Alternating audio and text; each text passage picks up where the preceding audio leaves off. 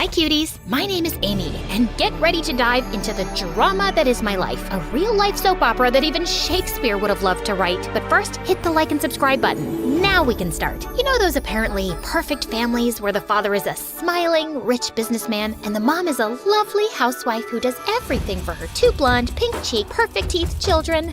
Yeah, me neither. Ever since I can remember, in my life, it was only me and my mom, Margot. My mom loved me, but when it came to my dad, she made every effort to delete any trace of him. And she did a darn good job. Mom, I was wondering if my dad... What dad? Here, have a bag of candies. It was always like that with Mom. Have a bag of that. Or keep this sock of chocolates. Or look, that marshmallow looks like Grandma Teresa. So, instead of finding out anything about him, I just gained a lot of weight. Eventually, I stopped asking. Even my mom understood that something was off with me when instead of playing with our neighbor's kids outdoors, I spent all my time locked in my room reading books alone. At some point, she must have thought that I needed a father figure, which was true, and decided to get one for me. Unfortunately, her dating life was so disastrous that it probably made Cupid consider early retirement. For real, it was the same thing over and over again. It went like this. Amy, please let me introduce you to insert name, my new boyfriend. We love each other so much. Of course, 2 weeks later, there we were, indulging in a second bowl of ice cream and watching Titanic, with her sobbing uncontrollably on my shoulder. Jack, take me with you. We were supposed to stay together forever. Mom, you met him like a month ago. The best month of my life. But honestly, my mom had a PhD in ruining her relationships. All of her boyfriends had a lifespan shorter than a goldfish's memory. She would get bored of them and then do something to sabotage the relationship. And then, magically, it was always their fault. Antonio the chef seemed like a perfect candidate because who wouldn't want a dad who can whip up 5-star meals? But then... Can you believe it? He left me alone all night to go to a restaurant by himself, choosing puff pastry over me. Mom, he works there. Then there was Marcin. I thought a cop would keep us safe, right? But I was expecting a rose or diamond, but he gifted me a police scanner. And Philip, I always dreamt of a dad who could always make us laugh, but he couldn't stay serious for 10 minutes straight. Well, today, he's the world's most famous comedian. I was already abandoning the idea of having a stepfather when my mom came back home one day with a new surprise. This time, though, I felt something was different, and I was right. Here, love, this is Ben. Benjamin, this is my daughter, Amy. What a lovely fairy I see. Am I welcome into your manor, my fair maiden? That man was not like the others. Ben looked older, with such a fine white beard and mustache, and those small round spectacles that made him look like some woodsman from old stories. In my mind, a dad had always been similar to him in appearance. Surprisingly, Ben actually became a father to me, and he really knew how to show me his love. Like that time when I got an A+ in mathematics, and Ben recited a poem he had written for me. Here is the smartest of my muses, the shiniest of my lights, a new Pythagoras in disguise. Nobody had ever appreciated me so much. Or that time, December 16th, when I came back home after a full day at school, only to find the hall full of fat-bearded guys, and Ben in the middle of them shouting toward me. Surprise! Happy birthday to our fairy! Those were Ben's friends from the War Games Club. I didn't expect any birthday celebration because Mom had always forgotten it herself. But now, she was there too, right in the middle of them. Could Ben have changed her so much? Ben, I have no words. It's only my duty to make you smile, my fair maiden. I hugged him the strongest I could and started crying like a baby. Sir Benjamin, I love you. I had finally found a father after 10 years of my life, and we were like a real happy family. It felt like a dream. And like in every dream, at a certain point, I had to wake up. A few years later, Mom started receiving strange phone calls in the middle of the night. She would pick up quietly like a thief and go to the bathroom to speak as any guilty teenager would. Once, I caught her coming out of the bathroom with a suspicious smile on her face. Who was it? Oh, just some friend. Don't worry about it. Don't worry? I make a living out of worrying. I knew something was wrong. The calls suddenly stopped, but the signs were still there. Why would Mom be sending herself those goofy bouquet cards decorated with plastic roses? Can't I buy nice things for myself? Not to mention the gold-sprayed aluminum ring I found she was wearing out of the blue, after a life of hating rings and necklaces. It's just part of my midlife crisis. Or the giant heart-shaped balloon we suddenly had in the main hall, glittery as a disco ball and red as love or hell. Wrong address. Or maybe the wind brought it here. Yeah, like I'm that dumb. Then one morning, I was sick at home, searching in my mom's bedroom for her laptop, ready to consume my eyes in yet another Harry Potter marathon. Where is it? At the old laptop. What is this? There was a letter on my mom's nightstand. Strange. I haven't seen the postman in a while. My love, I'm like a lost sock just looking for its match. Ew, so cheesy. When Mom got back home that night, I confronted her. How could you do this, Mom? Amy, I can explain. Ben is the only dad I have ever had, and you're betraying him. If you would only let me talk, please. I don't want to listen to you anymore, Mom. I'm tired of you and your... MSA won't let me say the next word, but you can imagine what I mean. I wasn't gonna let her ruin our relationship with Ben. I had to act fast. So the next day, I went to confront that homewrecker, getting his address from the letter. I rang the doorbell nonstop. Open up!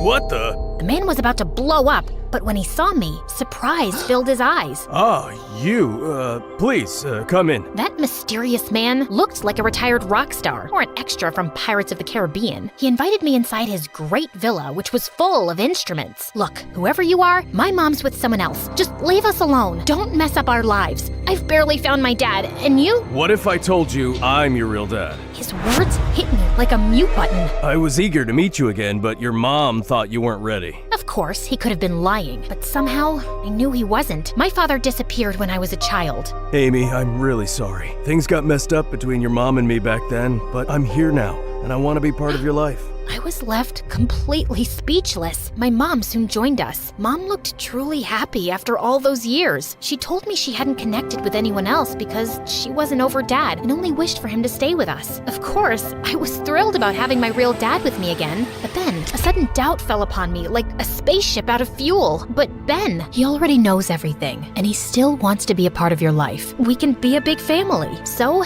just like that, I went from having no dad to having two. You would think it's like winning the lottery twice, but not quite. I felt overwhelmed and with a great weight on me. Before, I didn't have to worry about disappointing anyone, but now I had two dads who had high expectations of me, and let's say they weren't too fond of each other.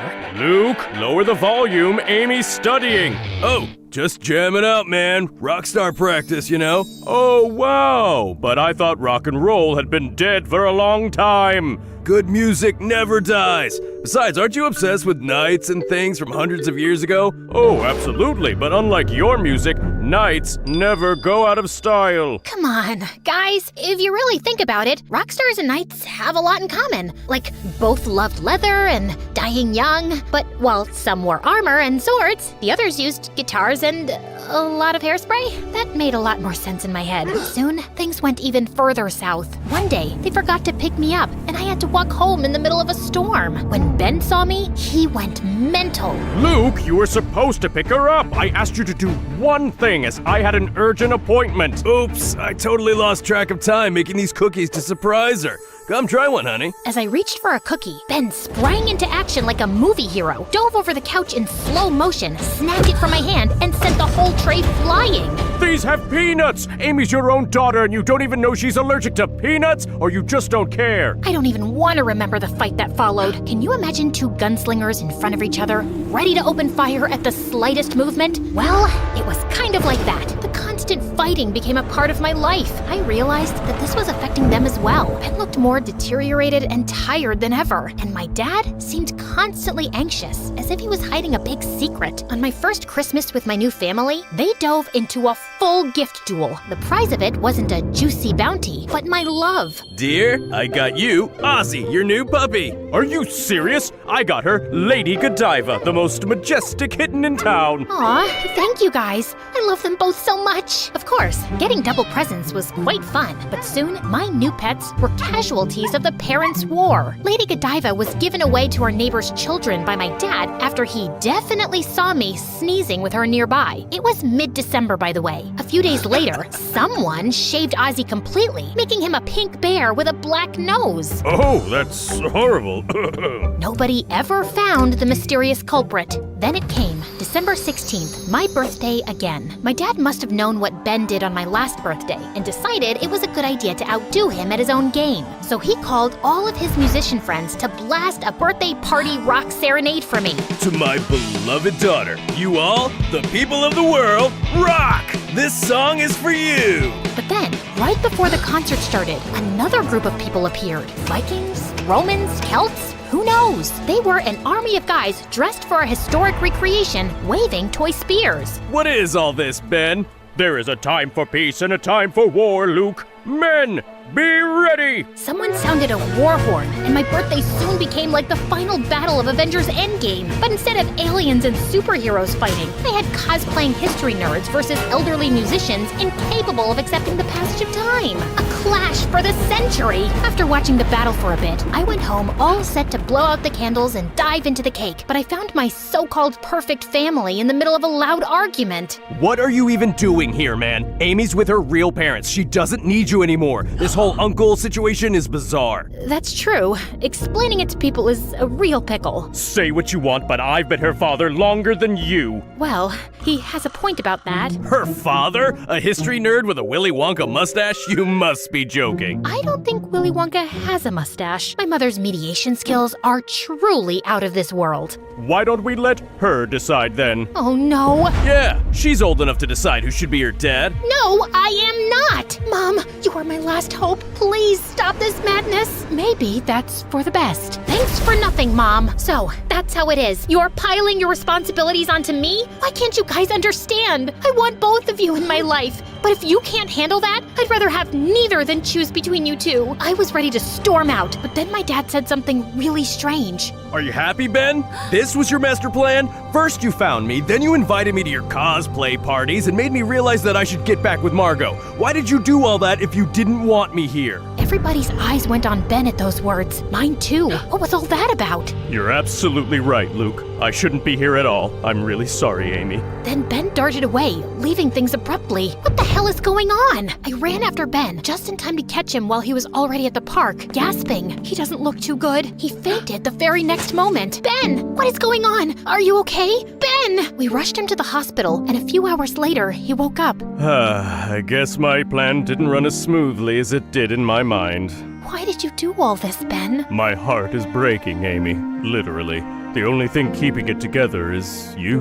I would love to be with you forever, but the doctors made it clear it's impossible. When I found out, I immediately sought your dad and asked him to come back. I wanted someone to be there for you, after me. But then when I saw you and him together, I got so jealous. I thought you'd forget me for good. I already had tears in my eyes. Again, I could barely force myself to speak. Ben, I will never forget you, and you are not leaving me. At all. I had no idea you did all this. Luke didn't tell me anything. Yes, because I asked him not to. It was a secret quest, eh? Like the ancient knights did. I did it for Amy, Margot. I had to. I'm sorry for lying, but... Cough made it impossible for Ben to go on talking. I just hugged him so hard, as if trying to protect him. A few days later, Ben came back home with us, and it was as if he and Dad were two totally different persons. They put their jealousies and fights aside and became something like best friends. Dad even helped and cared for Ben throughout his illness. One night, when they thought Mom and I were sleeping, I overheard them talk. I will never be able to thank you enough for bringing me back to my family. What you did is just... It's okay, Luke. You're a great man. I'm just happy you are in Amy's life.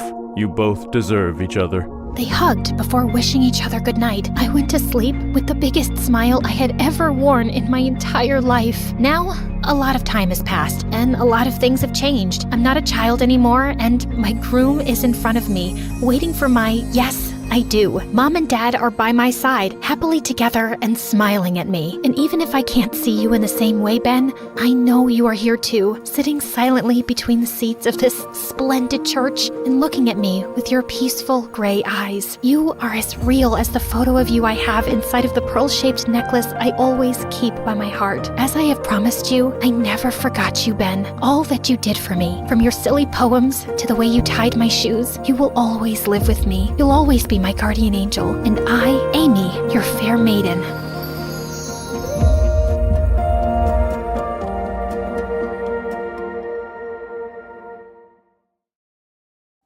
My phone had been buzzing nonstop with messages from boys in my class, asking my plans for the summer. I put it aside as I decided what I was going to wear to my university admissions interview. Anyway, I already had a pretty great boyfriend, Louis, and I had much more important things to focus on than these random boys. Hi, I'm Mia, and my life in high school was just perfect. I had all the boys in class buzzing around me, telling me how gorgeous I was. That's probably because of my Italian genes from grandma. It turns out I inherited something else from her too, and my life became a nightmare overnight.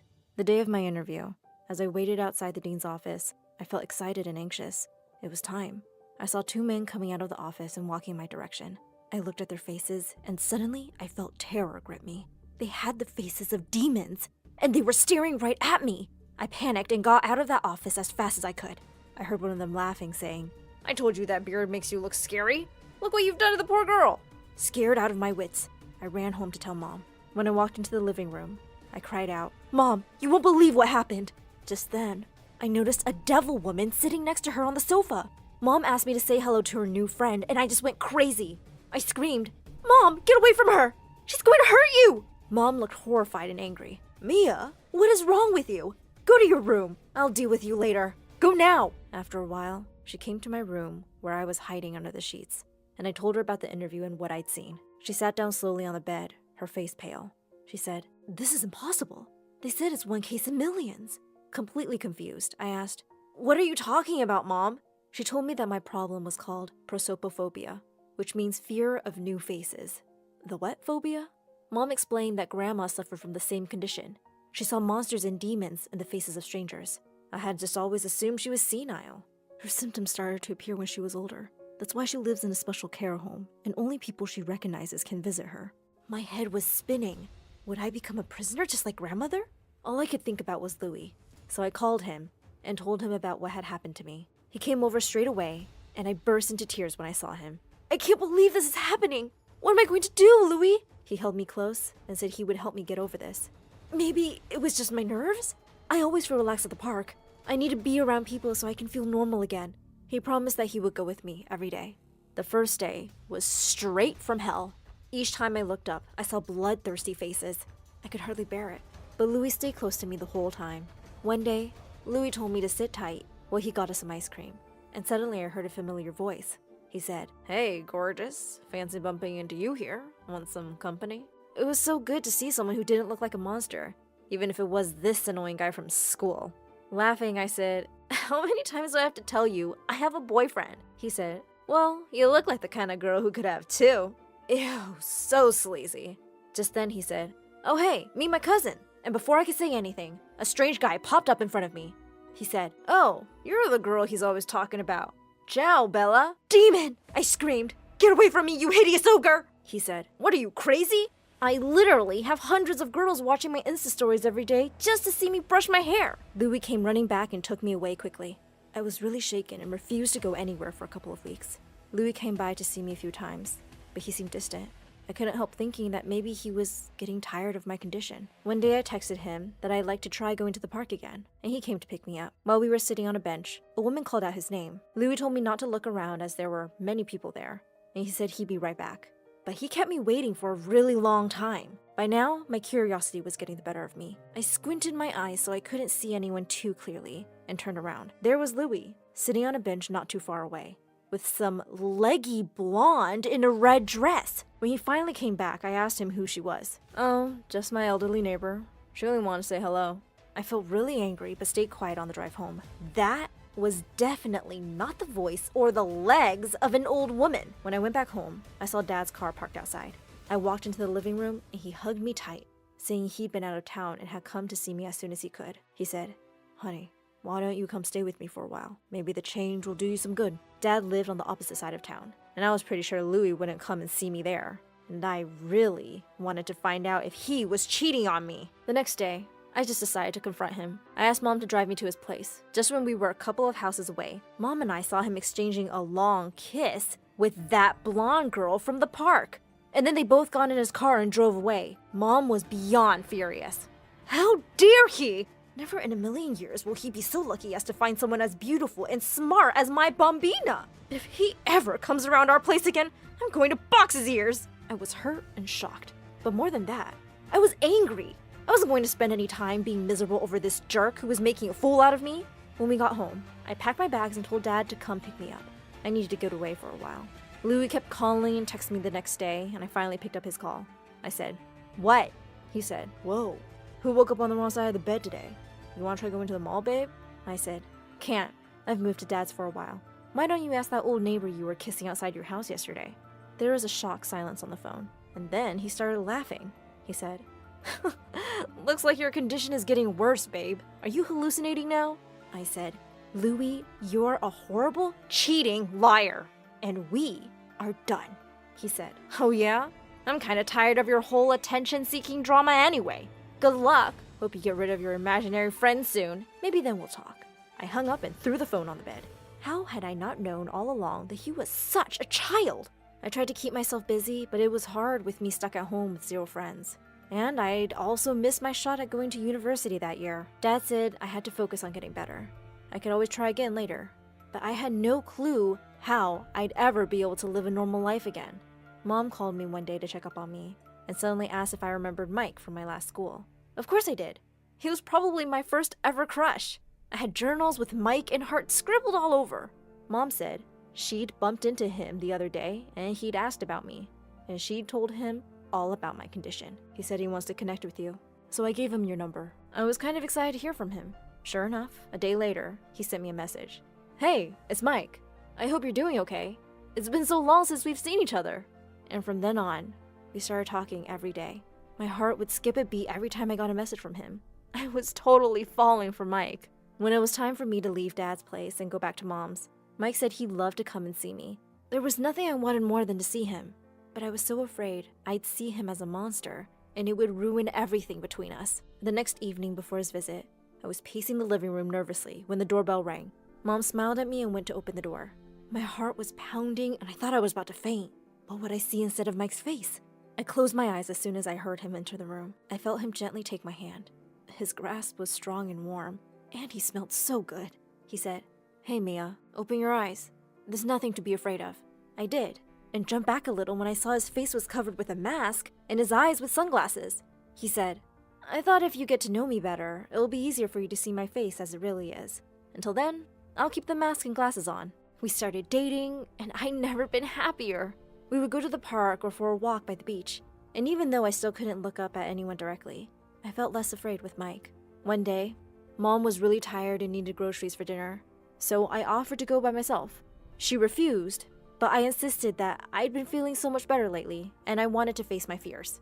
I kept my baseball cap on and made sure I didn't look at anyone directly as I picked up the things I needed. When I made it to the counter and the cashier handed me my change, I made the huge mistake of looking up at his face. Oh my god, he's terrifying. I felt like the walls were closing in around me. I had to get out of here.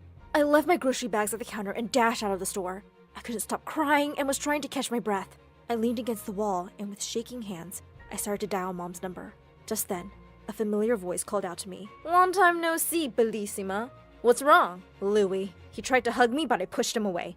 Just then, to my relief, I heard Mike's voice. "Hey, you okay? Is this guy bothering you?" Louis turned to him and said, "I'm an old friend, jerk."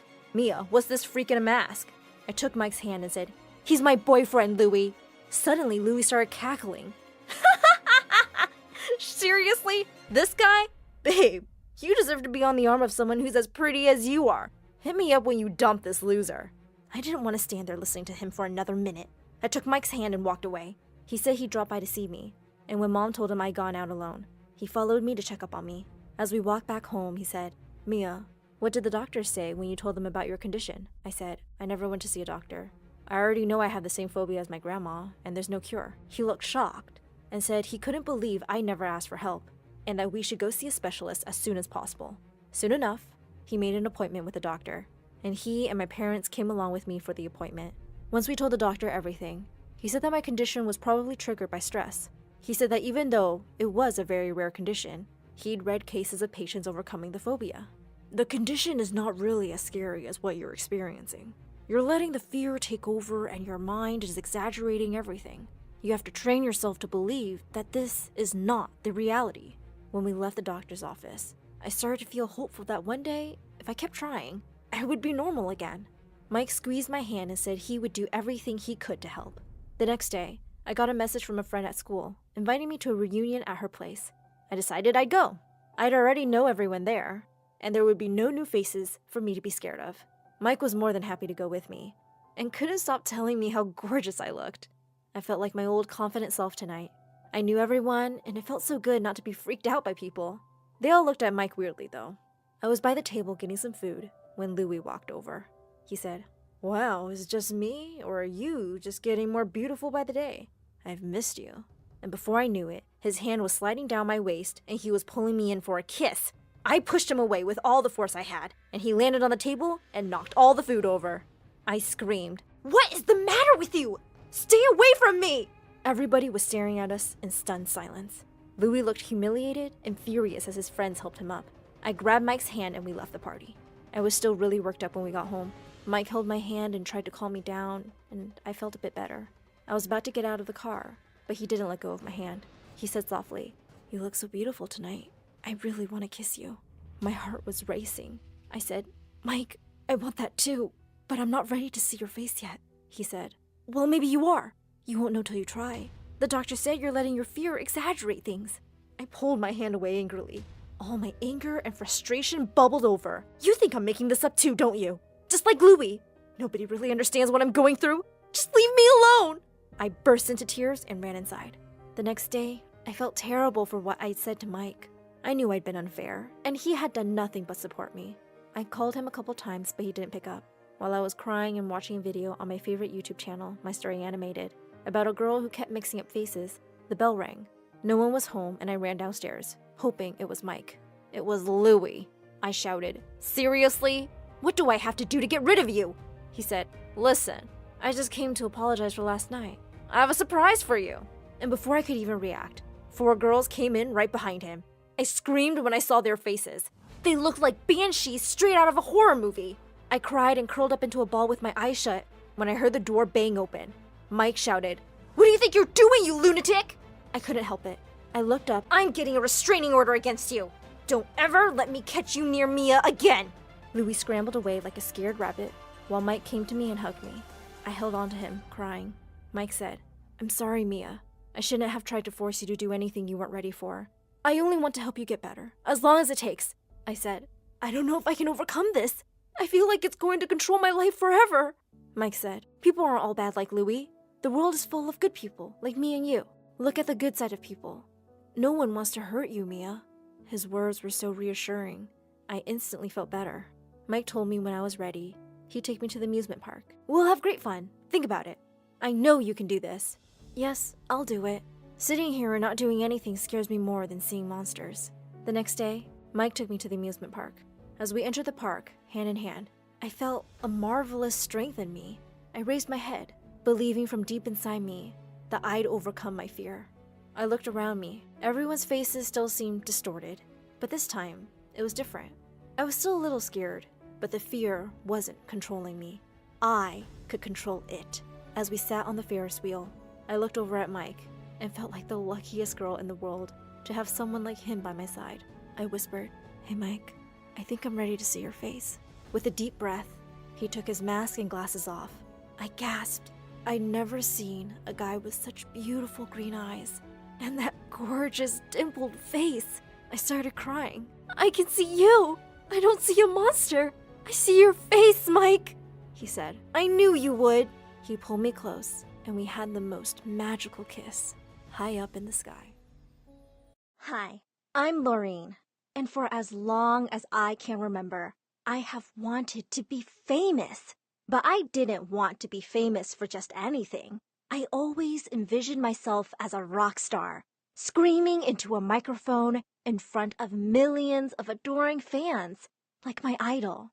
No one in my family even liked music. In fact, everyone downright hated it. The only thing Dad ever watched was the boring news on TV, and my suck-up siblings always followed suit.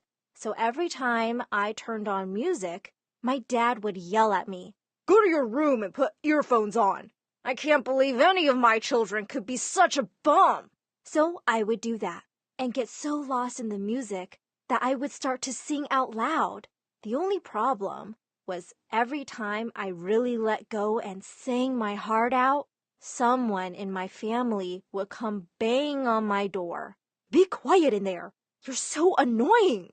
And every time that happened, I would sing louder. I found out this later, but one day, As I was singing in my room loudly as usual, my dad's friend came to visit, and he heard my voice. Oh my God! What a beautiful voice! Who is the singer? No one. Oh, come on. Call her.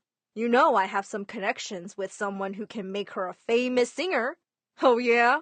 So you're now that angel who was sent to change her life? Just call her. She's the one with the angel's voice.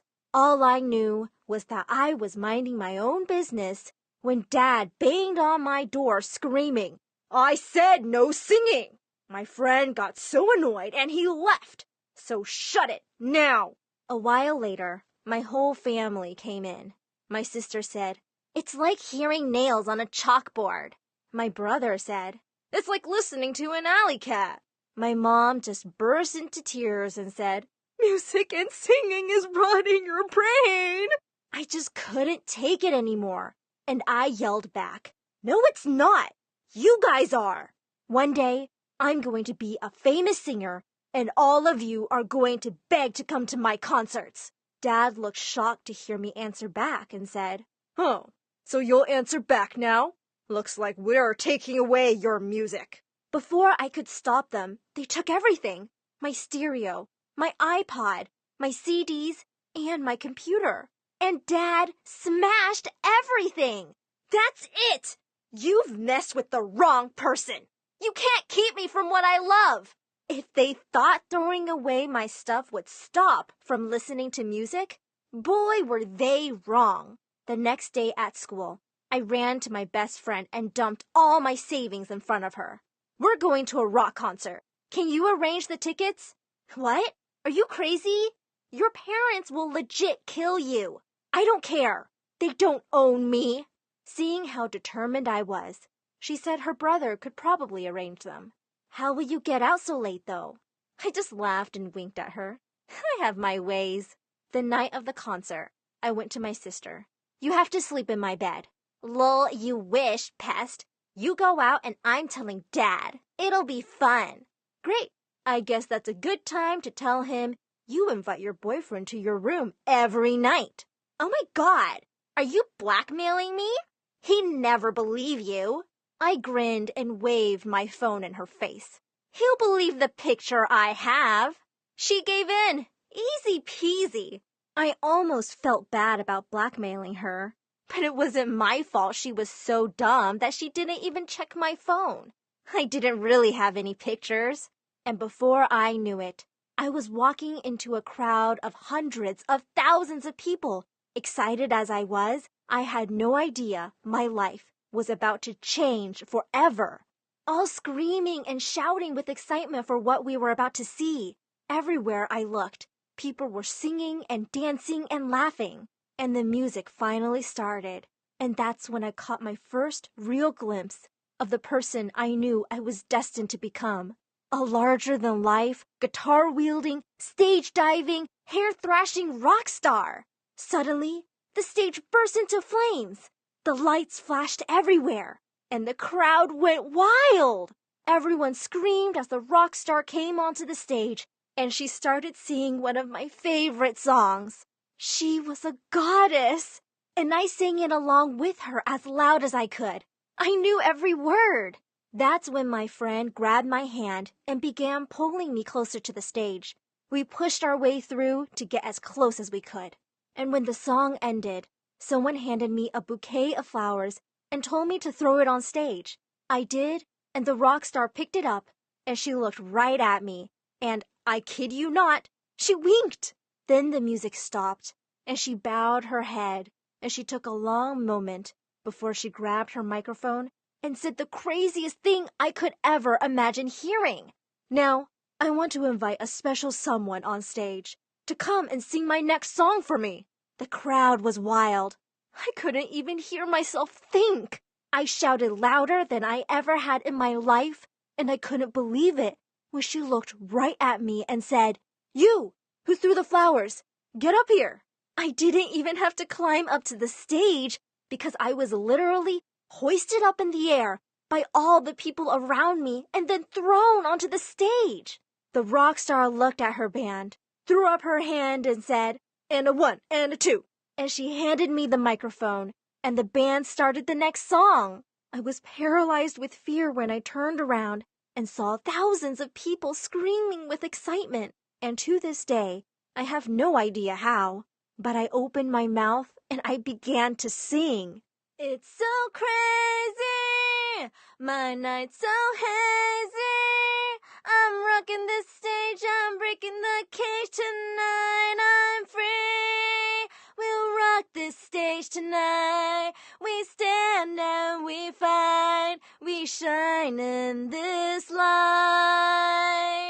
My night's so hazy, I'm rocking this stage, I'm breaking the cage tonight. I'm free. The biggest surprise, though, was that people loved it. It was the opposite of what my family always said. I was a great singer, and suddenly I was a real-life rock star. When the song ended, I turned around and she pointed me to go backstage. Minutes later, the rock star and her band came right back to me and said, "Hey kid, I'm getting too old for this. Tonight was my last night performing, and now I'm passing the torch off to you." She handed me her microphone, she smiled, and then she walked away. Was this a joke? Her whole band was looking at me like they wanted me to say something. I said the only thing I could think of. Okay. And just like that, I was the new lead singer for one of the most famous rock bands in the world. When I returned home with a record deal, $1 million, and a personal assistant who was going to organize my new life as a rock star, my family took a complete round turn. Dad wasn't mad that I sneaked out. Instead, he threw his arms around me. My daughter, my lovely, lovely daughter.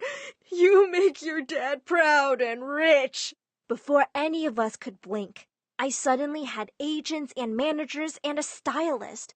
I was given a whole new wardrobe and a driver who took me everywhere I wanted to go at any time of the day. The band scheduled a worldwide tour for the summer when I was done with school, and we started performing everywhere. Everywhere I went, people screamed my name. I was suddenly doing exactly what I had dreamt of doing while dancing around my bedroom. I got fan mail from every corner of the earth, and I had a jewelry collection so big I had to buy an entire second home just to store it all in. Everywhere I went, people took pictures and asked for autographs. I was on the cover of magazines, and I played music with some of the most famous musicians of all time. I always stayed in the biggest penthouse suite a hotel offered. But things started to change. After months of living like this, I was starting to get really, really exhausted. Even though I was traveling everywhere and meeting the most famous celebrities and making millions and millions of dollars, it didn't feel like a vacation everyone thought it was. It felt like a chore. I was always working till late and had to be up early. I got on so many planes, I had no idea what part of the world I was in. One day, I finally tried to take a quick vacation, but I couldn't even leave the hotel because there was a mob outside waiting to take pictures with me. There wasn't even a single place I could go without someone harassing me for a picture or to give me a compliment. One fan told me my hair was so beautiful, and then they tried to rip out my hair so they could keep some. One time, my parents called and told me my fans had broken into our home to find things of mine. It was like I was a zoo animal. Worst of all, though, I didn't know who to trust or who to talk to anymore. My best friend who brought me to the concert only ever wanted to hang out with me when I was invited to parties. My already selfish siblings only ever called when they wanted something, which was a lot. Hey, we've always been the nicest siblings. Why not introduce us to this celebrity? I'm sorry, I can't. Of course you can. You're famous. Okay, then at least get us free tickets to their concerts. I said I can't do this. I'm sorry. Stop lying! You're such a show-off and think you're important. You're just a stupid singer, nothing more. And they hung up. My parents were the worst. They were suddenly doing interviews on television, telling the whole world how they supported me when I told them I wanted to be a singer. They were taking credit for my good luck and hard work, and everywhere I looked, someone wanted something from me. No one even asked me how I was doing. I was trapped, and I realized I didn't even like to sing anymore. One day, as I was on stage, I realized I couldn't even hear myself sing because everyone was screaming so loud. And that's when I decided, if I couldn't even enjoy the one thing I truly loved, I didn't want it. And that meant I would do exactly what was done to me. And I needed to find someone to take my spot. I scanned the crowd in front of me until I saw a girl singing all the lyrics to my songs. At the end of the song, I took a long moment and turned to the crowd and I said, I want to invite a lucky person up onto the stage to sing one of my songs. And I called the girl on stage, and boy was she good! And she seemed super excited to be up on the stage. So as soon as the concert was over, I told her the band was hers. Then I grabbed a bouquet of flowers, and I walked out of the concert and no one followed me. Everyone was too excited to meet the new singer, and I sang my heart out all the way home. Hi, my name is Anna. Before I was born, there were two things my parents loved more than anything in the world: their restaurant and their yacht, both named Bella. And that didn't change after I was born either. But soon after, their restaurant wasn't doing so well. When Dad knew Mom was pregnant with me, he said, "It's so expensive to raise a baby. We'll have to sell something. This child is already bad luck." Ultimately, they sold their precious boat, and they never stopped crying about it. Oh, if only we didn't have Anna and had Bella with us right now, we'd be having breakfast at sea. And I'd be sunbathing on the deck. Having a child just ruins everything. They never celebrated my birthday, but when I was turning 5, they decided to have a party and called all their friends. When I ran to the table excitedly to look for the cake, I felt confused. Why does this say, Happy Birthday, Mom? Because I gave birth to you on this day. What did you have to do? Nothing. It was a really boring party because there were no presents for me and nobody was paying me any attention. Instead, they all wanted to talk about their fancy new yachts. My parents were so embarrassed because they didn't have anything to talk about. Later that evening, Dad said to me, "I wish we'd put you up for sale instead of my boat." That same year, my little sister was born. And on the same day, Dad unexpectedly found an oyster washed up on the beach with a rare gray pearl inside. He sold it for $50,000, and the money really helped them make things better at the restaurant. What a blessing this baby girl has been for us. She's brought us such good fortune. And because of that, my parents decided to name her Bella, like everything else they truly loved. We love you so much, Bella. We tried with Anna, but it's easier to love you because you're just so perfect. They made me do all the chores around the house while they drooled over the new baby. I even had to change her stinky diapers because both my parents refused to. After a few weeks, they got really busy at the restaurant, and I was left in charge of Bella most of the time. I'd feed her, bathe her, rock her to sleep. I started teaching her my name. Anna, I'd point to myself. Bella would just look at me, and then she'd laugh and clap her little baby hands. But things changed forever when Bella turned 1. My parents came home from work one night, and Mom started yelling at me for not having dinner ready. "You own a restaurant. Can't you just eat there?" "We sell that food, you moron. What should I expect from someone as stupid as you?" "I guess we'll just go eat out somewhere. Come on, Bella." But Bella didn't want to move. She slapped my mom's hand away and started to cry. With her little toddler fingers, she pointed at me. "Anna!" My parents looked shocked. Bella had just said her first word, and it was my name. "Anna! Anna! Anna!" "What have you been teaching her?" Mom was so mad that Bella's first words weren't, "I love you, Mom and Dad, and I hate Anna." Dad picked her up, but Bella kept kicking and screaming for me. "Fine, we'll bring your stupid sister." I walked out with them and Bella stopped crying. She smiled at me and I smiled back.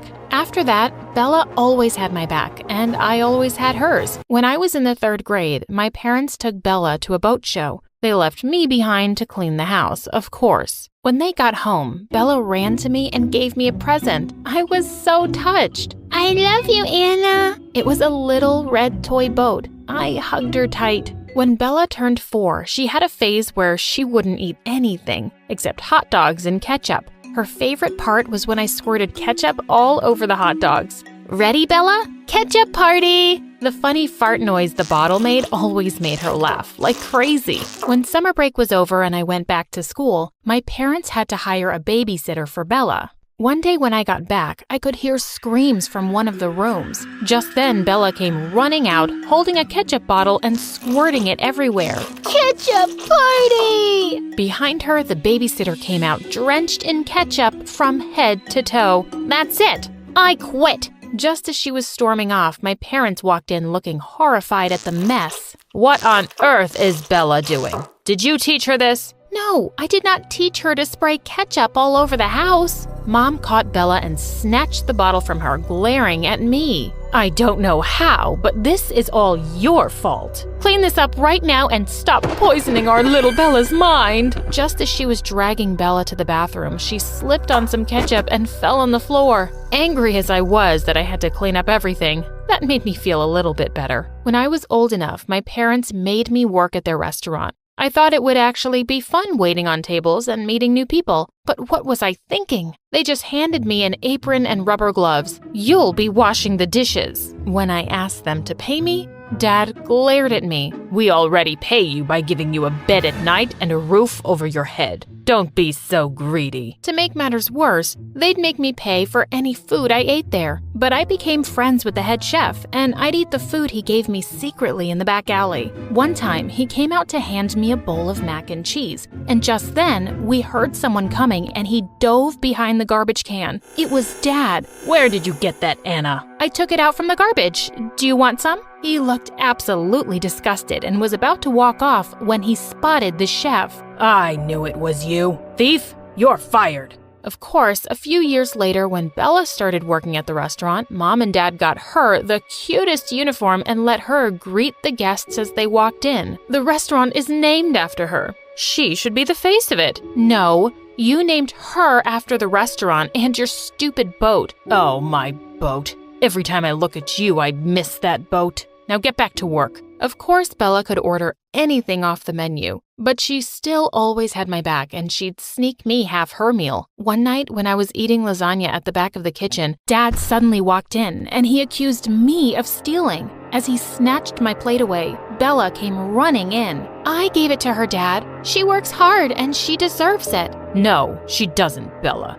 You work hard for your meals, not your ungrateful sister. That was the final straw. I was done being insulted by them. The next night was one of the busiest ever, and the kitchen was chaotic. I had Dad screaming at me every 5 minutes. Anna, hurry up. We need clean dishes. I stopped cleaning them and just gave the dirty ones back to the chefs. They were so busy they didn't notice, and the fresh food went out on filthy dishes. One even had a used napkin on it. The customers were so grossed out, a lot of them left without paying. A food critic was at the restaurant that night, and he threw down his napkin as he screamed, "This is an insult. This would never happen in France." And he stormed off with my parents following him and saying sorry again and again. Of course, he wrote a horrible review. Bella and I found it really funny, though. We would burst into laughter every time we read it. Bella is the most disgusting restaurant on earth. Eat your meal from Bella or straight out of the trash can. Same difference. The reviews were so bad that customers stopped coming altogether. Eventually, my parents were forced to sell the restaurant. I hope you're happy. Now we can't send your sister to college. What are we going to do for money now, Anna? Did you think about that? Think of all the people who lost their jobs. You should feel awful. But no one lost their jobs, Dad. Everyone got rehired by the new owner. In fact, I'm also still working there, and I got a raise. I skipped off before Dad exploded. I knew I wanted to go to college, and living by the sea had always made me want to study marine biology. I got a loan, worked part-time, and put myself through college. I graduated at the top of my class and got a research job. I would spend days at a time out on the water, and I loved it. With the money I'd saved up from work, I eventually bought a cute sailboat. I could see my parents turning green with envy. I offered to take them around for a spin, but they refused to go with me. When Bella hopped onto the boat excitedly, she asked, "Have you named it yet?" "No, but what do you think about the Annabella?" Her face lit up. "I really like that. And just like that, the Annabella set sail for the first time. A few days later, Bella came to me with a poster. "We should enter this contest." It was a sailboat race coming up in a few weeks, and there was a grand prize of $100,000. You think we can win? I know we can. As we were practicing one day, I was shocked to see my parents had a sailboat too. Dad yelled out to us, "Guess what? We entered the contest too. Borrowed the boat from a friend." But why? Oh, he thought it would be fun to beat you. We spent years on the water before you were born, Anna. You'll never win against us. It was the morning of the race, and Bella and I were getting everything ready when we noticed that something very important was missing. Our sails. How were we going to race without them? The race started, and everyone got off to a huge head start. I could see my parents pointing and laughing at us from the water. "Good luck without your sails, Annabella." Of course they'd sabotaged us. Just then, Bella came panting behind me, dragging some disgusting sails. I found them in the garbage. They smell so gross. We set them up, caught a big gust of wind, and took off. We were pretty far behind the other racers, but Annabella was a speedy little thing, and we'd been practicing a lot. We quickly caught up to the rest of the pack, but our parents had a big lead. The finish line was fast approaching. We'll never catch them. We're too heavy. I turned to see Bella strapping on a life jacket. "What are you doing?" "Win this race, Anna, for me." And with that, she jumped over the side. I knew she could swim like a mermaid, so I wasn't too worried about her. I immediately picked up speed after she jumped off. I turned around to glance at her once, and she yelled at me, "Catch-up party!" What was she talking about? I was right behind my parents' boat, and the finish line was only 200 yards away. That's when I saw a big squirt bottle of ketchup on the floor of the boat. "You'll never catch us, Anna. You'll always be a loser." It's time for a ketchup party. And with that, I got close enough and aimed it straight at Dad's face. He couldn't see anything, and his boat ended up getting stuck between two rocks. I could hear Mom and Dad yelling, but I went even faster and crossed the finish line. Bella ran up to me and gave me a huge hug. "We won! We won! We're rich!" A few weeks later, the Annabella and its victory was trending on the internet. We were invited to race all over the world. Eventually, we bought a bigger boat with our winnings. And even though my parents had always been so mean to me, I bought them a boat too, to make up for the one they'd sold all those years ago. And I keep the red toy boat Bella got me as a present right by the wheel at all times.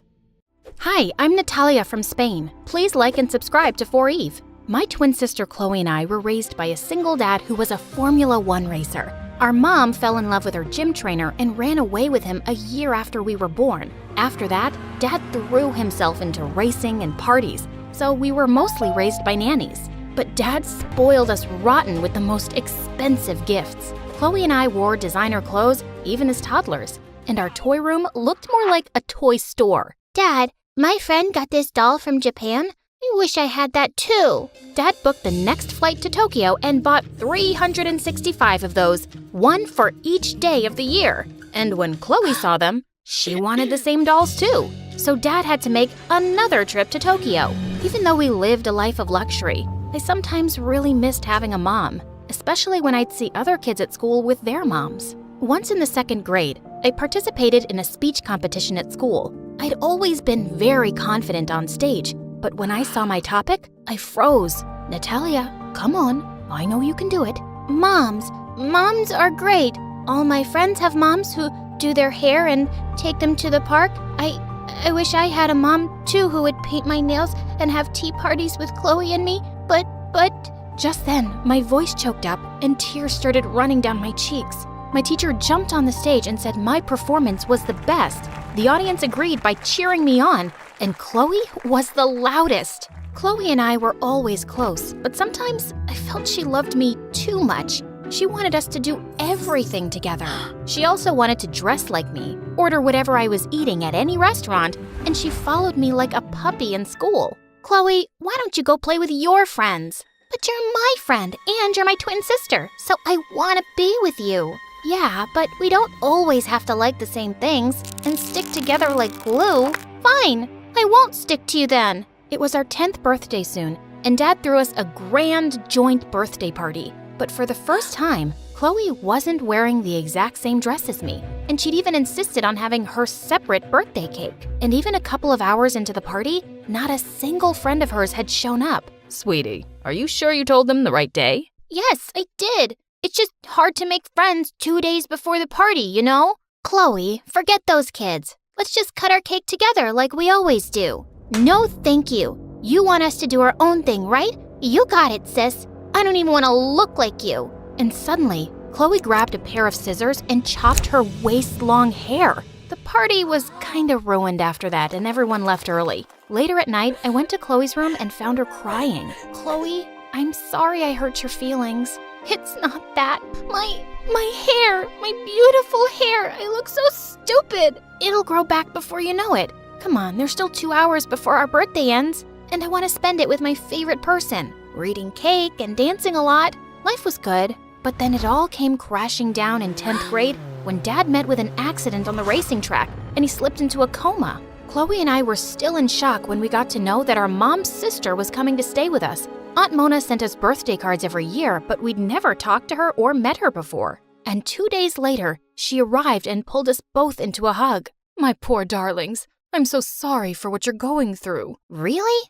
Why? You're practically a stranger. Honey, I know you're upset right now, but we're family, and we'll get through this together. Suddenly, all the tears I'd been holding inside started pouring out. Shh, sweetheart, it's going to be okay. Aunt Mona kept holding me tight, and it felt so wonderful. Stop being a crybaby, Natalia. We'll get through this ourselves. Dad's gonna be fine soon. Yes, I'm sure he will be. I wasn't talking to you, and we don't need anyone babysitting us. Chloe, stop being so rude. But Chloe just gave me a dirty look and left the room. I'm sorry on her behalf, Aunt Mona. It's okay. I know you're both going through a rough time. And please, call me Mona. I instantly fell in love with her. She was the mom figure I'd been craving for all these years. She'd braid my long hair every morning and tell me stories about her and Mom's childhood. But Chloe didn't warm up to Mona at all. She never missed an opportunity to talk back to her and deliberately messed up everything Mona asked her to do. Chloe, can you please pass me the jug? Oh, I'm sorry. It just slipped from my hand. As Mona walked out to clean herself up, I turned angrily to Chloe. You totally did that on purpose. Why are you being such a brat? Because I can't stand that woman. I'm sure she's after Dad's money. Why else do you think she's here? What? You have no proof. Just then, Mona walked back in and we stopped talking. A few weeks later, it was our birthday, and Mona said she'd planned a surprise for us. She asked us to get ready, but when it was time to go, Chloe refused to come along. Don't be like this, Chloe. Mona has planned something for both of us. I'm sure it's gonna be something tacky and stupid. So thanks, but no thanks. Well, I'm gonna go with her, with or without you. It seems like you've made your choice. Thanks for ruining another birthday. Gosh, this girl was impossible. I told Mona that Chloe had a headache and we left without her. We got an amazing spa treatment, went shopping, and had a great time at an amusement park taking crazy rides and eating food truck snacks. I kept taking pictures throughout the day and sending them to Chloe to show her what she'd missed. So, I hope you had a good time, Natalia. It was wonderful. I truly enjoyed myself for the first time since Dad's accident. Thank you. Don't be so quick to thank her, Natalia. The money she's blown today on everything is Dad's. All she did was book those expensive spa appointments for herself and you. Smart move, Mona. That night, Mona didn't join us for dinner, so I went to her room where I found her crying. I know you probably won't trust me, Natalia, but the money I spent today isn't your dad's. I used my money to pay for everything. I trust you, Mona. But Chloe, I don't know why she's so bitter. I just don't know how to deal with her bratty behavior anymore. She just needs a little more time to cope with everything that's happened. She'll come around. When I went back to our room, I saw that Chloe had pasted a sketch of Mona on the wall, and she was throwing darts at it. What is wrong with you? What's wrong with you? Mona called me bitter and bratty and you just listened? Yeah, I heard everything. Well, what did you expect after the way you've been behaving? You're wrong about her and you should apologize. Over my dead body. And I ordered a cake for both of us to cut at dinner. But since you obviously preferred Mona's company over mine, I cut it alone. Since that day, Chloe and I started growing distant, and it really bothered me. But I couldn't let her bully Mona for no reason, and I really loved having her around. Then one day, I was studying in my room when I heard loud voices from Chloe's room. How dare you block all my credit cards? You can't stop me from spending my dad's money. Oh, yes, I can. I'll make sure you never see a penny of your dad's money again. I can make things very difficult for you, Chloe. You better get your act together. Are you threatening me? Yes, I am. I saw Mona storming out of Chloe's room and I slipped in. What was that about? That witch! I just took my friends out shopping the other day, and now she's blocked my credit cards, saying I have no right to waste Dad's money. Who is she to stop me when Dad never did? She has control over all his money, Natalia, and I wouldn't be surprised if she runs away with all of it. She wouldn't. I can't believe you won't trust your own sister. I know I'm right about her. I felt Chloe was overreacting, but Mona really had no right to block her cards, and she had been threatening Chloe. It was a side of her I hadn't seen before. I was planning to talk to Mona the next morning when I got a call from Dad's manager. He told me that Dad had planned to auction off some of his stuff on his birthday, which was next week. He wanted to raise money for a good cause, but now that he's unwell, I wanted to ask you if you wanted to go ahead with the auction. Of course, we'll definitely do it if that's what Dad wanted, but what exactly should we auction? He told me Dad had wanted to auction some of his collectible designer watches, and I thought it was a great idea. I told Chloe about it, and she wanted to honor Dad's wishes too. But when we went to his room to get the watches from his safe, we were shocked. The safe was broken, and Dad's entire watch collection was missing. So were all his gold and diamond cufflinks. How is this even possible? No one has access to Dad's room except you and me.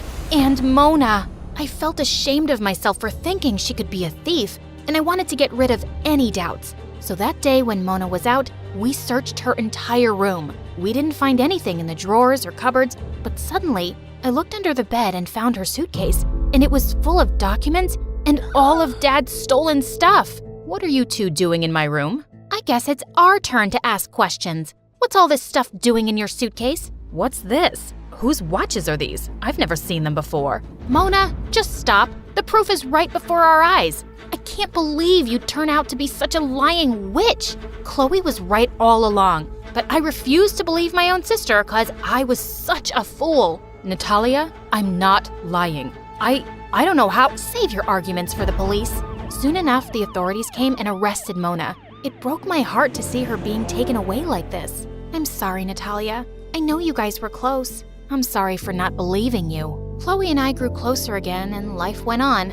I missed Mona, but I was too mad at her for betraying my trust. 5 months passed, and one day, I woke up to the most amazing news ever. Dad was finally out of his coma. Chloe and I ran to the hospital, and seeing him awake and smiling was everything. Dad, we missed you so much. Oh, my angels. I'm sorry you had to go through such a tough time alone. We weren't exactly alone, Dad. Aunt Mona came to our rescue. She did? Really? Wow. She's always loved you both, but after I cut her off, I didn't expect her to come take care of you. She's always loved us? You cut her off? What do you mean? That's when Dad revealed that when we were born, Mona doted on us and was always around even when our mom had no time for us. Chloe, you were such a cranky baby. And sometimes Mona would stay up all night rocking you in her arms. But when your mom left, I cut all ties with Mona too. I told her not to be in touch with you girls, and she respected that. But she always sent you your birthday cards.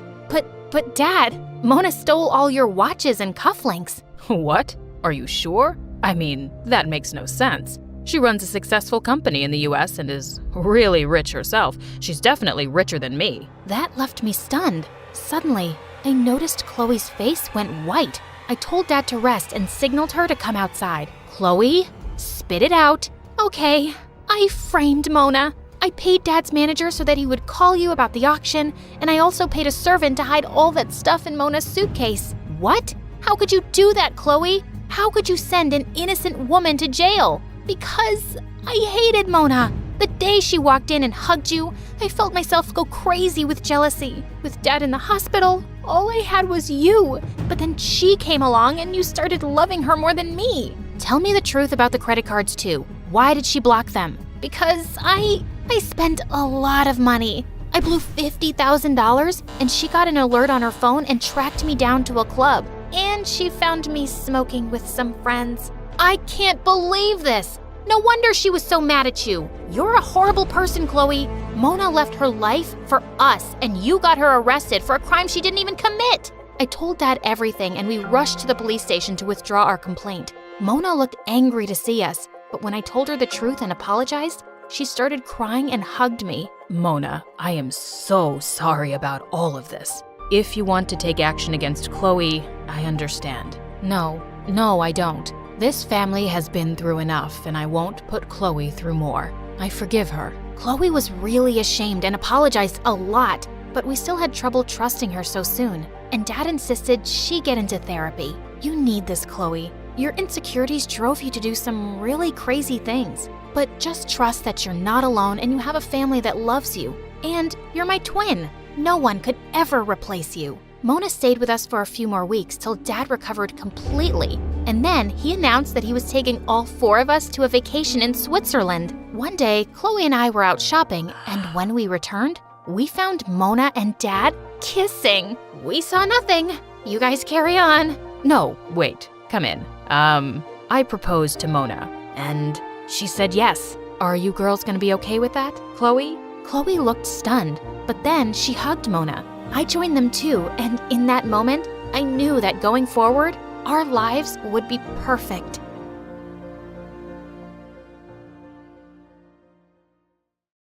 Hi, my name is Tulip, and I have had anger issues since I was 3 years old. Please like and subscribe. I think it all started the day my father left us. He hated family life, and he just took off. I was so mad at him, and since he wasn't around, I took it out on everyone else. One time, a lady in the supermarket pushed my mom to cut in line, so I ran up to her and bit her. Tulip, you can't just bite people. She pushed you, Mommy. You have to use your words, sweetie. It was really hard for me. I felt like everything in my life made me mad, except for my mom. I spent all my free time with her, helping her with her job as a gardener. Mom took care of a huge yard owned by a billionaire. He was so rich that he let us live in a 2-bedroom outhouse in his estate. Life was good when I was there, until Evan, my worst enemy, would show up. Evan was the boss's son, and he was a total idiot. He and his friends ran around like crazy in the garden, stomping on all the freshly planted flowers. Are you crazy? You're crushing the plants. The ground is for walking on. Do you have any idea how hard it was to grow those? He reached down and plucked another flower. You mean this? Ah! I jumped on Evan and wrestled him by the collar. We both rolled around in the dirt till my mom showed up and pulled us apart. Tulip, you should never fight with that boy. You have to apologize. I'm not apologizing to him. He destroyed our hard work. They're his flowers to destroy. This is his house. If you don't apologize, he could tell his dad and I could get fired. Why was life so unfair? I made myself march up to that brat and forced out a sorry. He gave me a smirk. I'll accept your apology, Red. Red? Because your face gets all red when you're angry, like right now. My name is Tulip. Okay, Red. Ugh, he was so annoying. I really wanted to control my anger, but one day I just broke. I returned home from school to find the entire front lawn totally ripped up. I picked up some mud in my hands and marched into his house with actual steam coming out of my ears. The second I found Evan, I threw the mud at his face. Then I started yelling, and I didn't stop until he literally put his hand on my mouth. I didn't rip out the lawn, you idiot. We played a football match. Wait, what? That's when I noticed a huge group of boys sitting behind him, all sweaty and dirty. I am so sorry. I was so embarrassed. I just ran out of there. Red, wait! I didn't dare turn back. I couldn't believe so many people saw me having a total meltdown. I was so scared that Evan would get my mom fired for what I did. I just had to avoid him at all times. I started spending all my afternoons in the public library. And that was where I first met Theo. I think he was the most amazing guy I knew. He walked in and gave the librarian a fresh bouquet of flowers. Oh, so sweet. He always helped little kids get their books down from the shelves, and he helped the staff clean up even though they asked him not to. I'd never met anyone like him, and I had to talk to him. The only problem was he was obviously rich, and I was not. One look at his fancy coat and his expensive watch, and I knew I had to lie about myself. My parents are rich, very rich. They sell diamonds. Wow, diamonds? That's so exciting. Yes, they're the best rocks. I think I really liked Theo because I lied to him a lot. If he was into anime, so was I. If he liked mint chocolate ice cream, I'd force myself to have some. I even started dressing up for him a little bit. Most importantly, I had to be calm and collected around him. He was the gentlest person I had ever met. If he saw the real me, he would hate me. My act was working, and Theo and I started hanging out a lot. It all went to pieces though, when one day, I went to Evan's mansion to collect my mom's paycheck. When I reached the living room, I nearly fell over. Theo was there. He was hugging Evan. What the heck was going on? Before I could run out of there, Evan yelled, "Hey Red, come and meet my big brother." No way. Big brother? Tulip? What are you doing here? Theo, Do you know each other? Yes. I told you about my friend from the library, right? The one who has a diamond mine? That's her. Evan's jaw was on the floor. Diamond mine? Oh no. I wanted to throw up. I need to go home. Bye now. Evan, come with me. I dragged him out with me, and he was laughing hysterically. Diamond mine? Diamond mine? You'd better not torture me. Why did you lie to Theo? Is he the person you've been meeting all these days? Is he the one you've been dressing up for? Wait, do you have a crush on my brother? Stop guessing everything. So you do? Wow. He's your brother? But I've never seen him here. Evan told me how his parents got divorced and they were forced to choose between them. Evan chose his dad and Theo chose his mom. Mom didn't allow us to meet here, so we only met outside. That's why you never saw him. Now my mom's broke, so he has to move in with us. He's going to know I lied. I can't hide. Sure you can. This place is huge. If I help you, he won't find you. Really? You want to help me? Yes, for a payment. What do you want?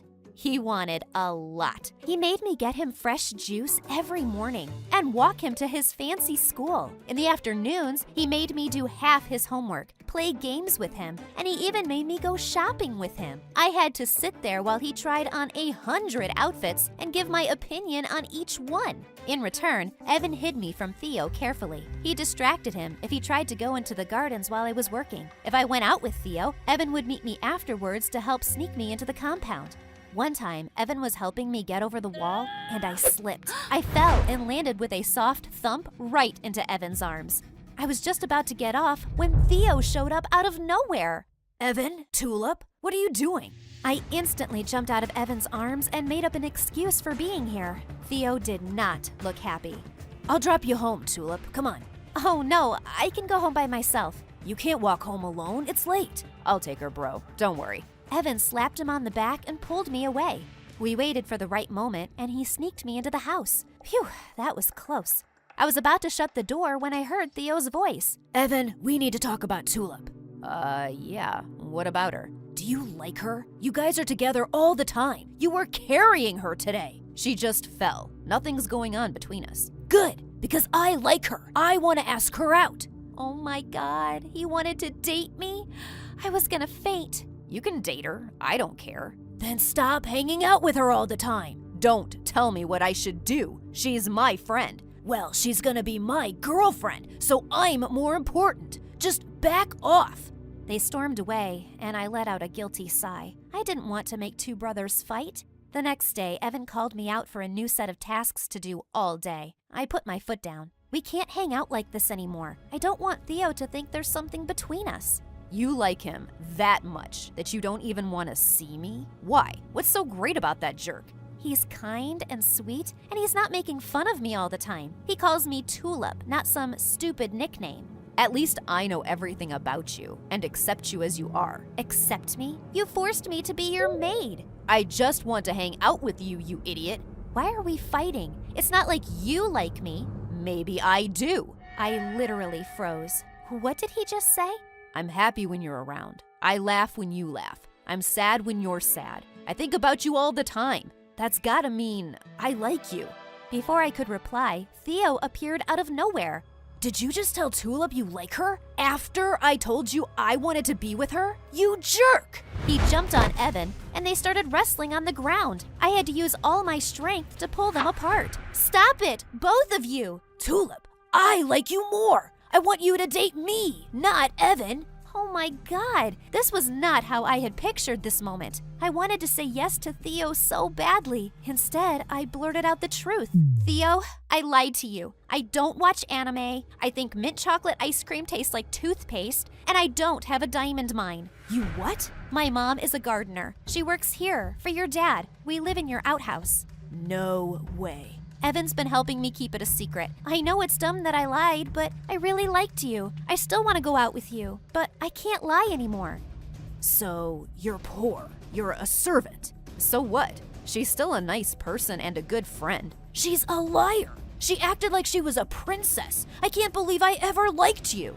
Don't talk to her like that. This time, Evan attacked Theo. They started wrestling again, but I didn't care. The first guy I ever liked hated me. I ran home and locked myself in my room. I felt so stupid. Evan tried to get me to come out, but I ignored his calls and his frequent knocks. I just laid in bed for days and didn't even help my mom with gardening. For the first time in my life, I didn't even feel angry. I was just sad. Things didn't change until November came. This was the month my mom planted her favorite flowers, tulips. I had to help her. I forced myself out of bed and went to the garden, only to see something shocking. Mom was already planting the tulips, and Evan was helping her. He was digging and putting in the buds so gently. What are you doing? You seemed busy, so I thought I'd give this a try. Want to help? I sat down next to him and started digging.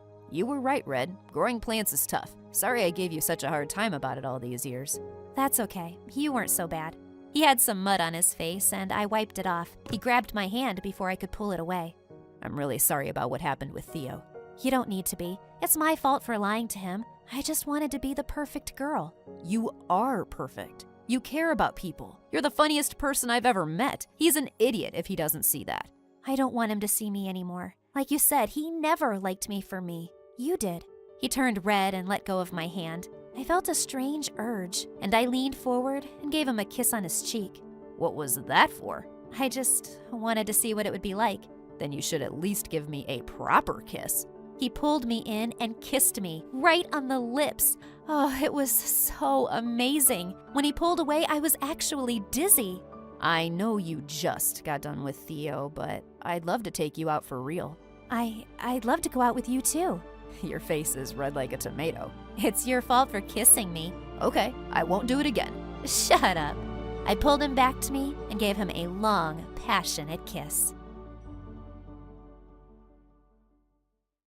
Okay, ready? On the count of 3, we'll jump from the wall. Kiana, are you sure this is safe? What if we miss the air mattress? Guys, chill. We're not even that high up. I've seen people on TV do this. It'll be fun. Good news, when my friends jumped, they landed on the air mattress and were totally fine. Bad news, I missed the air mattress and got injured. Wait, let me start from the beginning. I'm Kiana from North Dakota. And you probably think I'm a moron for doing something so dangerous. But what can I say? Teenagers do stupid things sometimes. Don't pretend like you haven't. Before I continue, please like and subscribe. Luckily, when I got to the hospital, the doctor said I was fine, since I didn't jump from that high up. But I still had to wear an arm and leg cast for 3 freaking months. When I returned to school, everyone had heard what had happened and showered me with love, saying how relieved they were that I was okay. But then in math class, something strange happened. So today, we'll be doing exercises 8 and 10 in our workbooks. What about exercise 9, my good ma'am? Are you mocking my accent? Why, of course not, my love. You've got your accent and I've got my accent. To the principal's office, now! I hadn't realized I'd been even talking in a British accent, but I went to the principal and told him what happened. I don't know why she's so angry. Maybe it's her time of the month, if you know what I mean. Kiana, stop with that British accent right now.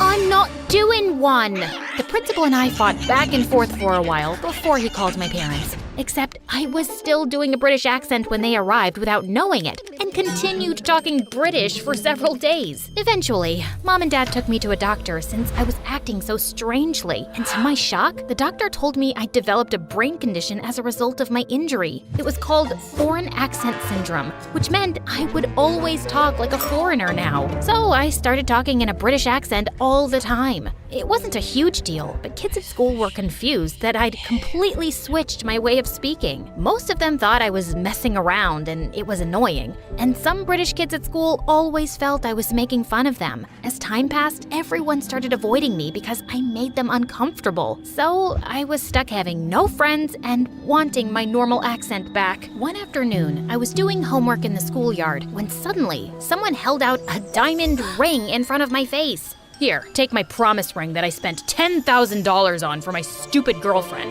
In fact, why don't I date you now instead of her? How about you give it to my sister, who you're apparently in love with?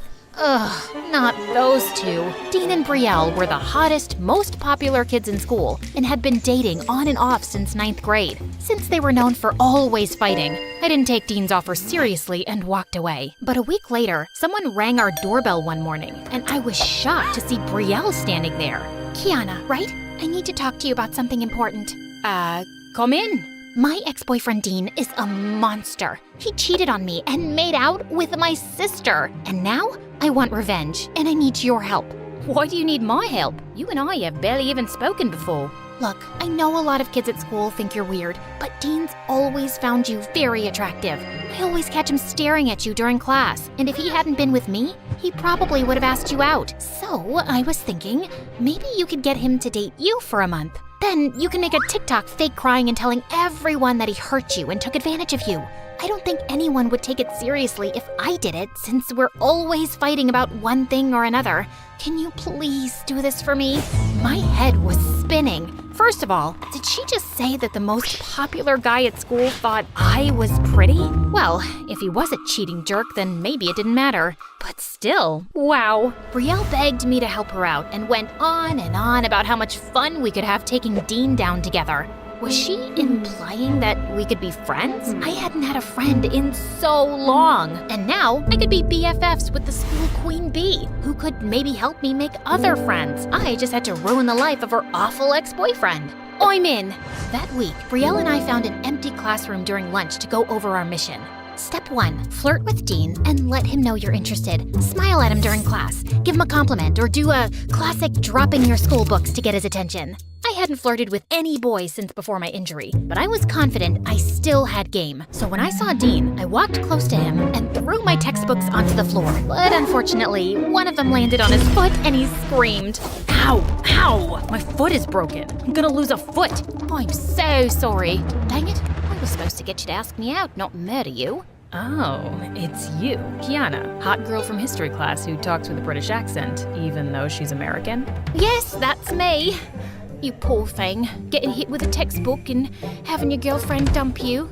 Actually, our breakup was mutual, so I can only imagine what it must be like getting dumped, thinking you'll be alone, single, and pathetic forever.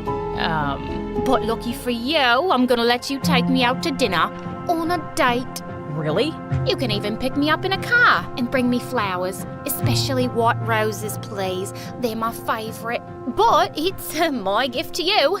Dean immediately said yes, and I was so proud of myself for being so smooth. But unfortunately, my actual date wasn't very enjoyable because Dean was the most obnoxious guy ever. He complained about everything. The chairs made his butt hurt, the music was too loud, and when he bit into some spicy buffalo wings, he started crying and saying he needed to go to the hospital. I'm gonna die. I'm gonna die. I'm gonna die. Of course, because so many people have died eating buffalo wings. Finally, when the date was over, Dean dropped me off in his car. I can't believe I didn't ask you out earlier. 2 years wasted with Brielle when I could have been the boyfriend of this beautiful goddess right here. He was looking at me with stars in his eyes. Oh boy. I told Brielle everything over video chat. This is perfect. You've already got him wrapped around your little finger.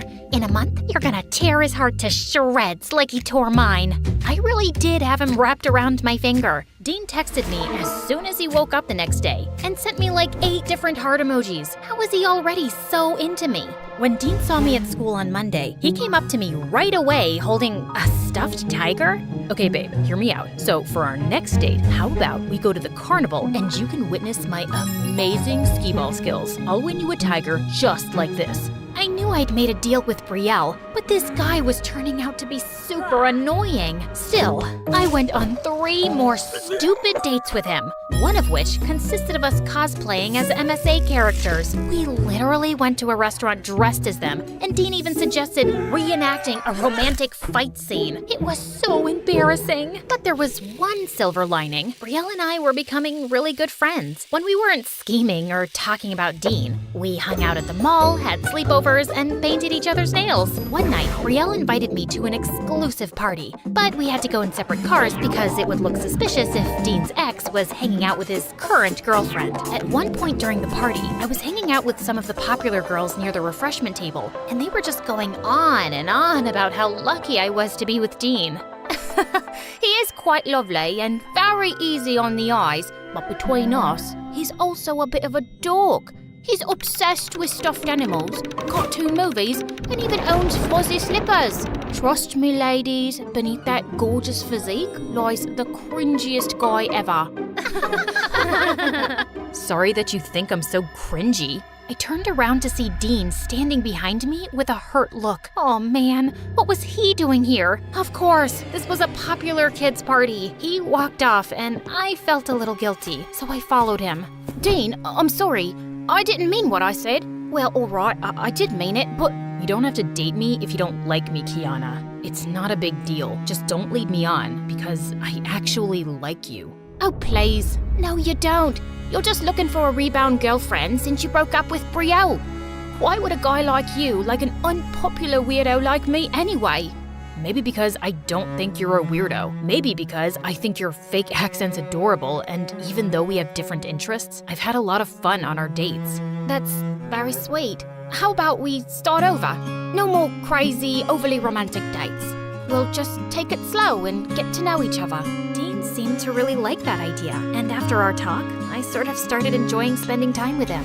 We'd do homework together and video chat at night. He definitely seemed like a sweet guy, which made it all the more confusing why he'd do something like cheat on his girlfriend. One morning, Brielle and I were walking home from the gym when Dean texted me to tell me he was sick with the flu. Poor thing. I should stop by and bring him some soup. But he just said he has the flu. You don't want to get sick? I know, but he's all alone in bed and not able to do anything. I'll wear a mask. Trust me, Kiana, he's a millionaire who has chefs and servants waiting on him hand and foot. What, do you want to spend time with him? No, of course not.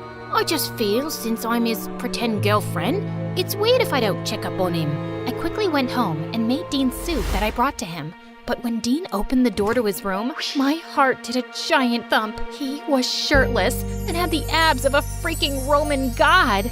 You cooked me soup? You're the sweetest girlfriend ever. I sat with him while he ate the soup in bed. It tastes perfect. Brielle used to do stuff like this for me when we first started dating, but then we started fighting a lot and she stopped doing nice things for me. Well, I don't think you have a right to complain about Brielle. You're the one who cheated on her and kissed her sister. She told me about it. We ran into each other. Okay, fine. I cheated on her, but that's only because we got into a huge argument and in a fit of rage. Brielle started talking about how handsome my best friend was and that she was gonna leave me and date him. I thought she was serious, which is why I hit on her sister, but she wasn't serious and that's why we broke up. Right after that, I bought her that diamond promise ring. I guess it was both our faults. We both cared about each other. We just weren't working as a couple anymore.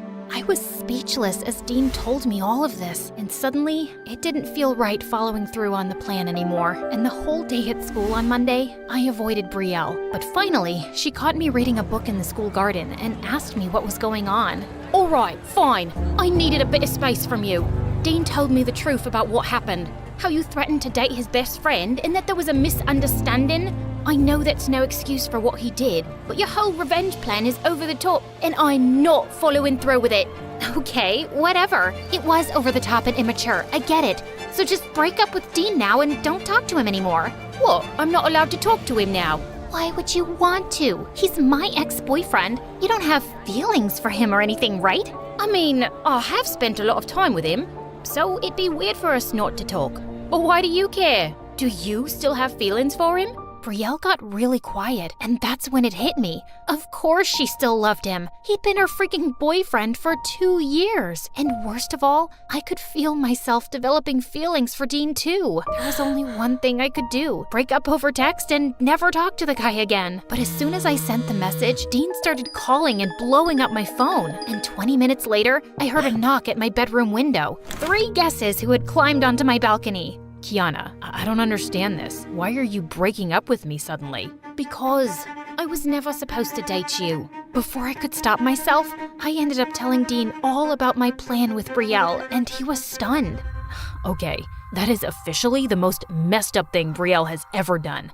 And I can't believe you'd agree to something like this. What kind of sick person are you? What? I wanted to make a friend. Wait, did I just talk in my regular voice? The doctors had said foreign accent syndrome could go away with time, but that was the first time I'd spoken in an American accent since the incident. I immediately ran downstairs to tell my parents what had happened, completely forgetting about the drama with Dean and Brielle. My parents and I jumped up and down and cheered, while Dean just stood there staring at me. He was probably thinking what a freak I was, so that probably meant he was over me. It sure seems like it anyway. He avoided both me and Brielle at school. Brielle was happy for me about my recovery, and we both kind of pretended like the Dean drama never happened. But one day, she came over and dropped a bombshell on me. She was leaving the city and moving hours away. I was heartbroken. No, this is a good thing. Now you can be the most popular girl at school and date Dean. I talked with him the other day. He wants to be with you, Kiana. He's moved on from me. So, if you guys want to date, go for it. But how would that make you feel? Don't you still love him? Yeah, I do, and it will hurt knowing he chose you over me. But I want you to be happy, Kiana. I know our friendship started with just you doing me a favor, but I've grown to care about you. You were there for me at one of the hardest times in my life.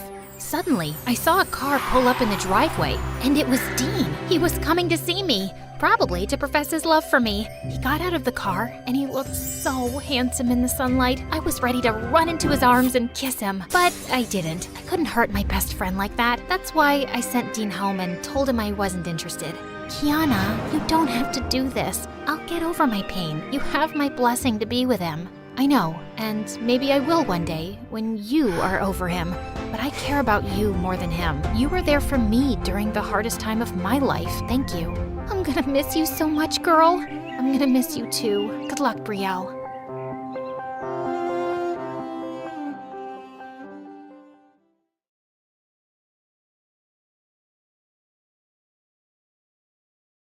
Hi, my name is Valerie, and I'm from Seattle. Growing up, I lived on the penthouse floor of the fanciest hotel in the city, with the weirdest parents on the planet.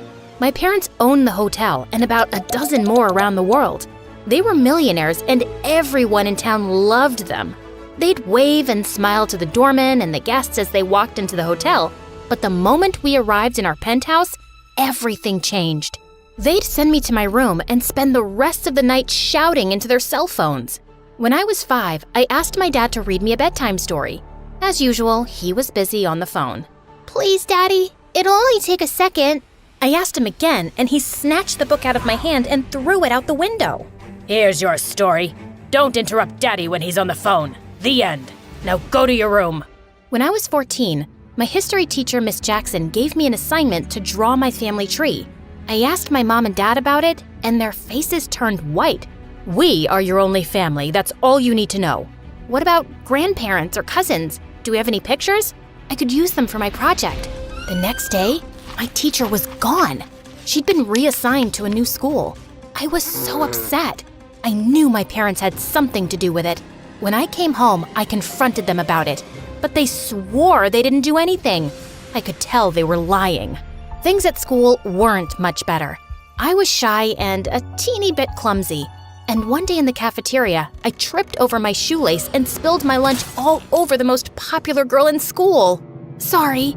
She and her minions made it their mission to make my life miserable.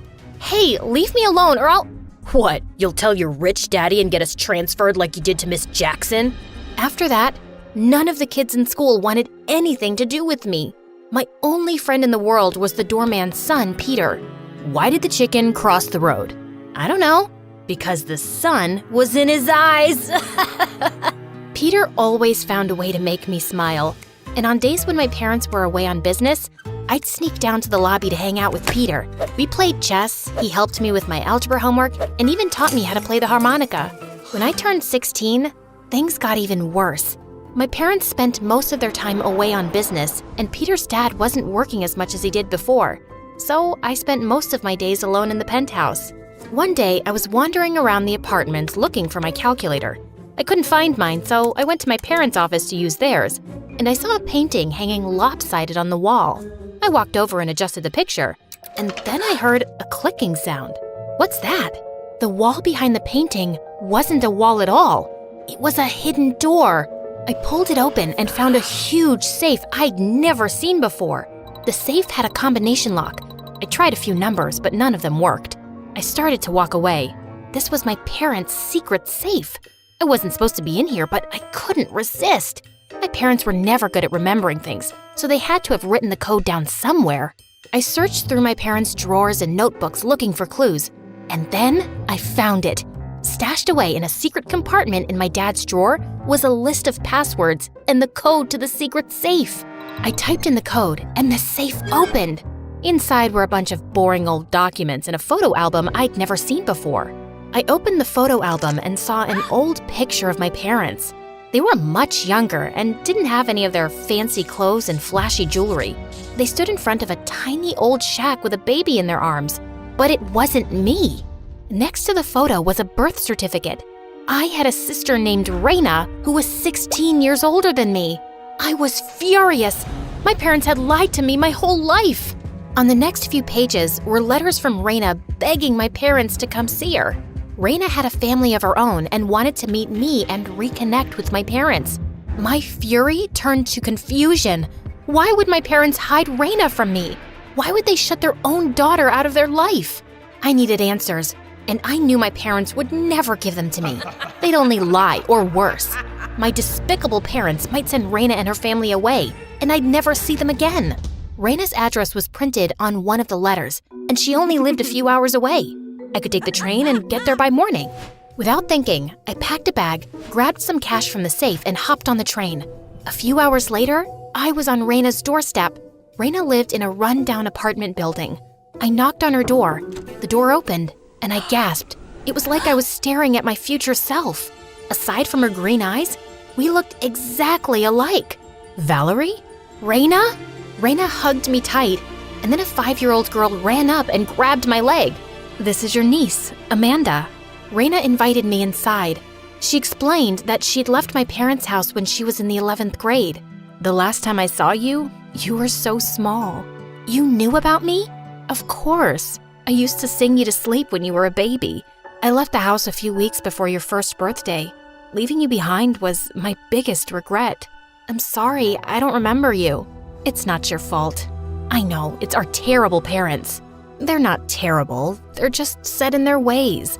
Controlling and overprotective one moment and never around when you need them. I know what you mean. I had to leave so I could breathe and be my own person. But now, I want them to meet Amanda. I want us to be a family. Maybe I can help with that. I can't ask you to do that. You don't have to. Our family is broken, and I'm gonna fix it." Raina drove me back to the train station. On the bus, I started nodding off, and then several of the passengers' phones started beeping and buzzing, and then everyone started staring at me. I glanced at the notification on my phone and saw that I'd been reported missing, and I was all over the news. The moment I got off the bus, a couple of policemen escorted me to their car and drove me back to the hotel. "Where have you been? We've been worried sick." I went to see Raina. "Raina, how on earth did you—" I saw the photo in the safe. I read the letters. Raina told me how you refused to see her and her daughter. That's not the whole story. Spare me your lies. You've never told me a single truth since I was a kid, and that stops today. Your granddaughter, Amanda, wants to meet you. You've got a second chance to make things right with our family. I invited Amanda and Raina over for dinner tomorrow. Hopefully you'll have the decency to be there." Then I stormed off to my room. I heard my parents whispering late into the night. The next morning, they were the nicest they'd been since I could remember. They pulled out all the stops as they prepared for Raina and Amanda's arrival. They brought in the finest chef in the city and bought Amanda a ton of gifts. When Raina and Amanda arrived, my parents were on their best behavior.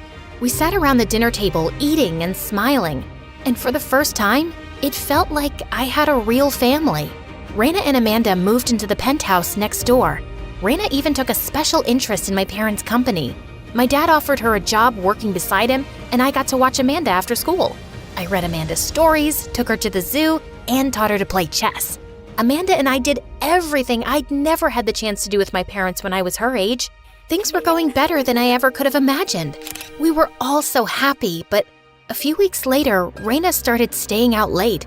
At first, it was 1 or 2 nights a week, and she'd drop Amanda off to stay with us. But 2 nights a week turned into 4, and eventually, Raina started staying out for days at a time. She even stopped showing up at work. One night, I was reading a bedtime story to Amanda, and she was pretty upset. Where's my mommy? I don't know, sweetie. She'll be back soon. Well, you said that 2 days ago. I didn't know what to do. Each time I called to check on Raina, she didn't answer her phone. My parents weren't much help either. Every time I tried to talk to them about Raina, they'd just change the subject and rush off to their room. What's going on with you? Amanda has been worried sick. When did you turn into Mom and Dad? I thought you were cool. Then she grabbed Amanda's hand and stormed out the door. I was so confused. I wasn't trying to control Raina like our parents. I just wanted her to be more responsible when it came to Amanda. A few days later, my parents hosted their annual gala at the hotel for millionaires and celebrities from around the world. The featured event was the charity auction where fine art and jewelry were auctioned off to raise millions for people in need. Raina was supposed to help with the auction, but as usual, she was a no-show, so I had to take her place. She was supposed to do a final check of the items up for auction to ensure that everything was labeled correctly. I was halfway through my checklist when I heard glass shatter. I turned to see 3 people in masks rushing through the glass doors. I hid behind a large statue as the masked robbers snatched jewels off the counters and stuffed them into their bags. I hit the silent alarm and then the police burst in. The robbers fled. The police caught 2 of them, but one of them headed my way. Just as the robber was about to slip out the back door, I jumped up and tackled him to the ground. I pulled off his mask and saw that it wasn't a man at all. It was my sister, Raina. I was speechless. Raina was arrested and taken to jail. When the police searched Raina's hotel room, they found that she was the ringleader, and she'd been planning the heist for weeks. I was sick to my stomach for days. I didn't understand how Raina could do such a thing. And with Raina in jail, Amanda wouldn't have a mother. Our family was broken before, but now we were shattered to pieces. I destroyed our family. You can't blame yourself for this. I'm the reason Raina's in jail. If I hadn't found her and brought her here, then maybe none of this would have happened. Raina has always had problems. She's been in and out of trouble since she was a teenager. Lying, stealing, hanging out with the wrong crowd. We tried to help her when she was in high school, but she ran away. She lied about not wanting us to stay in touch with her. Our home was always open to her, but she refused to see us. We even sent her money to make sure she and Amanda were okay. Why didn't you ever tell me any of this? Raina made it clear that she wanted nothing to do with this family. We knew how much you always wanted a big sister or a big brother. We knew if we told you the truth that you wouldn't understand. It would only hurt you. We're sorry we lied. We didn't know how else to protect you. When Raina came to live with us, we hoped that she'd changed for Amanda's sake. But instead, she fell into her manipulative ways. We're so sorry that she hurt you. I apologized to my parents and eventually forgave them for lying to me. My parents adopted Amanda and raised her as their own. They even stopped working so much so they could spend more time with me and Amanda. Our new little family wasn't perfect, but we loved and supported each other through everything. Every day, I wrote Raina letters to tell her that I loved her and missed her. After I graduated from college, I opened a counseling center for young women. And one night, when I was closing up for the evening, Raina walked in the door. I'm sorry, Valerie. I was a horrible sister, a crappy mother, and a terrible daughter.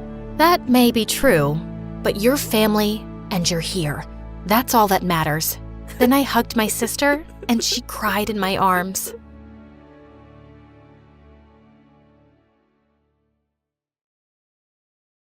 Hi, my name is Demelza. Please like and subscribe. My first memory of Mom is of her voice. She'd sing lullabies to me every night, and it was the most beautiful sound in the world. The minute she stopped, I'd start screaming for more.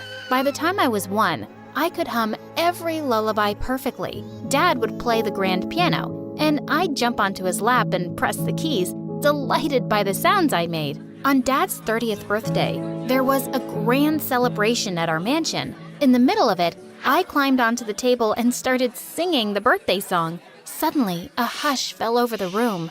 Happy birthday to you. Happy birthday to you. Happy birthday, dear Daddy. Happy birthday to you.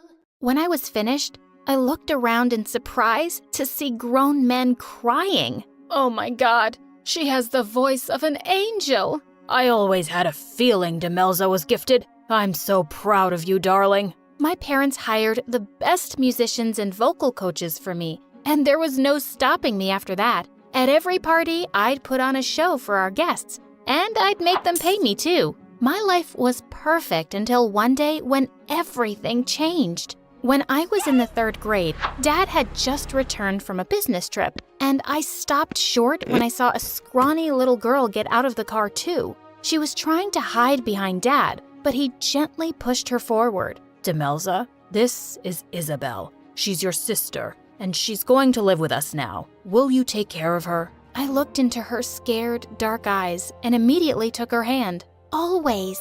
But the day Isabel walked in, a dark shadow was cast over our happy home. That evening, we overheard a huge fight between my parents. You've broken my heart, and now you've brought a reminder of that to live with us? She can't stay here. I won't raise a child that isn't mine. She has nowhere to go. Her mother's gone. I know you hate me right now, but please, don't take it out on her. She's just a kid. I didn't want Isabel to hear this, so I said, "Come on, I'll play something for you. What's your favorite song?" I didn't fully understand what was happening, but one thing was clear. Mom hated Isabel. She pretended like Isabel didn't even exist. But Dad and I adored her, and we more than made up for Mom's ice-cold attitude. But in the 8th grade, we got some news one day that turned our worlds around. Dad had been in a terrible car accident, and he was gone. We were all devastated. But Mom just shut herself up in her room for weeks. One night, I was reading a story to Isabel when Mom suddenly barged in. What are you doing in my daughter's room? You're just a poor maid. Mom, are you okay? She's not a maid. This is Isabel, remember? How could I forget her? Everything bad that's happened to us is her fault. I stared in horror at Mom as Isabel started to cry. Pack your things first thing in the morning, Isabel. You're going to be sleeping with the maids now. What? No, she's not going anywhere. Either she goes to the maids or the orphanage. This is her last night here. As Mom was leaving, she suddenly pounced at Isabel, grabbed her stuffed bunny, and threw it in the fire. No, my mom made that. Isabel cried for hours, and I hugged her to sleep. What had happened to my mom? The very next day, Isabel was shifted to the maids' quarters and made their helper after school. I was scared she'd be sent away, so I didn't fight with Mom, but I'd sneak food to her and help her with her homework at night. And at school, we could always hang out together. But one day, I was really surprised to see Mom marching into the principal's office. "Mom, what are you doing here?" "Oh, I'm here to withdraw Isabel from school, of course." "You can't do that. She has to go to school." "Why? She's never going to be anything but a maid like her stupid mother. You don't need an education to sweep floors." As she turned around, I grabbed Mom's wrist. "If you make her drop out of school, I will too, and I'll tell everyone why." "Are you sure you want everyone to know how you really treat Isabel, Mom? Dad would be so disappointed in you." Mom looked shocked, then angrily pulled her arm away and left. I'd won this little battle, but God knows what she'd do next. Things weren't great at home, but at least I had Eric. He was my boyfriend for 2 years and was just crazy about my voice. One evening when I was on a date with him, I suddenly started getting calls from Isabel. Come home right now. I ran home to a scene of complete chaos. Mom was tearing apart Isabel's room. What's going on? Your dad's watch is missing, and I'm going to search all the maids' rooms. And when I find it, I'm kicking out the thief for good. Just then, a servant came from another room, saying it was under Mom's personal maid's bed. Mom looked completely shocked to find out it was her, but she threw her bags out instantly. Some days later, it was Isabel's 13th birthday, and I snuck into her room with a cake. When she blew the candles out, I asked her what she'd wished for. I wished your mom was dead. Isabel, you don't mean that. She's my mom. Isabel stayed silent, and I got up to leave. I'd never seen that look of hatred on my little sister's face before. In the middle of all this drama, I had a huge audition coming up. A prestigious music academy was looking for talent from different schools, and being selected would be a dream. But 5 days before the audition, I woke up with my throat hurting. I called out to the maid, but to my horror, my voice was gone. Mom rushed me to the doctor, who diagnosed me with laryngitis. What he said next left me shocked. Your voice will return to normal soon, but this is the end of your singing. If you strain your vocal cords too much, you could lose your voice permanently. I just couldn't believe it. On the day of the auditions, I slipped into the auditorium with Eric, feeling devastated. I wanted to be up on that stage more than anything. And then, one of the judges said, "The last performer is Miss Isabel." Wait, what? Isabel stepped onto the stage and started singing. You made me insecure. I was stunned. Her voice was beautiful. The judges gave her a standing ovation and said they'd be in touch with her soon. As everyone started to leave, I caught up with her. Isabel, that was amazing. But why didn't you tell me you could ever sing like that? She brushed my arm off angrily, her eyes blazing. You never asked. You just assumed that you're the only one with any talent. But I guess that's something we both got from our father. It makes you unhappy, doesn't it? Why would you say that? I've always had your back, Isabel. Yet, I've been living as a maid in my dad's house for years. And you did nothing. You think sneaking me food makes up for how I'm treated? No, it doesn't. All it does is make you feel good about yourself.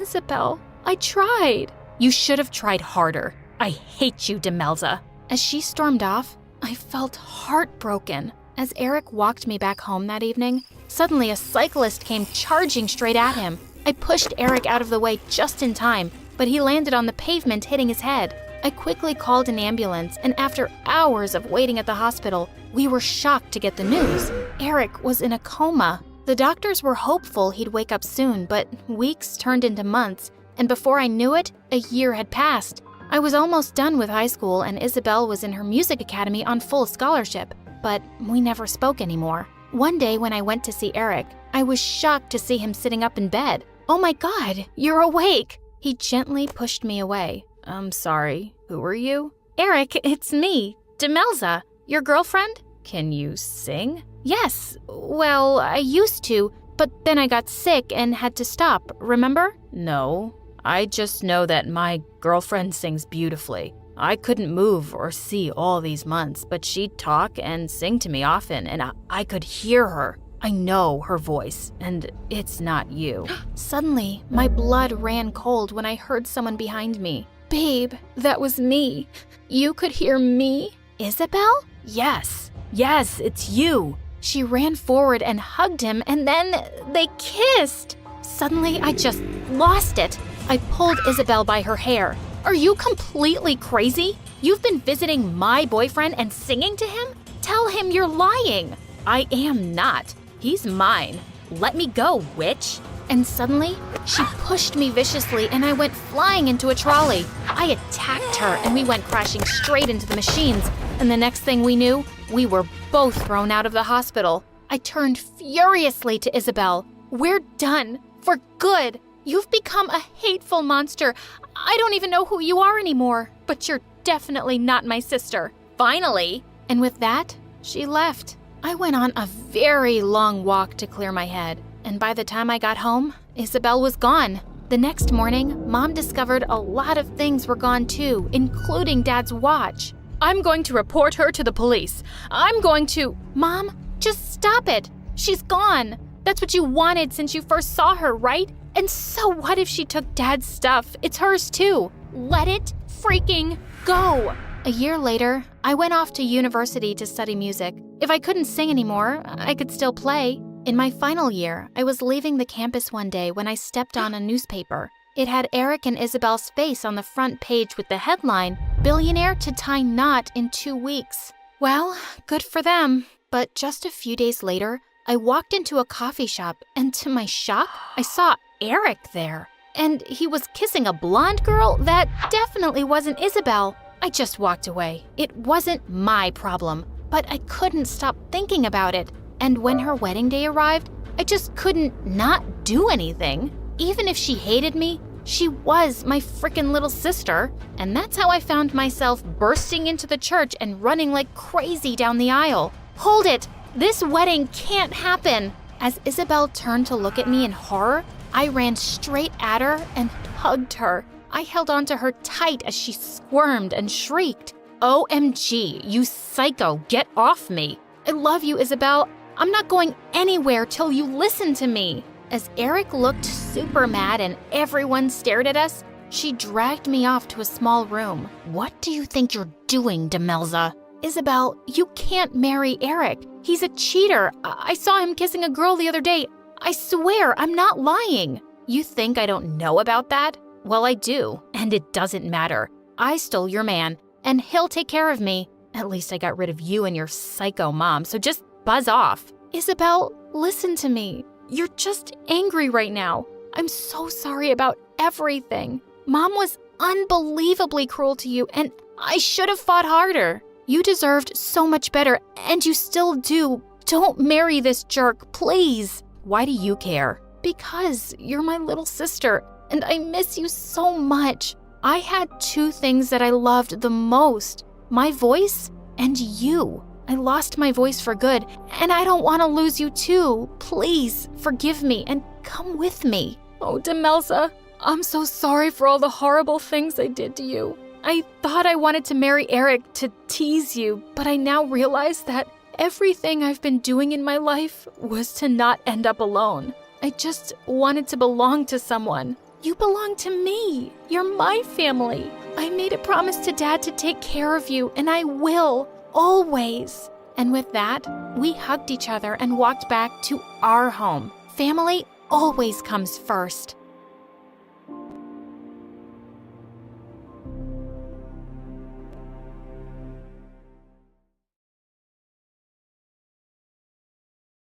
Hey friends, I'm Nora from Atlanta. Please like and subscribe to 4Eve for amazing stories. I was born just a minute after my twin sister Suki.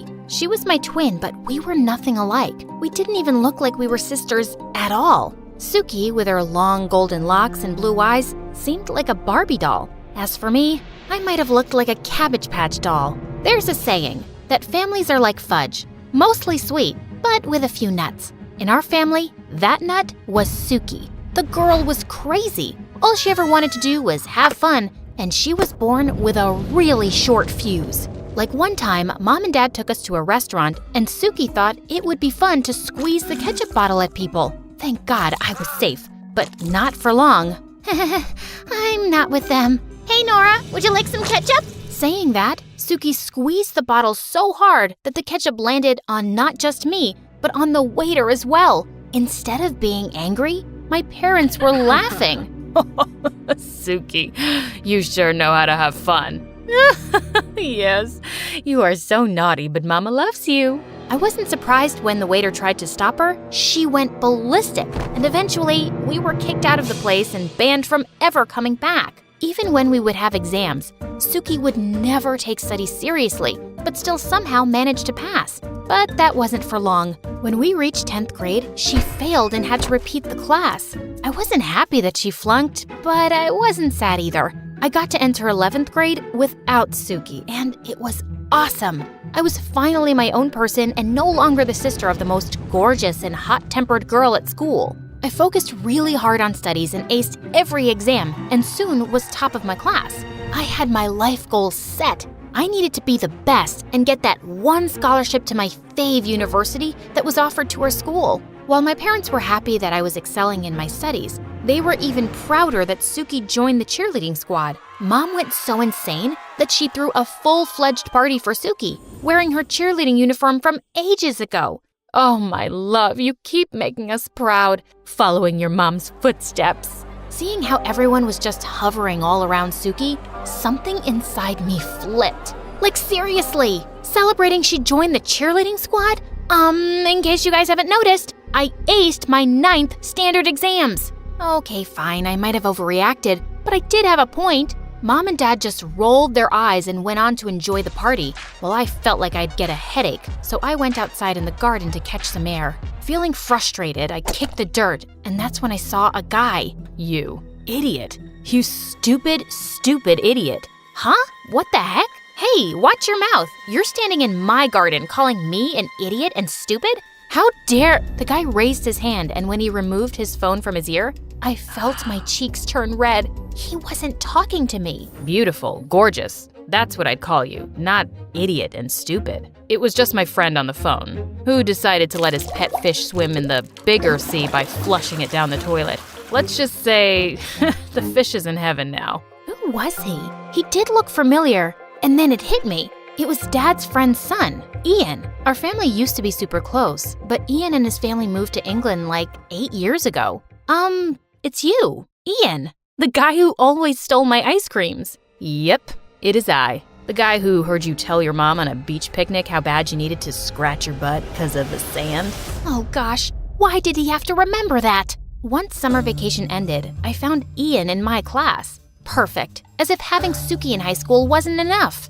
Ian was the most annoying guy ever. First, because he knew so much about my childhood and would keep telling classmates how I used to be a cranky, weird kid. And second, because he was so competitive. He wanted to be number one at everything. He played in the school's soccer team and was also excellent in studies. A jock and a nerd. But I was a tough cookie. I was always one step ahead of Ian, and I wasn't gonna let him get my scholarship at all.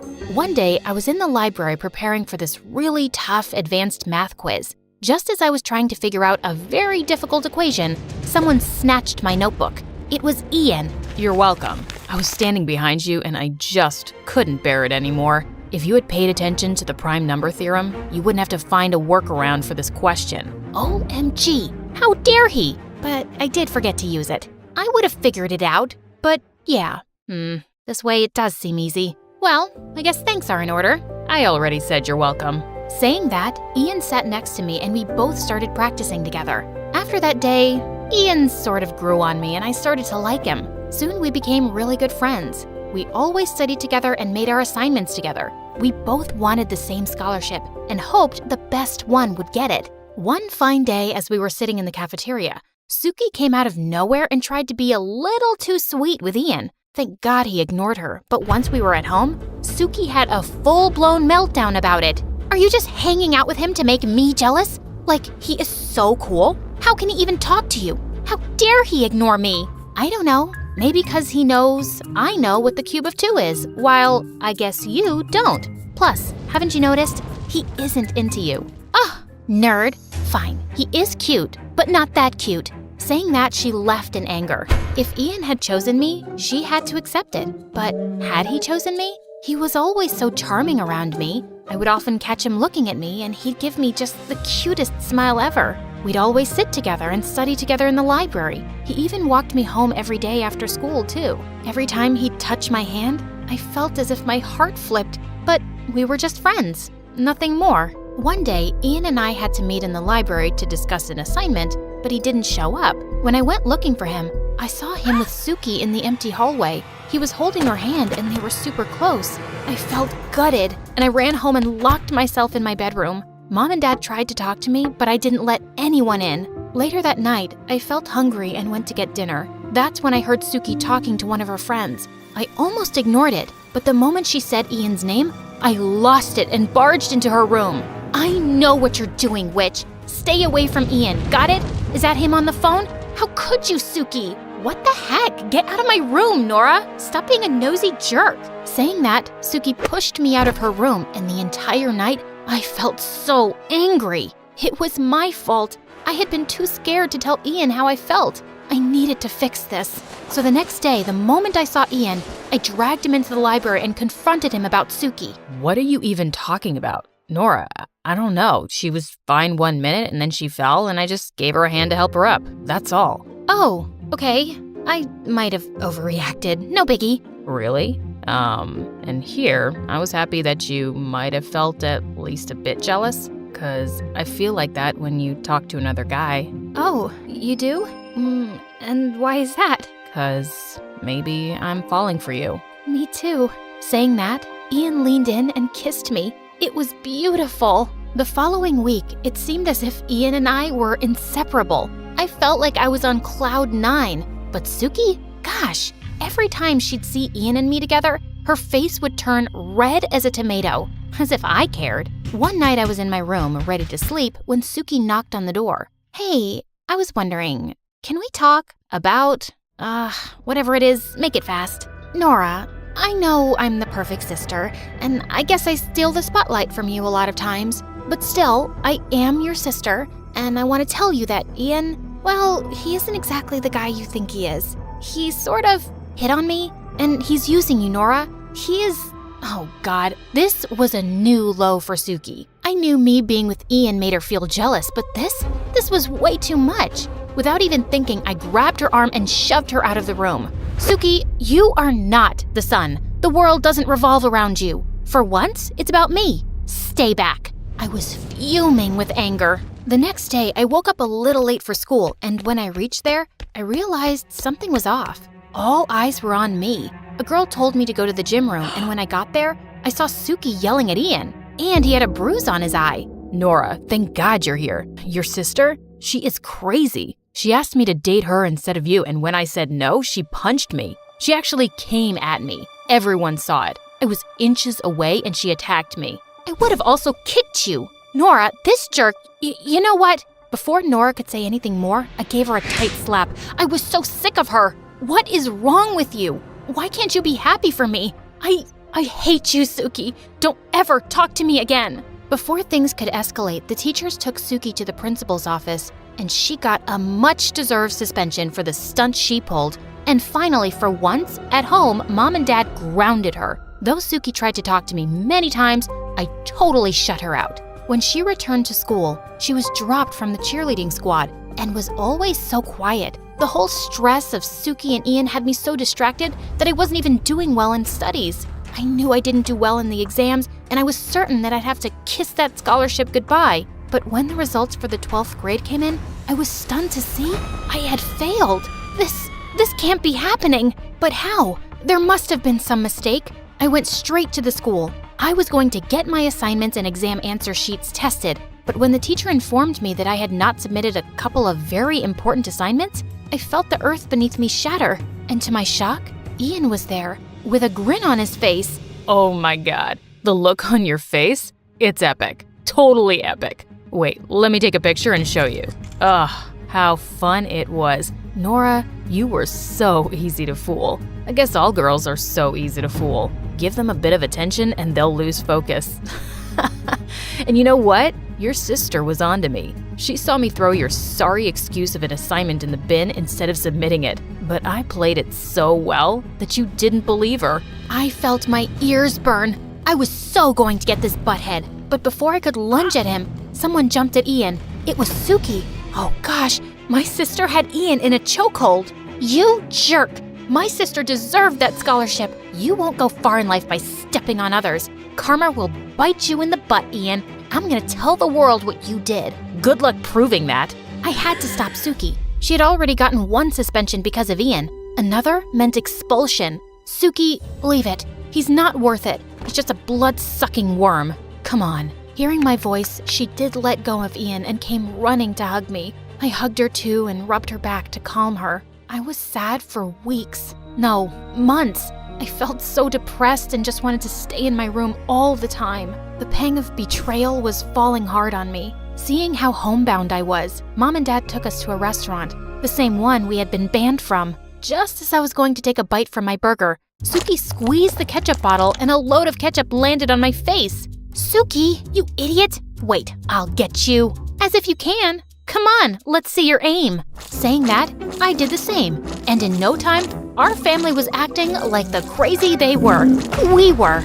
In the end, Dad had to pay for minor damages our family's ketchup fight caused. And guess what? We were banned again. But I didn't care. I felt alive after such a long time. And I knew Suki totally did that on purpose. When the schools opened again, I felt ashamed to go back. But Suki was by my side. Hey, it's no big deal. I studied 11th grade twice. No worries. Try until you succeed. She was so right about it. At the start, kids would tease me for repeating the same class, but in a few weeks, they forgot about it. Well, I guess my winning streak was broken because it took me 4 attempts in 12th grade to clear it. But when I did, I got into my favorite university. After graduation, Suki and I opened a restaurant together. And guess what? It had a separate section for kids to go wild. One time as we were closing up, we saw a homeless man and gave him some food. Just as he looked up at me, I was shocked to see it was none other than Ian. Ian, what happened? Then Ian told me how he got into college and how a girl broke his heart, making him go into a depression and lose focus and failed miserably. Even his parents disowned him in the end. I knew it was karma, just like Suki had said many years ago. I gave Ian a few dollars and held Suki's hand as we both walked towards home. Remember to always be kind.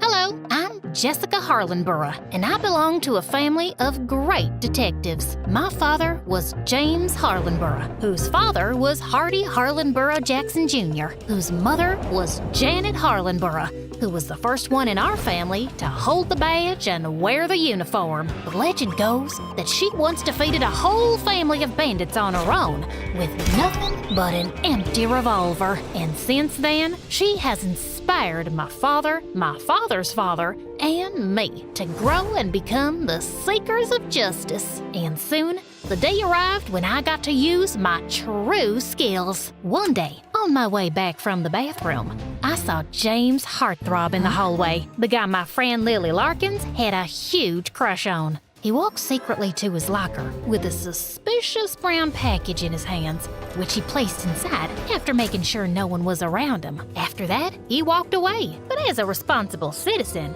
and the head of the Student Welfare Association, I followed him to a corner as he made a phone call, and I heard every word. I secured the package. Good job. We will execute our plan tomorrow at noon. If everything goes well, we'll not only succeed in our goals, but we'll also leave enough money to be comfortable for the rest of our lives. As soon as he ended the call, he looked sideways again. I made sure I was hidden from view. Then I noticed him take out a pair of glasses with a golden frame from his pocket. He clicked on them, and a holographic display of a building appeared in front of him. It looked super familiar, but I couldn't quite place where I'd seen that building before. What was he planning to do there? After staring intently at it for some seconds, James put the glasses back into his pocket and walked away quickly. As I was still processing everything, Lily suddenly popped up from behind me. Hey, Jessica, what are you doing? Come on, we need to go. The football match is about to start, and James Heartthrob is leading the team. I can't tell you how excited I am to see him play. Yeah, I'm doing nothing. Let's go to the game. While I walked to the field with her, I kept thinking about that package. After a recent security scare, all students' bags were checked at the gate, and it would be difficult to bring in a package wrapped up like that. And who was James talking to? I was sure in my bones that something big and evil was about to go down, and I had to stop it. Halfway through the game, while Lily was busy cheering for James Heartthrob, I snuck out of there and made my way to James's locker. Having noticed the password earlier, I unlocked it, and the package was there. But to my disappointment, it was empty. but the brown paper wrapping outside had information about where it had come from. Taking out the pen from my pocket, I noticed the address and the name of the sender. Just then, I heard some footsteps approaching, and I ran across the corridor and hid behind one of the classroom doors. It was James Heartthrob again. He took his phone out of his backpack and went back to the same corner as before. Hey, listen, we'll have to postpone our undertaking from tomorrow to the day after. I have a date with Lily Larkins. She is so into me. I can't miss this. Our plan is ironclad and will still work no matter which day we carry it out. I'm sorry for this, but she's really hot. Now I had another problem to deal with.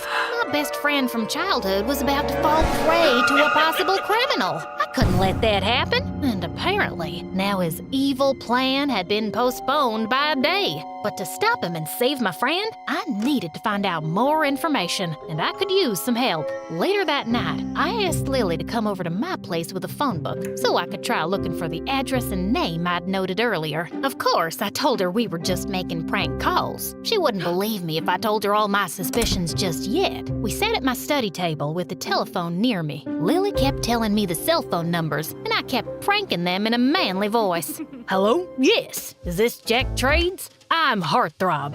James Heartthrob. Oh my God, why are you using his name? That's so funny.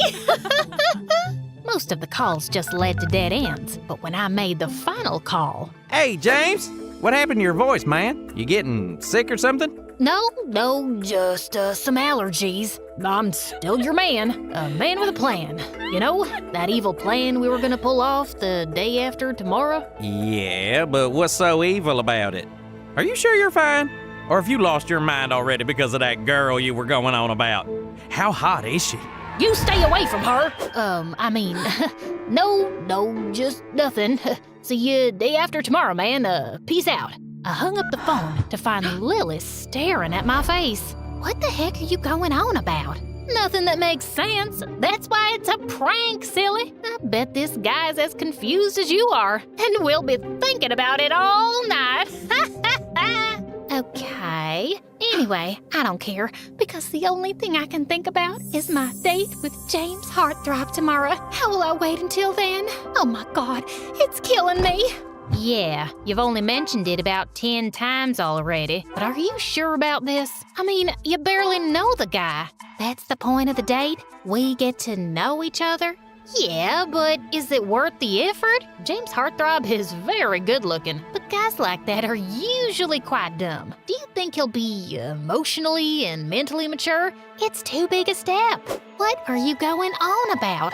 How is a date a really big step? You know I've been in love with him since the first day he walked into our school with his backpack and cool jacket. What love? Don't you think you're going a bit fast there, young lady? You can't talk to me like this. You're not my mother. Don't you dare talk back to me. I don't have to sit here and listen to you.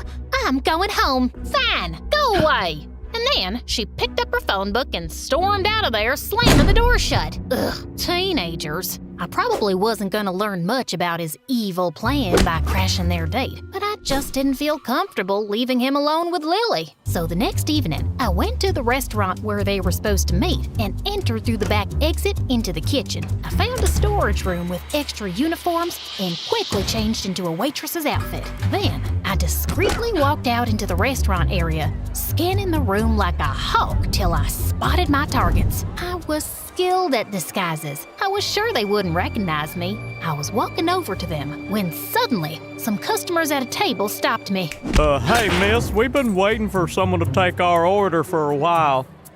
Sure. I'll just send someone right away. Why can't you take it? You're not doing anything. I gritted my teeth, forced a smile, and whipped out my pad and pencil. Can you tell us today's specials? Look, I have short-term memory loss.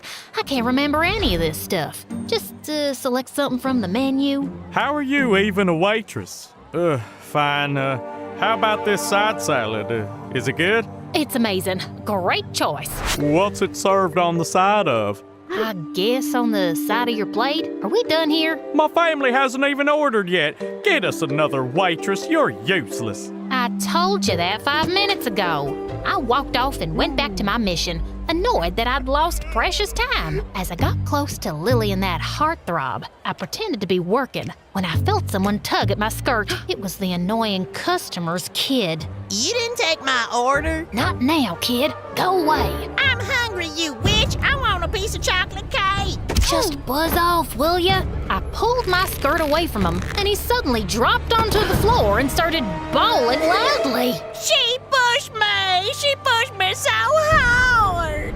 Oh my God, you little liar. Jessica? The entire restaurant was suddenly staring at me, and I got thrown out within seconds by the management. Lily and James followed me outside. What the heck just happened back there? Why are you dressed as a waitress? Because I work here, or I did before I got fired. Since when do you work here, and why? Since today. It was my first day, and my last day. And why? 'Cause I have bills to pay. I'm sorry to hear that. Here, take this tip. Hope it helps a bit.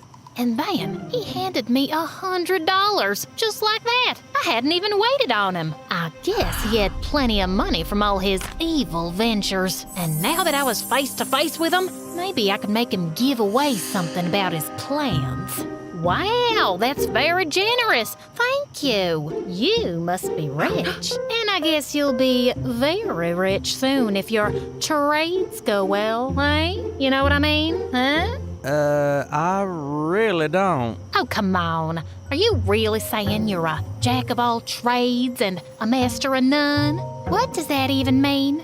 Wait a sec. Are you talking about Jack Trades? Do you know him? Are you a friend or a girlfriend? No, I don't know any jack trades. I just remembered. I have a movie to catch in 15 minutes. I'll see you tomorrow, Lily. And with that, I ran off. Wow, this guy was cunning. Instead of giving anything away, he'd started questioning me instead. As I was walking down the street, I passed by a building and then suddenly stopped in my tracks. I slowly walked back to face the building from the front, and then it hit me. Texas State Bank. That was the building that had been in the hologram. And then it all clicked into place. James Heartthrob was planning to rob Texas State Bank with Jack Trades as an accomplice. Of course that would make them super rich. But I was gonna get him. Oh, I was gonna get him good. The next day, I was at the bank 5 minutes before noon, but I walked in to find James and Jack already there at the bank manager's desk. They seemed to be having some intense conversation. What if those two were holding the manager hostage at gunpoint? Or he could even be an accomplice. Just then, James Heartthrob got up from his seat and reached into his pocket, and I couldn't wait anymore. I rushed towards them and threw myself at James, tackling him to the ground. Ow! What do you think you're... Shut up, James! Just then, I spotted another accomplice carrying a gun, and I tackled him too. His gun went skidding across the floor as I sat on him and tied his hands behind his back while the receptionist called the police. I thought James and Jack would try to make a run for it, but they were just standing there looking shocked. So, James Heartthrob and Jack Trades, I believe you can now tell us all your evil plan. What evil plan? Your plan to rob the bank? What else? You got the package from this Jack Trades, giving you the holographic projection of this bank, giving you all the escape points. You two were banking on getting very rich, weren't you? Banking. I made a clever pun. Anyway, were you holding the manager hostage, or is he in on it too? What? Jessica, you've got it all wrong. That device is our creation, and we were going to ask this bank official to give us a loan to fund it. The device was for demonstration. What? That's it? Yep. That's when I realized that the guy under my foot was, in fact, a real robber. And James Heartthrob was not guilty. But to save me from further embarrassment, the cops came in and took that guy into custody and gave me a badge of honor. And the next day, my photo was in the newspaper as well, with the headline, "Schoolgirl Solves Her First Case." So, it all worked out for the best. Next day, I went to school and saw James Heartthrob closing his locker. I walked up to him. "Hey, James, I'm sorry. I didn't mean to..." Accuse me of a crime? I don't know what I was thinking. He was looking at me with an amused face. You seem to have a wild imagination, and you're super nosy.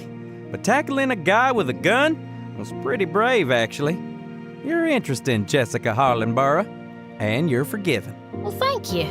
That ended the conversation. Did you see any sparks here between us? James swears he felt some at that point, but I really didn't. Also, it turned out that James and Lily didn't enjoy their first date and decided not to go ahead with the relationship. We all graduated high school, and some years later, I became a detective. No surprises there. Also, I reconnected with James' heartthrob. We dated for a while, and then we got married. As for Lily, she was our maid of honor. And yeah, some things went wrong at the wedding, and I accused her of sabotaging my big day out of jealousy. But it turns out she had nothing to do with it. Yeah, that was awkward, but our friendship is still strong. Ironclad, unbreakable, uncrackable, unscratchable, if you will.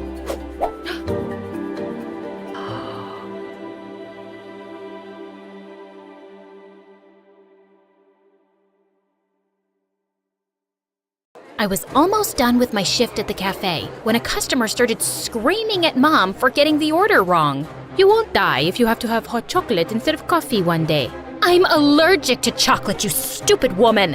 What kind of idiot is allergic to chocolate? Maybe you should die and then come back to life so you can taste chocolate. Naturally, the manager fired Mom on the spot. Hi, I'm Jane, and I know what you're thinking. Wow, she's really pretty. Trust me, I get that all the time. But it's not always the best thing you can hear. This face almost destroyed my life. Before I continue, please like and subscribe to MSA. My dad was rich, and he gave me and my mom the best life ever. When I was 10, I got into soccer, and by 14, I was winning every competition in town. It was my dream to play soccer professionally, and I was well on my way. But then I turned 18 and everything changed. Dad made some bad investments, lost all his money, and booked a one-way flight to India. I think it's time I look for spiritual awakening, a right direction, some eat, pray, love. Oh, I'll show you the right direction, estupido. We never heard from Dad again. Mom sold the house and we moved to a smaller place. Soon, she had to pick up a job, but she was awful at everything.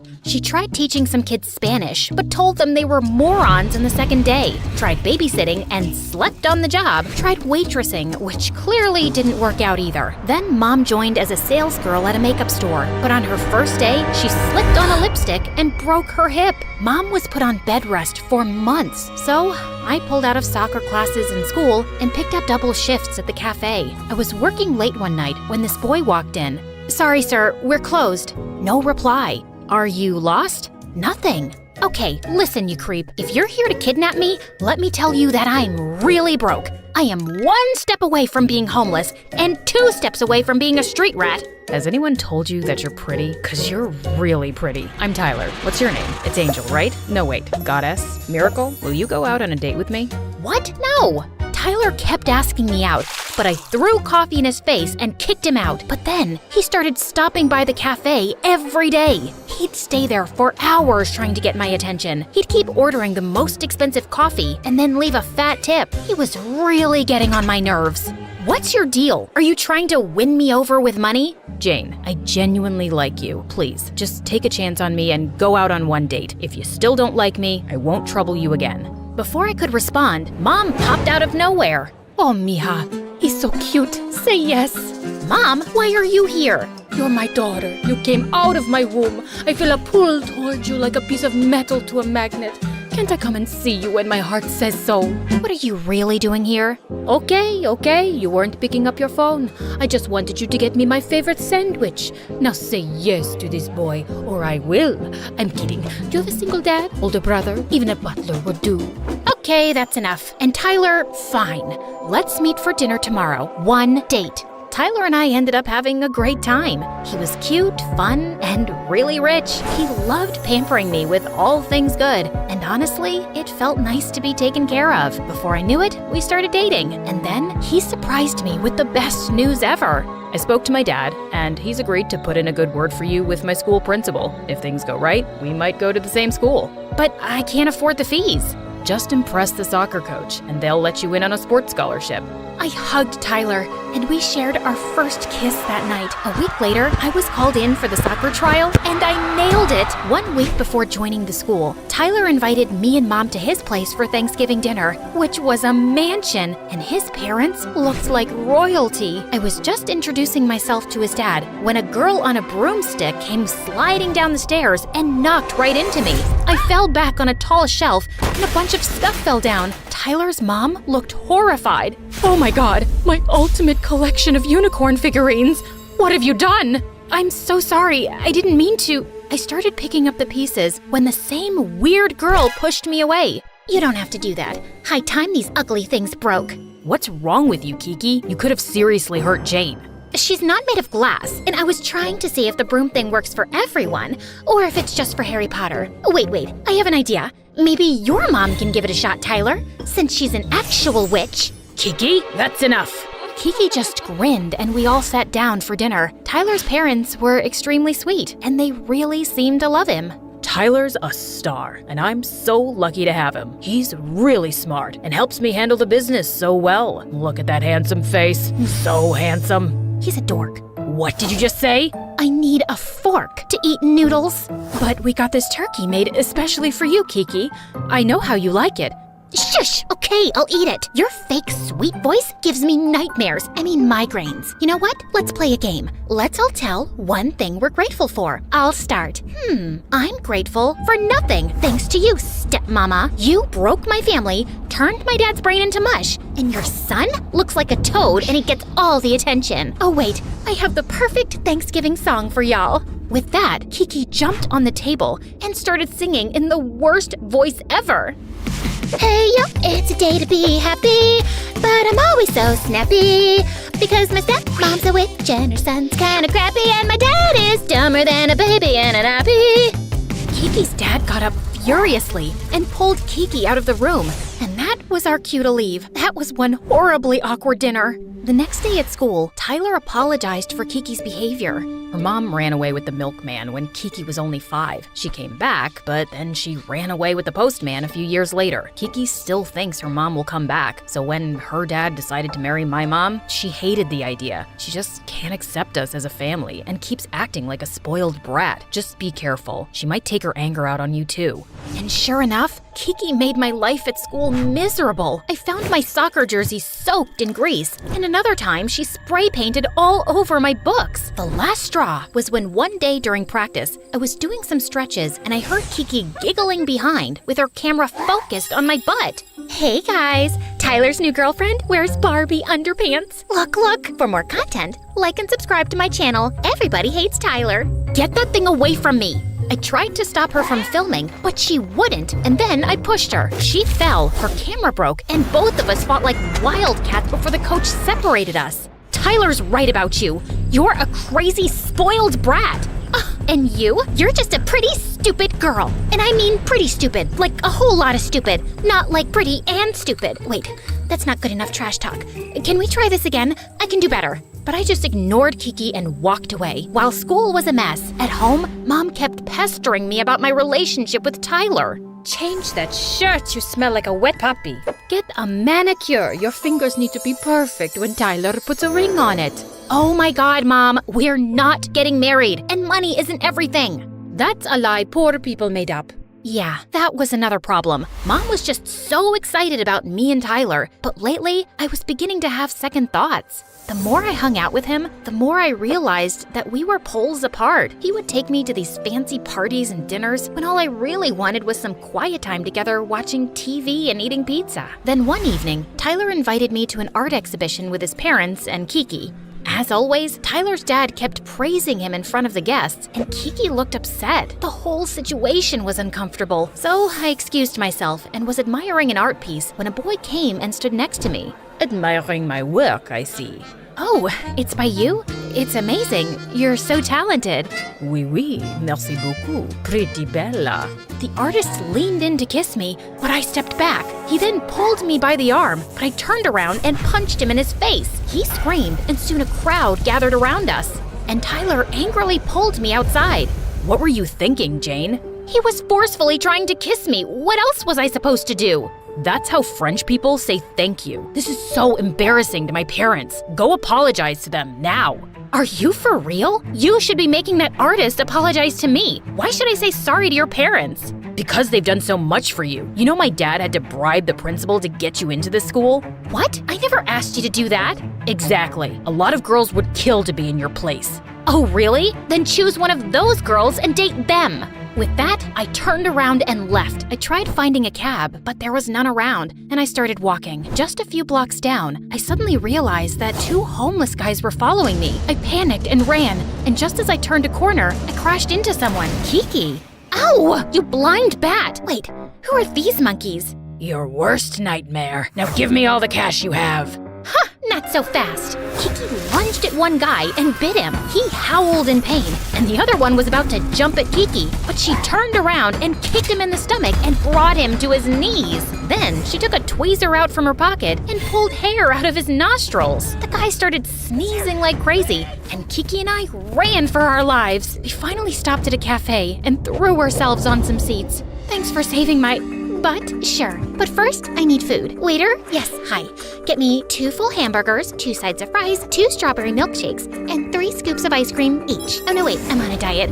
Only 2 scoops then. And make it fast. Why did you help me? It's been a while since I last bit someone. The last person I bit was Tyler because he called me a dumb witch, which I'm not. I mean, if I was a witch, I would have been able to fly on a broom. Why do you hate Tyler so much? He acts really nice in front of my dad, but behind his back, he's a big fat jerk. He and his mom are evil, I just know it. My nostrils flare up every time they're around. You know, like Spider-Man has those spider tingles? Has anyone ever told you you talk a lot? Yeah, all the time. Why? They say that to you too?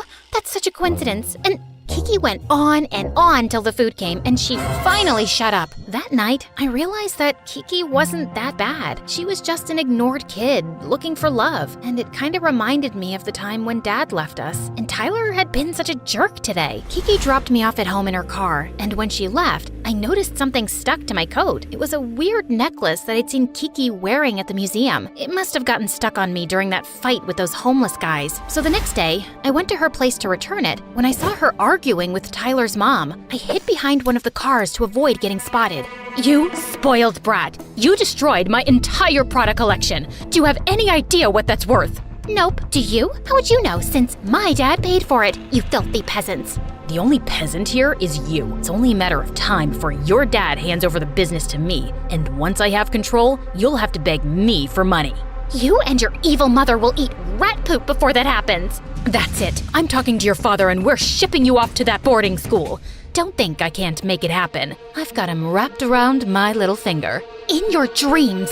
And with that, Kiki threw chili powder in Tyler's mom's face and ran away, leaving her screaming while Tyler quickly led her inside. I tried to sneak away unnoticed, but Kiki spotted me. What are you doing here? I came to give you back this necklace. What's all this mess, Kiki? Tyler and his mom are horrible. But Kiki was only half listening because her eyes were stuck on the necklace.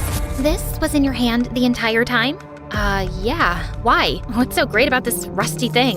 It's a hidden camera. I bought this yesterday to collect evidence against my stepmom, and I thought I'd lost it. But you just recorded her spitting fire on me, and now I have proof that she's a vile witch. I can finally show this to my dad.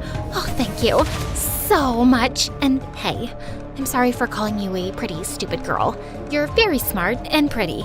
Kiki kissed my hands and then ran inside at the speed of light. The next day at school, she walked up to me with a huge smile and told me that her dad finally believed her and Tyler and his mom were out of her life. I was really happy for her. That same day, the coach told us about the upcoming inter-school soccer championship, which would be attended by international scouts looking for new players. Getting selected would mean a 5-year contract and a college of our choice. I plunged myself into practice, but Tyler kept bugging me with texts and phone calls, so I decided to break up with him clearly. We're done. It's over. Never getting back together. Go ask your mama to find you a better girl. When Mom heard about the breakup, she started crying like a banshee. We're going to die living like poor rats. No, we won't. All I need is one shot at my dream, and everything will be just fine. Oh my God, you're in shock. You're talking like a mad person now. I just ignored Mom and concentrated on my goal. And on the main day, I felt so ready. But 10 minutes into the game, this annoying girl on the opposite team kept falling around me, acting like I'd shoved her and hurt her badly, which kept landing me into penalties. The referee gave me a red card, and I got benched for the rest of the season. We won the match, but I was devastated for losing out on my golden chance to be selected. As Kiki and I were leaving, we suddenly saw a huge crowd in the parking lot gathered around someone who was screaming. It was the same girl who got me the red card in the match, losing her mind on Tyler while his mom was trying to save him. Ow! I said, I'll get you your money. Ow! Let my boy go, you crazy witch! And then Kiki jumped into the mix to slap and kick all three of them. I pulled her away and screamed, "Shut it, everyone! What is happening?" This guy and his mommy told me they'd pay me to get you penalties. They also bribed the referee to give you the red card. And now they're trying to get away without paying me anything except these stupid unicorn figurines. Those are actually pretty expensive, and these don't even belong to her. Give me that. I angrily turned to Tyler. Why would you set me up and make me lose such a big opportunity? Because I lost everything, and it's all your fault. I had money, a good house, and a great dad. But after Kiki showed your dad that video of Mom yelling at her, he kicked us out. It's all because of you. Nope. You were greedy and selfish, and you never cared for Kiki's dad. Maybe it's just your karma getting back at you. Bullseye! Now go. Go and live your worst lives. There were enough witnesses to the whole conversation. The referee who gave me the red card was fired on the spot. The coach convinced the scouts to give me another chance to show my skills in the next match, and I played my best game. Our team won the tournament, and Kiki and I both got selected for a top international soccer team. It's been 2 years since, and we never heard from Tyler or his mom again. I'm living my best life playing soccer, but some things never change, like Mom. Will you get married to a rich man now? Mom, I am the rich man.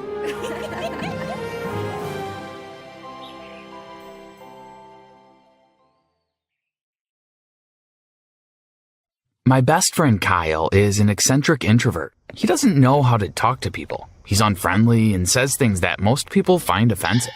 I'm his only friend because I've learned that he has a good heart. The reason I stick around is that I know his story. He's incredibly rude and impulsive, but it's not his fault. What Kyle lacks in social skills, he makes up for in his love for sneakers. And it's a good thing that I love sneakers too, because it's the only thing Kyle talks about. He started a sneaker club at school. It's a club that focuses on discussing the latest on the sneaker market. There were 4 people in the club, including myself and Kyle. Then Kyle put together a manifesto where everyone had to make sure their sneakers were spotless at the meetings, along with a few other crazy ideas. The club was just the 2 of us after that. Most people give Kyle a rough time. He isn't interested in listening to them, and he comes across as arrogant. I'd love to tell people about his condition, but his parents don't want anyone to know. We don't want people to treat him differently, they say. You see, not even Kyle knows about his condition. The only reason his parents told me was that when we were 10 years old, I'd had enough of Kyle and his selfishness. His parents heard me arguing with Kyle, saying that I'd never be his friend again. On my way out the house, they stopped me, and very reluctantly, they explained, "Please, don't abandon Kyle, Spencer," begged his mom.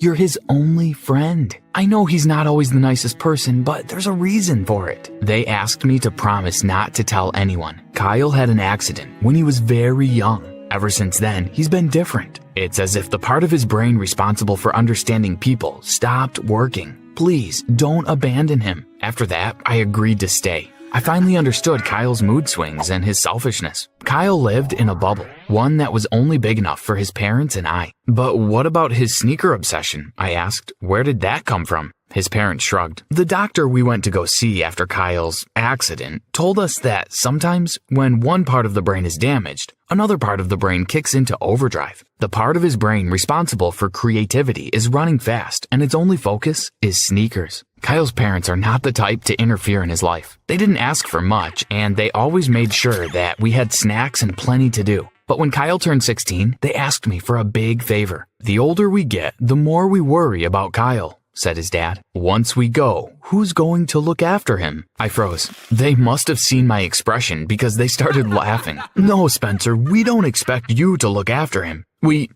want him to have someone. Not now, but one day. With the way he is, he'll never learn to talk to girls. You may not believe this, but he responds to you, since you've been his friend. He's learned to do so many things he refused to do before. Would you be able to help him talk to girls? We're not expecting miracles, just a start for now. I thought about what they were asking. It would be tough, but I agreed. I felt sorry for them, and even more so for Kyle. I started thinking about him when he was older. I mean, who would put up with him the way he was now? I needed to help him. I knew Kyle wasn't going to make this an easy task. There was only one way that he was even going to consider looking at a girl. She'd need to love sneakers as much as him. It took me a week, but I found 7 girls that fit this criteria. I struck up conversations with each of them. I invited them to the sneaker club. 4 said they'd come. Only 2 showed up. Kyle was happy to see 2 new pairs of shoes in the sneaker club. The girls were impressed with Kyle's knowledge. But 30 minutes in, Kyle started in on the rules of the club and one of the 2 girls left. My hopes were evaporating fast. To my surprise, Taylor agreed to the rules. I'm tired of people thinking that clubs like these are excuses to goof around, said Taylor. I think rules are great. With the sneaker club happening only once a week, I needed more ways for Kyle to interact with Taylor. She was incredible with him, patient, understanding, and completely crazy about sneakers. I tried planning trips to the movies and a picnic, but Kyle wouldn't agree. I needed something bigger, and it arrived in the form of a sneaker competition. One of the world's biggest sneaker brands, Apollo, was holding a contest to collaborate with a lucky fan on a new sneaker design. The winner would receive a patent for their shoe and the royalties from the sales. I couldn't have asked for a better way to get Kyle and Taylor working together. Excited, I pitched the idea to the sneaker club. Kyle didn't even let me finish speaking. Let's do it, he said. We'll need to put in extra work to get this all done, said Taylor. I arranged to have these extra sessions at Kyle's house. His parents were overjoyed to see Kyle working with a girl. I made excuses to give Taylor and Kyle more and more alone time, fetching food and getting drinks while the 2 of them worked tirelessly on the sneaker project. It was great hearing them speaking. Kyle was even starting to ask her questions, and there were even moments when he wasn't rude. Kyle was learning to speak to girls. A week before the contest deadline, we ran into a problem. The sneaker club had to narrow our 3 final designs down to 1. Taylor and I were happy with any of the 3, but Kyle wouldn't budge. They're all so perfect, he said. I won't choose, and you can't make me. Up until then, I'd thought of Taylor as nothing more than a girl that Kyle would become friends with. But Taylor showed Kyle so much patience during this difficult choice. She placed her hand on his shoulder with such tenderness that even Kyle calmed down. Kyle, they're all great decisions, she said to him. So why don't we pick one to show them now? I know they're gonna love what we do. Then we can show them the others. How about that? Kyle smiled and nodded. The next day, we submitted our design. Then we waited and waited. It was only 2 weeks, but it felt like a year. 3 weeks later, we got an email from the company saying that we'd made the top 5. We were overjoyed. Taylor hugged me and then hugged Kyle. I had to laugh. It was the first time a girl had ever hugged him. It looked like a bus had hit him. He didn't know what to do with his hands, but he smiled. I think she likes you, Kyle, I whispered to him when Taylor left. We've got to get back to work, said Kyle, flustered. The sneaker company invited us to their head office to meet with them. The next step was the interview process. Taylor and I reminded Kyle to be polite. We met the chief design officer, introducing ourselves and telling her that Kyle was the genius behind our brand. She was a stylish lady, and her taste in sneakers was impeccable. The meeting was going well until Kyle started blurting out all kinds of crazy things. We tried to get him to stop, but the damage had already been done. At the end of the meeting, the CDO asked to have a word alone with me. Your friend's eccentricity is great, but I can't have him leading your team. He's rude. The public will hate him. We'll have to make you the team leader. I didn't like the sound of that. Kyle and Taylor drove the designs. I was basically an observer. She wouldn't listen to me. Think about it. Let me know in an hour, or I'm replacing your team and throwing out your design. I told Taylor and Kyle about our decision on the drive home.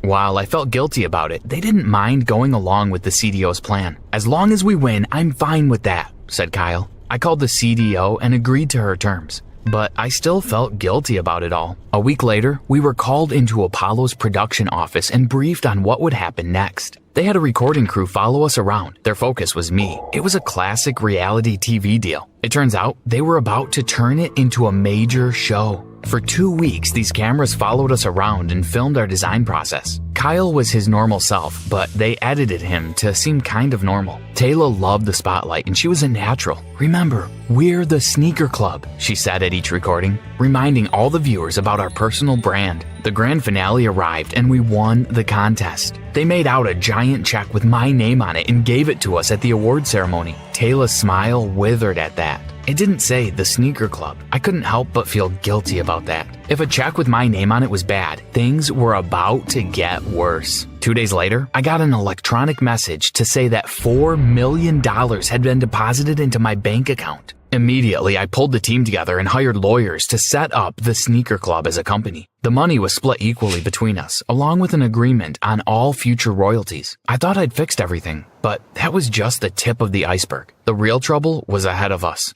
The PR demands, advertising campaigns, interviews, and guest appearances began. Luckily, it was our summer vacation and we could attend every function. After a month of this, Kyle had had enough. He had upset just about every TV host. Taylor and I had done our best to smooth things over, but the tension in our team was building. Eventually, Kyle quit. Soon enough, Taylor followed. I chose to stay. Ironically, now I really was the face of the Sneaker Club. The interviews now became about why Kyle and Taylor left. The public had seen conflict in the team, and that's what they wanted to hear about. Kyle's a genius, I told the reporters. They called him rude and arrogant. He's not. I wanted so badly to tell them, but I couldn't. I promised his parents that I wouldn't tell anyone. Eventually, though, it became too much. The media painted me out to be a saint under the terrible dictatorship that Kyle created. I couldn't stand all these lies. While on a break from the press tour, I visited Kyle's house. He didn't want to see me. I didn't mind. The truth was that I wasn't there to see him. I sat down with his parents and spoke to them about what was happening. I have to tell the media, I said. They're turning Kyle into something that he's not. I have to tell them the truth. They listened patiently, but still they shook their heads. That's not a good idea, said his mom. Kyle's doing just fine the way things are. I don't think he'll be able to handle the whole world knowing. At that moment, I realized that this had nothing to do with Kyle. This is about you. You don't want the world to know that Kyle's different. That's not true, said his dad. But I could tell he was shaken. The world doesn't need to know about our son, and I think it's time that you leave. I refused. Everything was beginning to make sense now, and if I was irritated with the media and the press, I was disgusted with Kyle's parents. You're ashamed of him. We're not ashamed of him, said his mother, tears pooling in her eyes. We're ashamed of what we did to him. She asked me to sit as they gave me the whole truth, the real story behind Kyle's condition. Everything was fine until Kyle was 3. He was a kind, gentle little boy, but we'd spent 3 years with him every day. We needed a night out. You have to understand, we just wanted one night out, a chance to be adults again. So we hired a recommended babysitter and worked up enough courage to leave our son for a few hours. We went out to dinner, watched a movie, and enjoyed the quiet. When we got home, the babysitter was asleep and Kyle was laying at the foot of the stairs. He had fallen down 2 flights and hit his head several times on the way down. We rushed him to the hospital, praying that he would be okay, but he was never the same again. Spencer, we still blame ourselves for trusting that stupid babysitter. It's our fault that Kyle is the way he is. We're terrible parents. Kyle's father consoled his wife as she cried. Besides the doctor, you're the only person we've told. We don't need people to know about our failings as parents. So if you tell anyone about Kyle's condition, you will not be allowed back into this house, said his father. And we will tell Kyle you betrayed him. Understand this, Spencer. We will do whatever it takes to protect our son. No one can know what we did. Most of all, Kyle. He'll hate us for what we did to him. The interviews started up again, and they were hard to get through. I was torn between letting the world know and losing my best friend. Because that's what he was, my best friend. The thought of losing him hurt, but the thought of people thinking he was a monster hurt even more. Tell us the worst thing Kyle has ever made you do, asked the interviewer in a live interview. I was done with the lies. Kyle's the best thing that ever happened in my life. But I don't expect you to understand that. He's got a condition. He fell down the stairs as a kid, and the parts of his brain responsible for socializing don't work. He's a great guy. He just doesn't understand people. And who could blame him?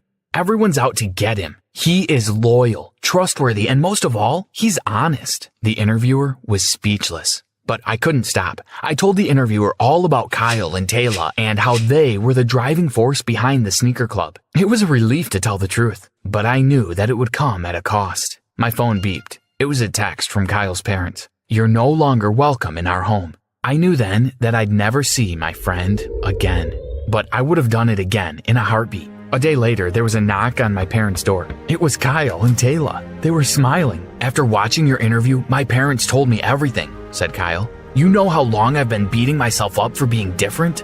Wishing that I could be like you, normal, like everyone else? Since last night, I've been doing research on conditions similar to mine, and it turns out I am kind of normal. And I don't blame my parents. Mistakes happen." He gave me a hug, and so did Taylor. From that moment on, the sneaker club became more than just a sneaker company. It became a voice for all the people who are different in the world. The CDO of Apollo loved this new angle and opened the door to Kyle and his eccentricities. The interviews were different now, and the world was far more accepting of my friend. Kyle's obsession was still shoes, but he had a new one too, learning about his condition. Not so that he could fit in, but so that he could help other kids who are different. Taylor was his biggest fan. Kyle's parents eventually forgave me and themselves. The truth is that they were protecting themselves. They were afraid of what people would say about them when they found out. The funny thing was that people supported them. Mistakes do happen, and in some ways, it was meant to be. Kyle wouldn't be the sneaker genius that he is today if it wasn't for that fall he suffered when he was 3. Sometimes our greatest misfortune ends up being our greatest blessing. All right, here's a weird one for you. I accidentally became a teacher at 14. Yep, you heard that right. I taught my own classmates for weeks. Growing up, my parents were super intense about my education. They were both professors at the local university. Dad was a professor of mathematics, and Mom was head of psychology. 60% of kids without a master's degree are said to be clinically sadder than those without. They were basically prepping me for Ivy League school from the ripe old age of 5. Mom, can I play in the sandbox? No, honey. The sandbox isn't going to help you get into a good college. You need to master your ABCs first. But no matter how hard I tried, I just wasn't good at school. I just didn't see the point. What would I learn there that would help me achieve my true passion? Dancing. Ever since I was young, just the sound of the garbage truck backing up would make me bust a move. Honey, are you feeling okay? One morning, while I was choreographing a new dance for the school talent show, my parents stormed into the room like 2 furious prosecutors ready to deliver a life sentence. Becca, turn that noise off right now! I froze mid-move, 1 foot in the air, and held up my harmonica bottle like it was Exhibit A.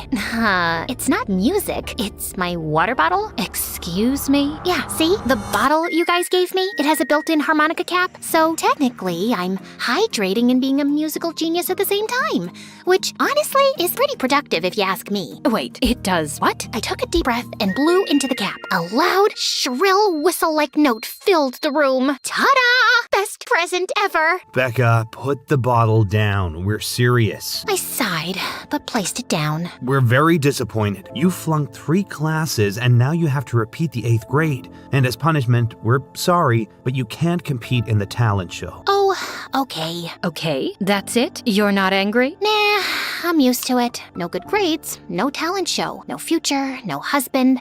I'll be outside, digging my own grave. Becca, don't be so dramatic. I picked up my harmonica bottle and played a slow, tragic tune. A funeral march, if you will. Too late. Ugh, Becca, we're serious. You need to get your priorities straight. Oh, I have priorities. Dance, talent show, become TikTok famous. Academics are like, 6th on the list. Well, they better move to 1st, or else. Fine, but I'm keeping my grave plot, just in case. To make things way, way worse, all my friends were all moving up without me. When I started 8th grade again, for the 2nd time, I was totally ridiculed. Becca, how about you? What's 6 times 6? 220? I think we need to send Becca back to 3rd grade.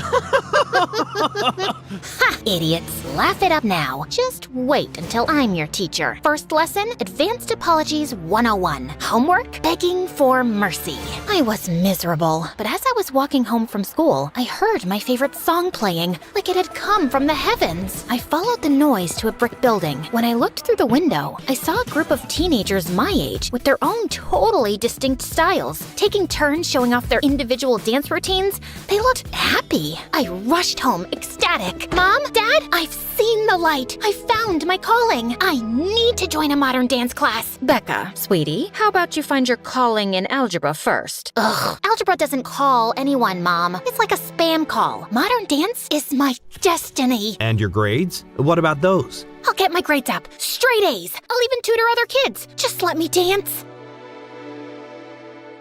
Fine, but if your grades don't improve, we're canceling everything. Yes, thank you. I won't let you down. Unless it's a backflip. Then I might. Becca. Sorry, couldn't resist. Thank you. Now all I had to do was figure out how to pull the grades thing off. I just needed to find Jeannie. Jeannie was a bookish girl who was made fun of at the talent show last year for her terrible choreography. But one day in the bathroom, I caught her practicing a TikTok dance. Oh gosh, I didn't know anyone was in here. Look, I know you want to become a good dancer. Redeem yourself from last year's dumpster fire, right? Well, I have a proposition for you. I offered to teach Jeannie how to dance in exchange for letting me copy off her tests. Class was a little intimidating at first. Everyone seemed poised and confident, and I'd never shown anyone my routine before. But when the instructor put me on the spot, something primal kicked in. I just went for it. I had no idea if I was any good or not. And then, as I was mid-spin, I fell onto the floor. Hard. I was mortified. After class, I got a tap on my shoulder. It was a boy from class, and he had a sly smirk on his face. I totally thought he was gonna make fun of me. I like your moves. They're very personal, full of emotion, deep. Wait, really? Before I could say anything else, like, thank you, I heard a loud beep. Come on, honey, let's go. Mom seemed to be in a salty mood when I got into the car. Did you have fun at class? So much fun.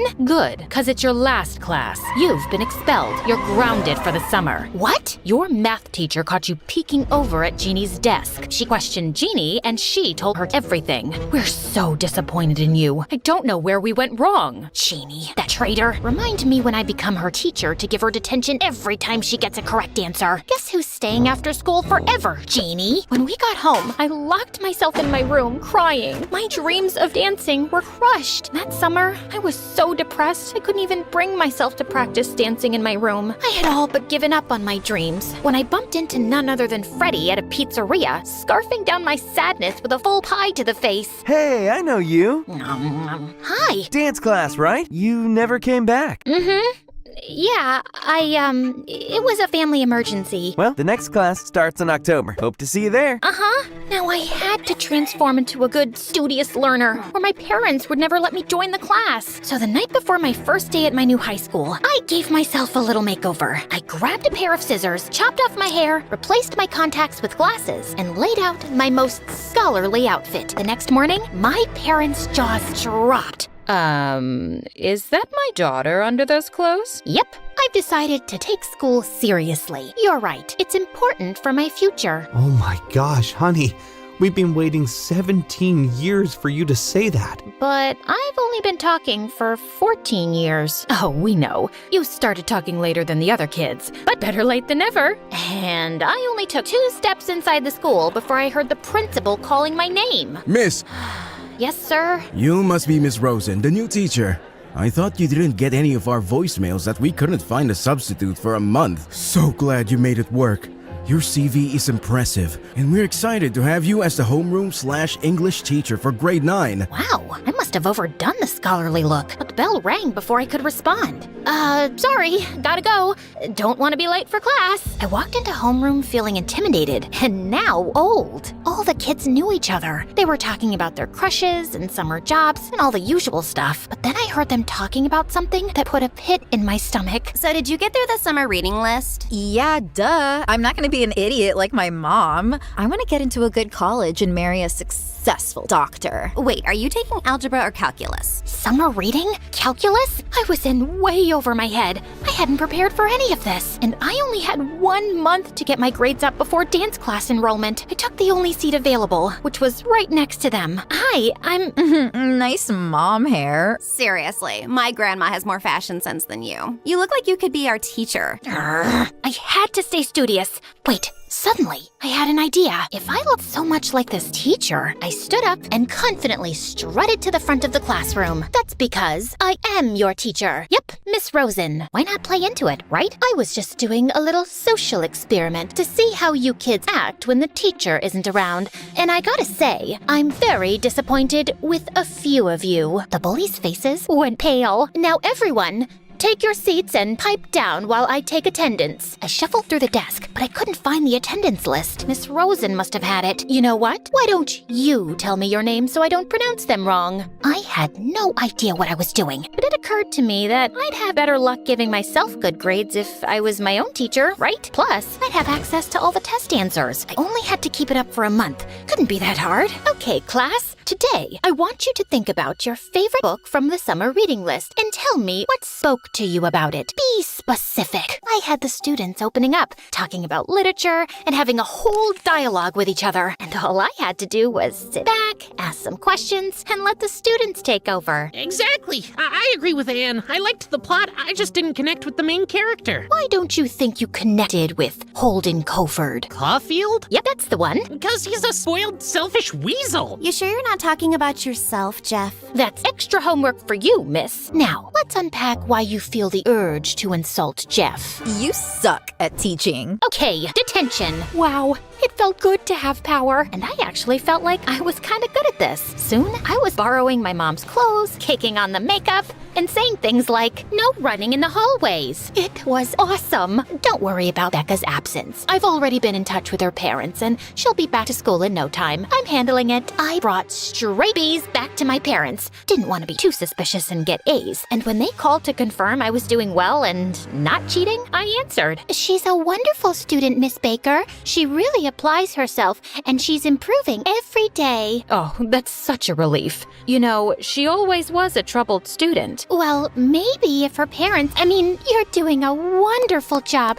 She's brilliant. When I got home, Mom and Dad were actually smiling. We heard you're doing excellent in school, so... We're letting you join dance class. Thank you, thank you, thank you. When I got to the dance studio, I was ecstatic to find Freddie mid-stretch. And when the teacher paired us up as partners, I thought I'd be thrilled. But I just couldn't keep up, and I felt like I was slowing him down. I think you're naturally gifted. You just need more technical practice. How about we train outside of class? Competition is coming up soon, and I need you in top form. How could I not agree to that? Soon, Freddie and I were spending so much time together. My heart was beating out of my chest every time we would dance. Everything was going according to plan. Teaching by day, dancing by night. But suddenly, my teacher responsibilities started picking up, and I had to lie to Freddie about why I couldn't attend our private practices. I have a parent-teacher conference that I have to attend. As the student, of course. I suck at math. The truth was, I had to grade papers and accompany the students on field trips and host office hours and actually meet with parents about their stupid kids. I was so tired, and I could tell Freddie was getting annoyed with me. Then one day at school, standing in front of the class, I saw a familiar face seated in front of me. Freddie? I heard we had a new student. Freddie, is that right? Fred, yeah. Did he recognize me? I couldn't tell, but soon I was so distracted by him finding out my secret, I had a hard time keeping up the charade. And Freddie was being so weird and quiet. In dance class, he was charismatic and lively, but here, he sat in the back of the room all alone. I couldn't tell if he was hiding my secret or what. It was starting to get to me. I couldn't even look him in the eyes when we danced. Is everything okay? Yeah, Obs. Is everything okay with you? Yeah, you just seem different. Nope. I'm exactly the same as I am. Not the same as who you think I might be, but... Okay, distracted then. I promise you, my heart is in this. You have to believe me. I want us to win. Yeah. At school, I started to put on heavier makeup and frumpier clothes to improve my disguise. I was so worried about Freddie. I didn't even know what I was talking about in class anymore. With a shaky hand, I wrote something on the board. Okay, where does the comma go in this sentence? The bully came up to the board and confidently drew a comma in. Correct! No, it's not. I was testing you. You don't even know basic grammar? Everyone in the class was snickering at me. I felt like I was the dumb student again. What? Of course I do. Are you guys hot? Is it hot in here? I took off my cardigan, and suddenly, Freddy's expression changed. He was staring at me, and then I realized my birthmark. I had a diamond-shaped birthmark on my shoulder. He was the only one who'd seen it. I have to go to the bathroom. I stormed off, exposed. Then I heard someone call behind me. Wait! Freddy rushed towards me, staring me in the eyes. He pulled off my glasses, which could have been romantic, but nope, not like this. Becca, is that you? I turned even redder. I was speechless. I can't believe it. It is. What's going on? Is this a joke? Okay, I know it sounds crazy, but hear me out. My parents wouldn't let me dance unless my grades went up, and then I found out I looked like this new teacher who was sick, and so I just pretended to be her, and I guess I kinda got carried away. That is crazy. Please don't tell anyone. The competition is only a week away, and I need to show my parents I'm good at this so they'll let me go to dance school and not their alma mater. Here I was, just excited to spend more time with you outside of practice. But for you, it was always about winning the competition. I'm sorry, and that's not true. I won't spill your secret as long as you do something for me. Parent-teacher night. No! I couldn't go to parent-teacher night. My parents would be there. But Freddy was right. I owed him. He'd spent so much time trying to help me, and all I did was hurt him. Freddy is wonderful. He's making so many friends. Everyone loves him. Really? That's surprising. He got into a bad fight in his last school because some football player was making fun of him for being a dancer. He broke the guy's nose. He did? Yes. We told you in the beginning of the semester, Ms. Rosen. Suddenly, a familiar voice interrupted. Hi, sorry to interrupt. We're here for our 5 p.m. with Miss Rosen. Oh my gosh, I was about to have a parent-teacher conference with my parents. I quickly powdered my face, pushing my hair in front of my face, trying to obscure myself. Yes, come in. I'm sorry. We'll pick this up later. So, how is Becca doing? Oh, Becca, she's an absolute dream. I'm sorry, I can't understand you. Would you mind pushing your hair out of your face and looking towards us? Oh, I'm a little sick, so I don't want to get you ill. No, that's okay. Just, it's a little rude not to be looking at us while you're talking. As I turned towards my mom, head tilted down towards the table so she couldn't see me, my glasses fell off. Mom picked them up and handed them to me. When I reached for them, I saw her eyes go wide. She was staring at the frayed sleeve peeking out from underneath my blazer. It was her frayed shirt. Becca, I thought you sounded familiar. Before I could respond, Freddy's mom burst in. Ms. Rosen, when you're done, I'd love to reconvene about Freddy. Totally. Miss Rosen, ha! Lady, this is my dog. As my mom was finishing her sentence, I was literally diving headfirst out the window. Becca, come back here! I landed in the grass and sprinted away as fast as I could. When I finally arrived at the dance studio, I was exhausted and busted. I yanked off my teacher disguise, revealing the leotard underneath, and rushed into the competition. Becca, we're about to be on. Did you talk to them? How'd it go? Yeah, all good. They totally bought it. Freddy, you were in on this, weren't you? Oh yeah, they totally bought it. I whipped my head around to see Freddy's mom, boiling red, but not redder than the faces of my own parents who were right by her side. Becca, you are not dancing until you explain yourself. The music was starting. The spotlight was on us. I'll explain. Just dance. I locked eyes with him, desperate. He was fumbling at first. I could feel his nerves. Freddy, don't worry about them. This is for you. You got this. And then we didn't miss a step. Freddy was amazing. When it was over, I couldn't hear my parents screaming. I was overwhelmed by the applause and the glimmer in Freddy's eyes. You really pulled through. I'm impressed. I'm so sorry for lying. I really love spending time with you, even when we're not dancing, but especially when we're dancing. I saw him hiding a smirk, and that was enough of an invitation for me to lean in and kiss him as our lips touched. Becca! You tricked my son into going along with your charade so he could say he gets along with his classmates? You know he punched someone? Buzz killed. He was provoked. He shouldn't have punched them, but if someone insults your passion, sir, how would you feel? Freddy might not get on well with others at school, but here, in this place, he's the coolest, most adored guy. This is our family. This is our school. Freddy grabbed my hand, squeezing it. Yeah, and Becca is such an incredible dancer. She may not be good at academics, but she has a passion. All she needs is her parents' support. Plus, she is a good teacher. She taught me what it's like to fight for what you care about, no matter who tries to tear you down. I suddenly saw my mom's face soften, just a little. I guess that's something. And you did have good stage presence. I guess if dancing is your passion, I won't get in your way. As long as you have a backup plan. Wait, really? As long as you have a backup plan. I couldn't believe it. I finally got my parents' approval. Sort of. I hugged Freddie, and he grabbed my shoulders and kissed me like our parents weren't right there. I was on cloud 9. The rest is history. Freddie and I started dating, and I officially enrolled in school as a student. I finished the semester with all C's, under the perfectly boring teachings of the real Miss Rosen. But I got to keep dancing, and the following year, Freddie and I got into Juilliard. After a brief stint touring as a background dancer for pop artists, I got burnt out and wanted to spend more time at home with our new family. So I fell into my backup plan. All right, kiddos, don't hold back. I want to see those moves. Teaching dance classes to middle schoolers. And when my daughter told me she wanted to be a dancer, I freaked out for a minute. Who would want to have their daughter be a dancer? Oh, I guess my parents were right.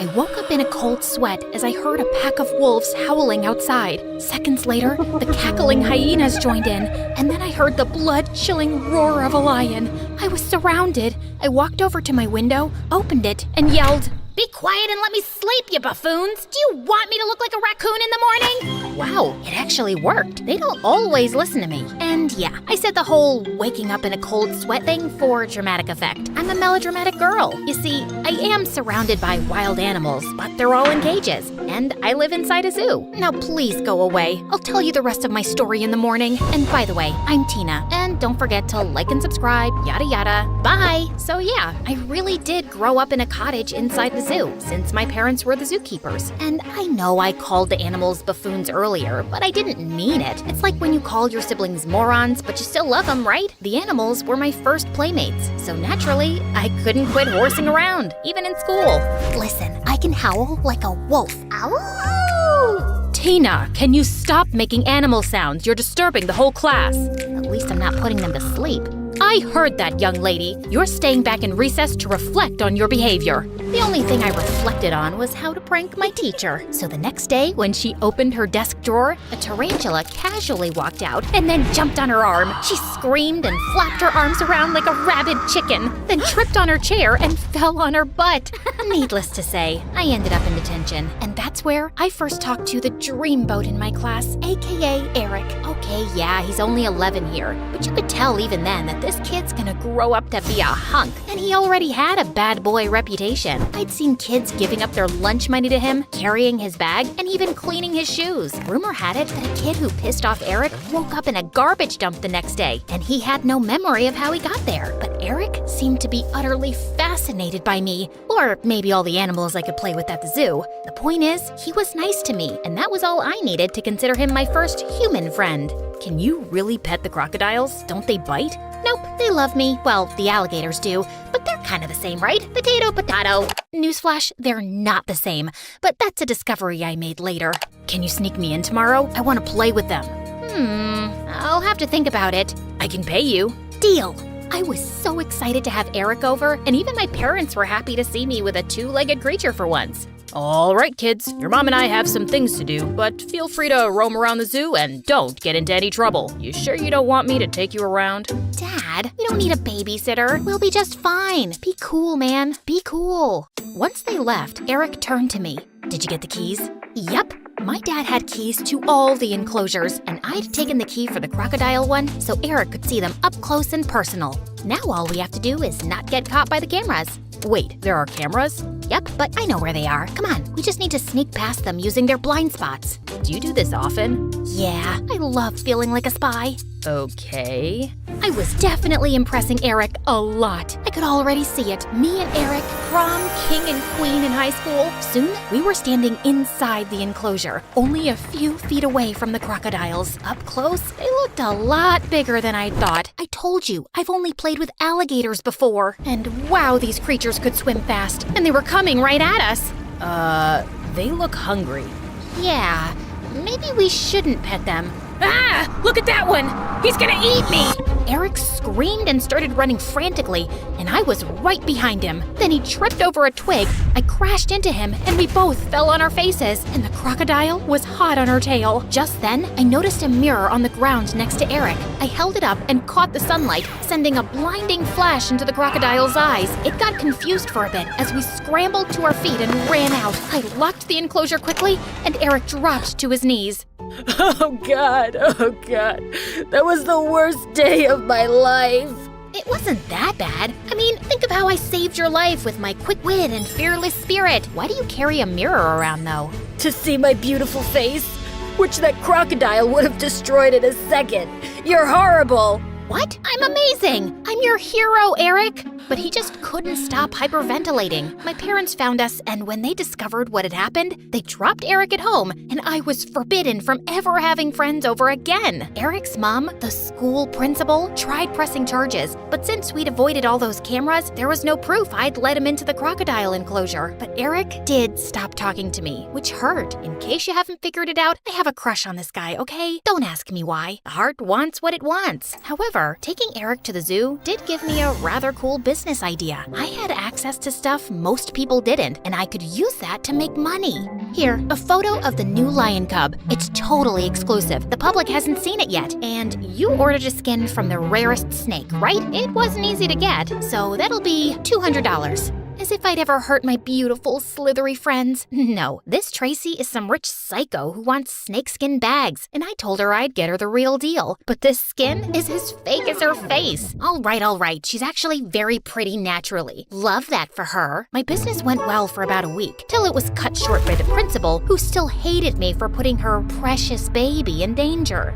You cannot bring anything like that to sell in the school from now on. You better start acting like other normal girls your age. Do you understand what I'm saying? The other normal girls were the ones asking me for pictures and snakeskins. You only sell something if there's a demand for it. Economics 101, people. But the worst part was that my parents agreed with her and grounded me. You really should start acting less like a wild child, Tina. No going out to play with the animals until you cool down a little. Seriously? Watch your tongue, young lady.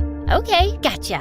And I stuck out my tongue and watched it. Mom was not amused. As time passed, we all slowly forgot about my reckless past. With my 16th birthday coming up, I wanted to do something fun that my class would remember. Okay, I don't really care about the rest of the class. It's just that my prediction had come true, and Eric had become hot. He was now your typical bad boy. Hair slicked back with gel? Check. Top shirt buttons always open? Check. Look super cool chewing gum? Check. Flirting with every girl? Except me, of course. Check. I couldn't invite him alone, obviously, so I had to invite the rest too, and maybe he'd accept. But first, I had to get him to stop hating me. I googled some tips on how to attract a bad boy. I swear, the internet is a wonderful place.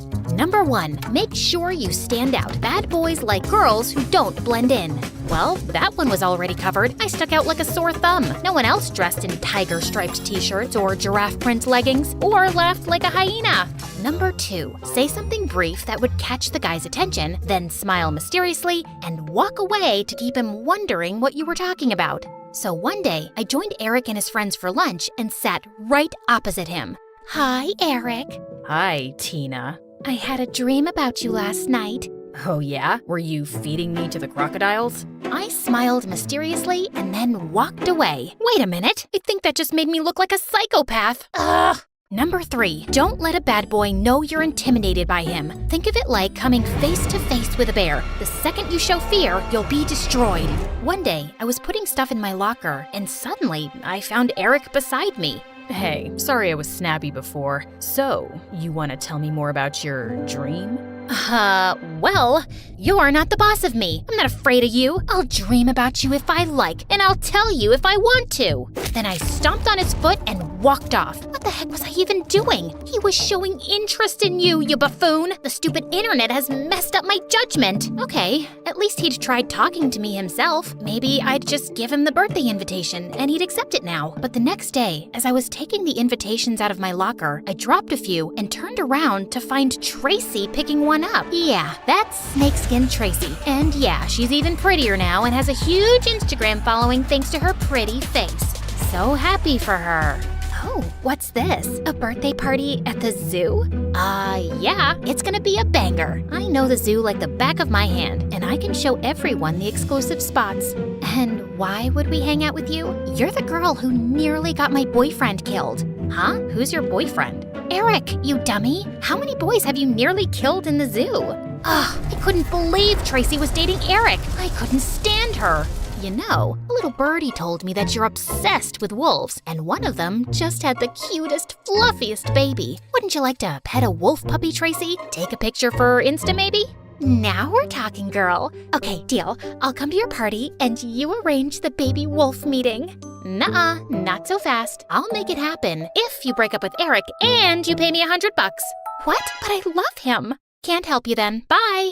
Okay, fine. Consider it done. Here's the money, too. Yeah, I wasn't the nicest back then, but seriously, how sincere could her love be if she broke up with him for a picture? I gave Eric the invitation the next day, and we even started hanging out. At this rate, we'd be girlfriend and boyfriend by my birthday. However, there was just one teeny tiny issue. I might have forgotten to ask my parents' permission for the party. No way! You can't have 20 people over at the zoo. Not after last time. But that was 5 years ago. I know, but I still worry. If something happened, it could cost me my job. But I won't do anything stupid, I promise. It took my parents 5 whole days to give in, but finally they did, and I made sure everyone was familiar with the rules beforehand. No interaction with the animals without my supervision, and of course, they had to bring me presents. Before I knew it, the day of the party had arrived. I had a balloon arch and a huge cake smack in the middle of the zoo, and everyone turned up. Of course, I only wanted Eric, but I wasn't complaining about the pile of presents.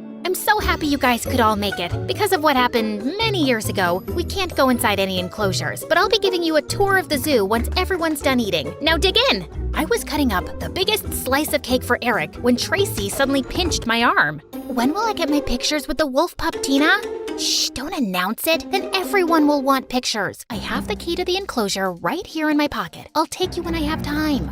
Tracy huffed off to sulk in some corner, and I let her. I was enjoying messing around with her. Oh, also, the keys I had, they were for the harmless mountain goats enclosure. I wasn't gonna repeat past mistakes and put anyone in any real danger, duh. But some 10 minutes later, we heard high-pitched screams, and then Tracy came running like a mad woman. Save me from the freaking goat! Help me! Right behind her, a goat came charging in and slammed right into the food table. The kids screamed and all ran away, including Eric. It was just me and the goat left, and boy, she did not look happy. Come on, Butthead, you know me. I named you Butthead, remember? No? Nothing? Bah, bah. See, I'm your sister. Bah! It wasn't working. Butthead was stomping her foot, ready to charge me. My legs felt frozen, and I really thought that this would be my end, when suddenly... Hey, you, goat, get away from her. Hey, pay attention to me. A boy with glasses I'd never seen before was standing a few meters from me, and he was whistling to Butthead and pulling faces at her. Are you crazy? Don't worry about me. I got this. Just run. I didn't need to be told twice. I ran as fast as I could back to my house. All my guests had left, and my parents were waiting for me, looking furious. We found Butthead back in her enclosure, and the mysterious boy was nowhere to be seen. I had no idea how he'd snuck in or out, but he'd certainly saved my life. Other than that, things were pretty bleak. Yes, she gave me the key. First, she charged me for a wolf picture, then sent me to the mad goat's enclosure. I never gave you the key. You stole it from me. And I've never seen a goat behave like that before. You must have done something to make it so angry. Maybe it's just your face. You have that effect on some people. Trust me. But everyone was against me, even Eric. Well, especially Eric. You're such a weirdo, Tina, and all you do is put us in danger. Just stay away from us. The zoo authorities reviewed the case, and they didn't fire my parents, but they told us we had to move out of there. I was banned for life. We moved into an apartment, and I spent the next week in my new room crying, and also very much grounded, before Dad came to me. I think it's time for you to grow up a bit, Tina. This summer, we'll send you away to a camp where you can learn some discipline. What? And well, that's how I got here. This place is boring. We sleep outside in tents, which are not comfortable, and all we do is study. Fine, sometimes we go swimming in the lake too, but mostly it's just annoying. To make it worse, Tracy was there too. Don't go near Tina. She grew up with animals and has their diseases. She might bite. Don't say I didn't warn ya. Thanks to Tracy, most people chose to stay away from me, and it was lonely. But one good thing about being here was that I had plenty of time to read about animals, which was nice. I'd always been too busy playing with animals to read about them before. I might even become a vet after this. One day, she was poking fun at me again, and I kept trying to ignore her. So, how does it feel to be kicked out of the zoo? Do you miss your four-legged brothers and sisters? Do you miss the stink of animal poop? Do you even know what fresh air smells like? Hey, knock it off and leave her alone. That voice was so familiar, and I turned around to see the mysterious boy from the zoo. Wait, it's you. You saved me from the goat. Yep, I'm Mason, by the way. I've been sneaking in and out of the zoo for ages. I just like hanging out around animals. And that day, I was just roaming around when I happened to see your friend Tracy here stealing the keys from your pocket. So, I took some pictures. You took pictures? Yeah, right. You're lying. They're right here on my phone, but it'll be $5 if you want to see them. Why would I want to see them? How will you know if I'm lying or not? Ugh! Tracy paid up, and Mason really wasn't lying. I spoke to the camp leaders about how her lies had caused so much trouble for my family, and how she was harassing me even now, and Mason backed me up, and Tracy got kicked out. Mason and I became quick friends, and spent the summer together for the most part. He was really nice, and we could talk about animals all day. At the end of camp, I was kinda sad to know I wouldn't be seeing him every day. You see, I developed a small crush on Mason, even though he was a very good boy. I really have grown up. Promise to write to me every week? I will. And when I went back home, I also showed the pictures to my parents, and they apologized for not believing me before. Even my zoo privileges were reinstated, and I could visit anytime I wanted. Mom, Dad, I want to be a vet, and I think I want to change schools. I've looked up a few where they start vet courses in high school. That sounds like a good idea, and it's a very fitting job for you, sweetheart. Things were going well, except that Mason didn't really stay in touch, which made me kinda sad. I was both excited and nervous on my first day in my new school. I didn't know anyone, and I wasn't the best at making friends. Just then, someone came and sat next to me. Hi, Tina. Mason, hi! You're in my class? Or you're in mine. Either way, we're both here. Listen, I meant to stay in touch, and things have just been crazy. I'll tell you all about it, but first, I really missed you. I missed you too. Guess I didn't have to start from scratch after all.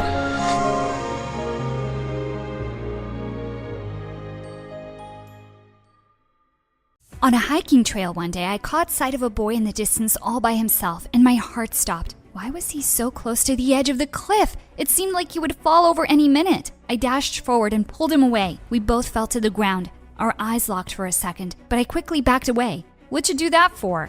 I thought you were gonna go over. I was just trying to take a picture of a really rare butterfly. Thanks for ruining it. I said I was sorry and brushed the grass off myself.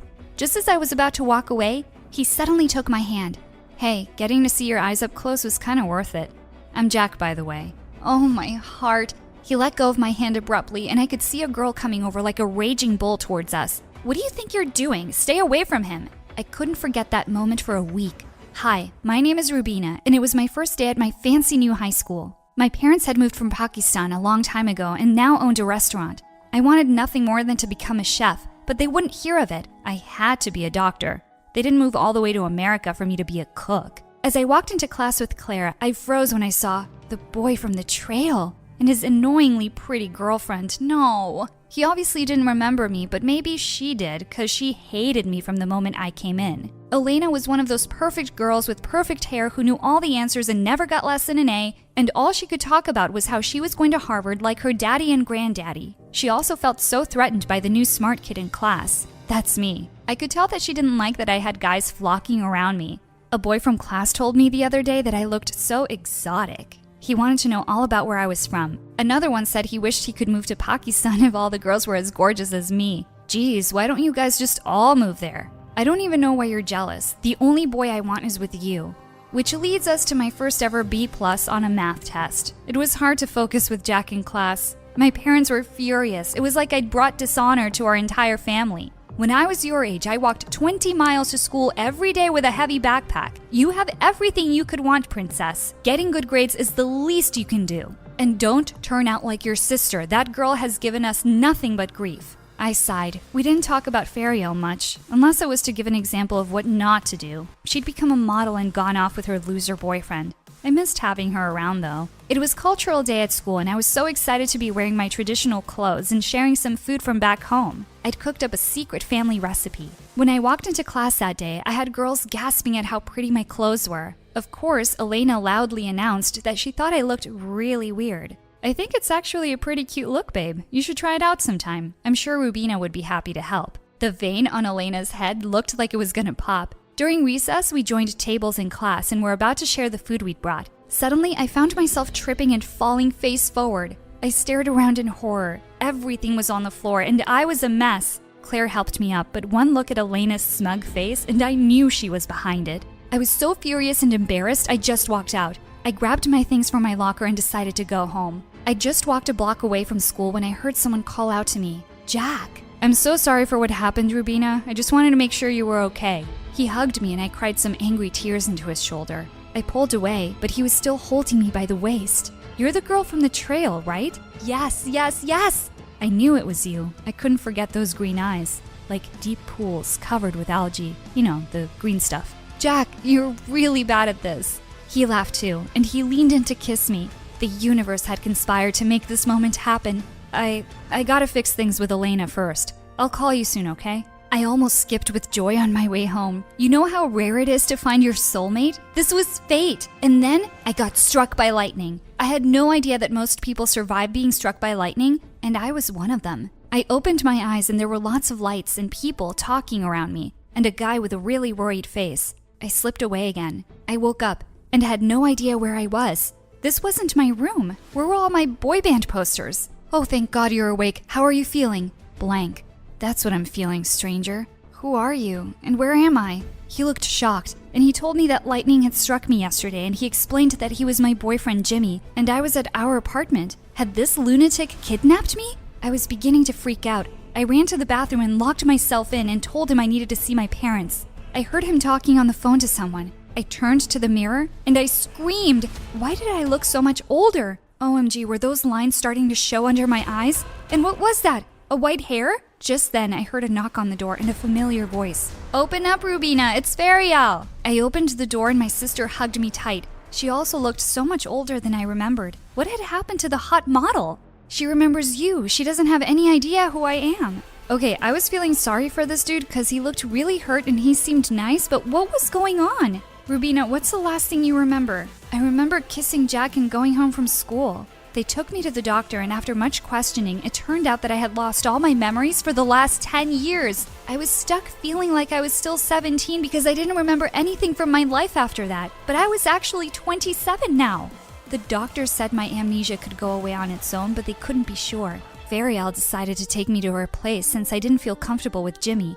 He looked really sad as he put my bags in her car and said he'd come and see me soon with picture albums.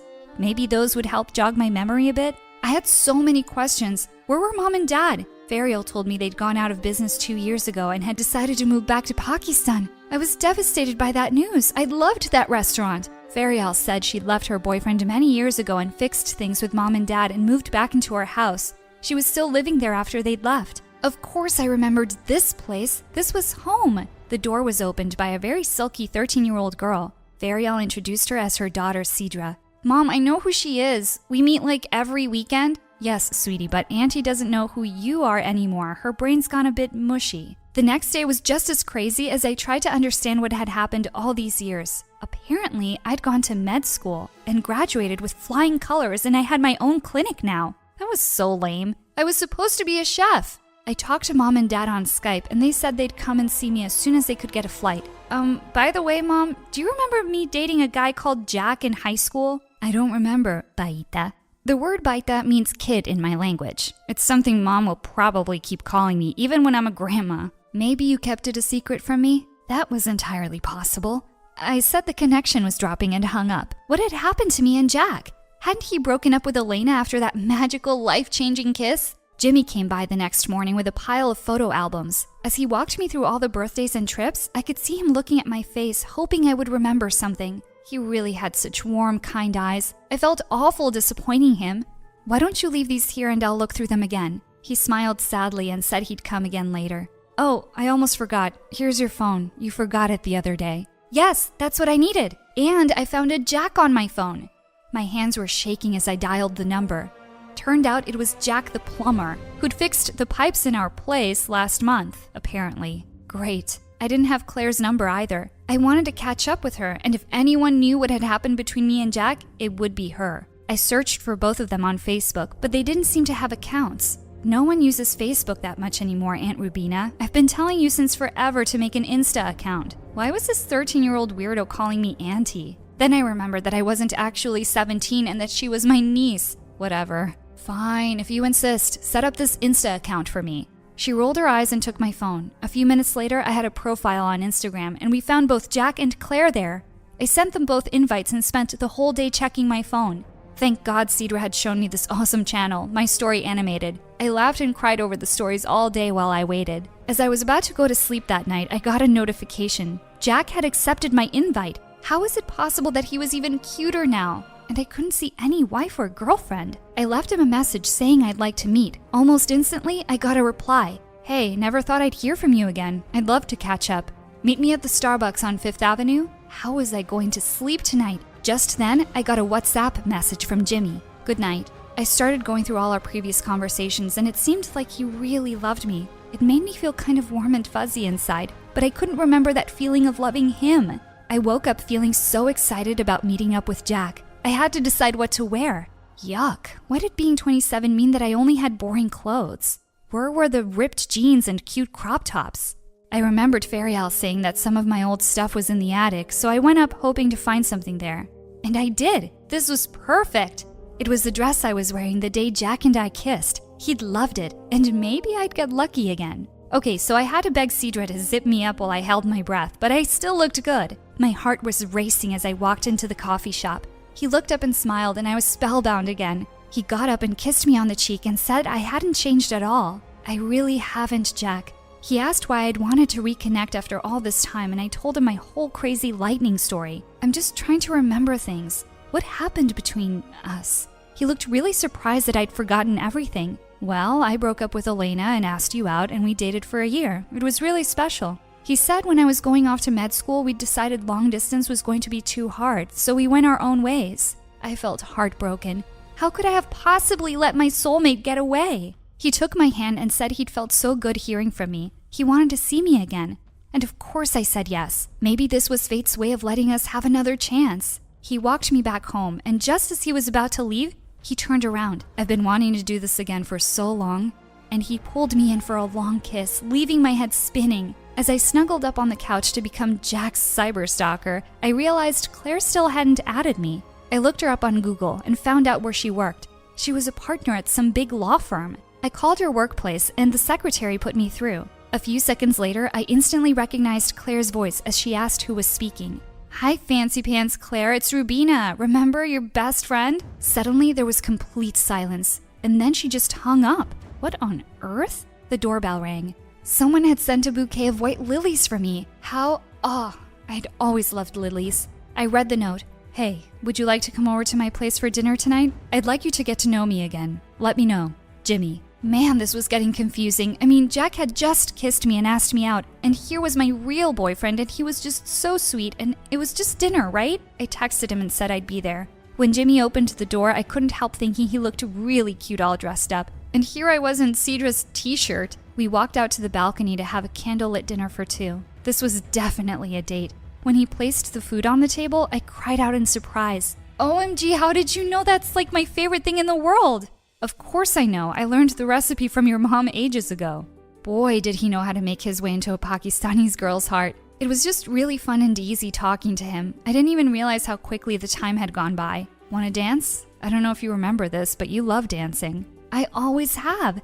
As he pulled me close and we slow danced under the stars, I could feel my heart racing.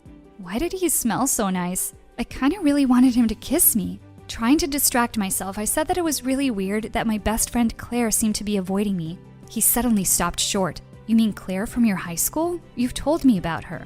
You guys haven't spoken to each other since you graduated. I was really surprised. Why? You said you caught her and your boyfriend kissing at the graduation party.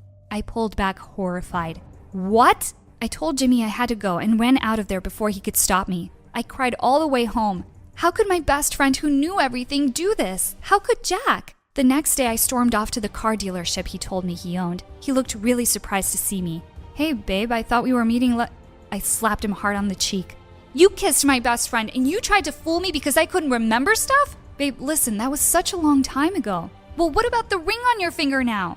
All of his employees were staring at us in stunned silence. I wish I'd forgotten you even existed. Goodbye, Jack. The stupid boy I'd met on that stupid trail was always a scumbag. When I got back home, I tripped over a suitcase and cried out in joy. Mom and Dad were here. As I sobbed and hugged Mom, I thought she smelled like my favorite things in the world, cinnamon and jasmine. Suddenly I felt dizzy, like my mind was spinning out of control. What was happening to me? It felt like my life was playing out before me. I remembered the graduation party, the first time lightning struck me, and my time at med school. And I'd come back. And on the plane ride home, I'd met Jimmy. They say lightning never strikes the same place twice, but it had. It struck me twice. When I was 17 and when I was 27 years old. The first time nothing happened, but the second time it had hit me, I'd lost all my memories of the last 10 years. But now I remembered everything, and I remembered that I'd found my real soulmate. And he was not a stupid high school crush. He was the real deal. And I had to marry him before he ran away. I told everyone I had to do something really important, and I rushed out. I just had to make one stop on the way. Jimmy looked really surprised to see me at his door. That night when I got struck the second time, I was going to ask you to marry me. I kneeled on the ground and I said, Jimmy, would you marry me? And I handed him the ring I bought before I lost my memory. His jaw dropped open and he said, you remember me. And he just pulled me in tight and hugged me. He said in my ear, there's nothing I want to do more than marry you, Rubina. Hey there, I'm Sandra from Italy. Please like and subscribe. I live in Rome, but I couldn't see anything of this beautiful city for years. Ever since my dad ran away when I was only 8 years old, my mom locked me up in my room for no reason. You should have been home 2 minutes ago, young lady. Your bracelet doesn't match your school uniform. I told you to brush your teeth in circles. Phew. She never told me why Dad went away or where he was, not even if he was still alive. But I can tell she loved him very much. Maybe she locked me away because I reminded her of him. I don't know. She barely looked at me when having breakfast in the morning, and when I came home from school, she immediately found a reason to send me up to my room. And stay there. I began to blame myself for Dad's absence and Mom's bad mood. Maybe I made so many mistakes in the past that he couldn't take it anymore and he just ran away from us. I was so insecure that I didn't talk to anyone in school. And when somebody talked to me, hey, what's up? It took me so long to think about the right answer that people thought I was mocking them and eventually stopped talking to me at all. My mom didn't have to send me up to my room anymore. I went there all by myself and stayed there the whole day. Maybe Mom was disappointed, but now she just dropped breakfast on the floor in front of my room and disappeared into her own room to work at the computer. I never felt so sad in my life until one day I spilled my tea on my bed and took away the mattress to blow dry it. What's this? It was a poem, and my dad wrote it, for me. I just couldn't believe it. The poem was quite sad, but I felt happier than I ever had before. I danced through my room and read it over and over again until I knew it by heart. Only when I bumped into the mattress, stumbled over the teacup and fell, I realized I was gonna be totally late for school. So many mistakes, again. No, I'm sorry, Dad. I panicked, grabbed my bag, and ran out of the house to catch the next bus. With my head hanging down, I got on the bus, which obviously was empty because everyone was in school already. I just slumped down on the seat, mumbling to myself. I was startled when I heard someone play a cool jazz tune on the saxophone. I turned around and found that the bus actually wasn't empty. On the last seat in the back was a girl, maybe 2 years older than me. She had sliced and slashed her school uniform into a punk outfit, just lounged around in the bus like she was home and played her saxophone, all while being late. Awesome! I just couldn't take my eyes off her. Then she looked at me and stopped playing. What's up, sis? Why did you stop, miss? The girl smiled. I couldn't believe what I just said. Did I just rhyme on the fly? Did I inherit this skill from my dad? I guess I wanted to appear cool to her, but I immediately turned red like a tomato. But she just laughed it off and told me how funky I was. Nobody ever told me something nice like that. I'm Romana, by the way. Just call me Rome. How cool is this? I was just blown away. By the time we had to get off the bus, we had already become friends. She was such a great inspiration. I even cut my hair and changed my look, and my confidence increased a lot. I started to set the clock so I would be awake before my mom. I prepared my own breakfast and just left a note on the table before leaving. Don't you worry, I'll be back in a hurry. I don't know if Mom was happy to finally see me grow up a little. I don't know if she was able to be happy at all. But from then on, she stopped blaming me for everything and sending me to my room. She even looked at me from time to time. She never smiled, but I didn't care because I had a new friend, a new look, and people in school started talking to me again. You, changed a lot. And it's not even all I got. Do you know who that was? I guess a boy without any flaws. Well, you see, Miss Rossi, I found a poem in my bed, and when I read it, my mattress was like, attacked me, and I was only feeling comfortable talking to people when rhyming. It was my only skill, and I desperately wanted to avoid being a nobody again. I didn't even realize I scared off the most popular boy in school, Valentino. When did the Roman Empire end? In 476, it was totally spent. I just couldn't let it go. 2 weeks passed, and people stopped talking to me again because it was impossible to have a normal conversation with me. And when I tried talking to others, hey, what's up in the cup? They just ignored me. And there I was, back in my room, being a nobody again. And I really didn't like Mom's sad, I knew it all along face. I watched some MSA videos on my phone and didn't hear the doorbell ringing. Sandra! Sandra! When I rushed down to open the door, I was very happy to see Rome, the only person I could talk to in a normal way. And don't you dare play that horrible instrument in here. She came to ask me what was wrong, so I told her about the poem and about my dad I knew so little about. You gotta confront your mom, sis. Ain't no other way. Well, you just met her. Listen, if I had a mom, I'd talk the living daylights out of her. I was shocked and asked her what she meant by this. Rome told me she was raised in an orphanage and never knew her parents. She told me that she was even bullied for being sad, that she got used to being all alone, and all she had was the jazz music coming out of the nurse's room, who didn't care about the orphans. Now she's living with an elite foster family who never approved of her playing the saxophone and doesn't treat her like a daughter at all. Want to know why I play the sax all day? I was so sad, I couldn't even nod and just looked at her with tears in my eyes. Because it's my only friend, and it tells me beautiful stories. But you got me now, Rome. Gotta go, sis. Just talk to your mom, okay? Now Rome had tears in her eyes too. She stood up and left my room. Before she left the house, she used her saxophone to wake up my mom, who had fallen asleep in front of her computer. Mom was furious and stormed into my room, thinking Rome was still there. Didn't I tell you to— Where's that crazy girl? I mustered all my courage, handed her dad's poem, and asked her to tell me everything she knew. She read the poem, looked at me with a stern face, then told me to come down to the living room with her and made me sit on the sofa. She went to the basement and came back up with a huge box in her hands. Without saying a word, she dropped several thousand letters on the floor and looked down at them with her arms crossed and her lips pressed together. My dad wrote a letter every day for 7 years, and not one of them was opened. I took them to my room and opened them all. Reading them took me 4 days straight without any sleep. My mom didn't even make me try to go to school. The letters were full of beautiful poems, dried flowers for Mom, and cute little drawings for me. He wrote how much he missed me, asked my mom to let him come back, and apologized for running away. But none of the letters mentioned the reason why he ran away. My head was spinning when I finished. Where are you, Dad? I had to ask my mom, and I felt so bad for Rome. I didn't call her the whole time. But before I could even grab my phone, I fell asleep. The wonderful smell of fresh blueberry muffins woke me up in the afternoon the next day. Rome was sitting on the edge of my bed, holding them under my nose like smelling salt. I am so glad you're alive, sis. Rome told me my mom had let her in to make sure I was all right during the last 4 days, but I wouldn't even notice her peeking into my room. I hugged Rome tight before gobbling up 3 muffins in 2 seconds. You should consider taking a shower. You know, now that the muffins were gone, I realized they smelled a lot better than I did. Suddenly, my mom stepped into the room. You should consider taking a shower, you know. It was just impossible to keep myself together. I leapt up and grabbed my mom by the shoulders. For the first time in years, my mom embraced me and didn't let go until I calmed down. She did love me. Where is Dad? Why didn't you open the letters? Why didn't you show them to me? Why didn't you let him come back? I gotta go practice, ladies.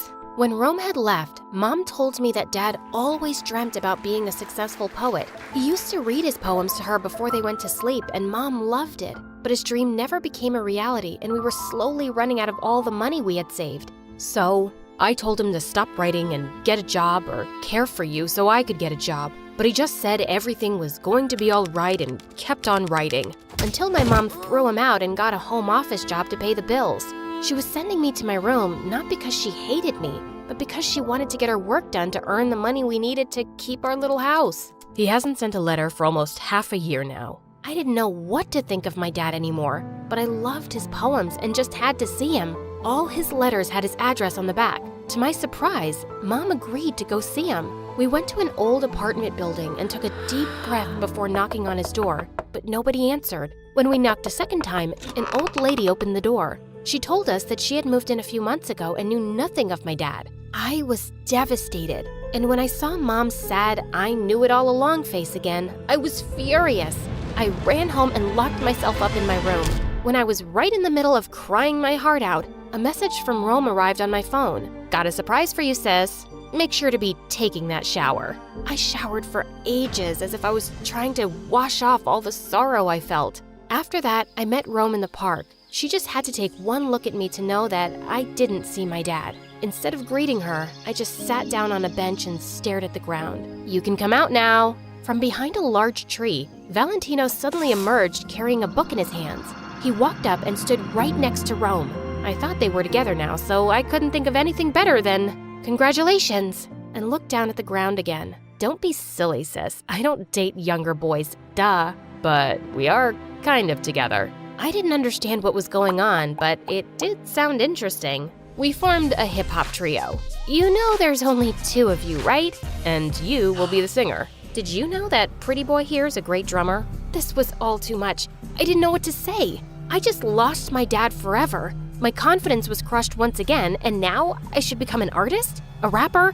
Performing on stage? Life's too short to hide away, sis. But we need to know if you still got it. When Valentino opened the book, I realized it was that new bestseller we were supposed to read for school until tomorrow. A book I forgot to even get because I was too busy reading poems and going through all the emotions in the world. I'll read something, and you'll rhyme on it. There was no rhyming challenge that could ever put me on the spot. So I stood up from the bench, took on a battle pose, and commanded Valentino to begin. Fixed by occluded revelation, but freed from the flow of speculation. Wow, did I say that? Reading all my dad's poems must have made me even better. Rome and Valentino were super excited and both hugged me tightly. While Rome laughed, Valentino blushed a little and tried to cover it up by giving me the book along with the summary he wrote. As I took it and our hands touched, it was my time to blush, which made Rome laugh even harder. Things went kind of smoothly after that. Valentino, Rome, and I became very close.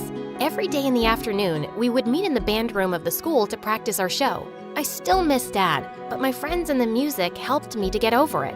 And I thought, if he stopped caring about me and Mom, he just doesn't deserve us. When the school year was nearly over, it was finally time for the concert. My knees were shaking when we stepped onto the stage to perform open air for the whole school. Time to shine, sis. Got your back with my beats, Sandra. You'll do great. I looked for my mom and found her right in front of the stage like a real fan. She looked back at me, arched her eyebrows, and pointed to the man standing next to her. My heart skipped a beat. It was Dad. He must have kept an eye on me the whole time. Our show was a great success, and the freestyle encore blew everyone away. It turned out that my dad was the author of this best-selling book we had to read for school. He published it under a pseudonym so he could have a quiet life with us. After the concert, he showed me and Mom his beautiful new house in the countryside. When he offered us to live with him again, my mom put her arm around my shoulders and finally smiled. We'll think about it. Mom! Well, she knew she couldn't do this to me. And when Dad showed her the home office room he already arranged for her with all the latest technology stuff in it, she just played hard to get for a second and then happily agreed. Valentino and I helped each other out in school and eventually became a couple.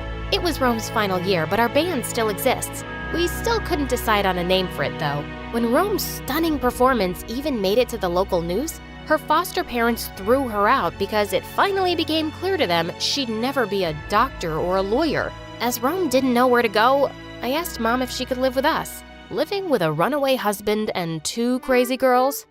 Glad I have my own room. I forced us all into a big hug, saxophone included. And that was my story. Thanks for watching. Ciao from Sandra.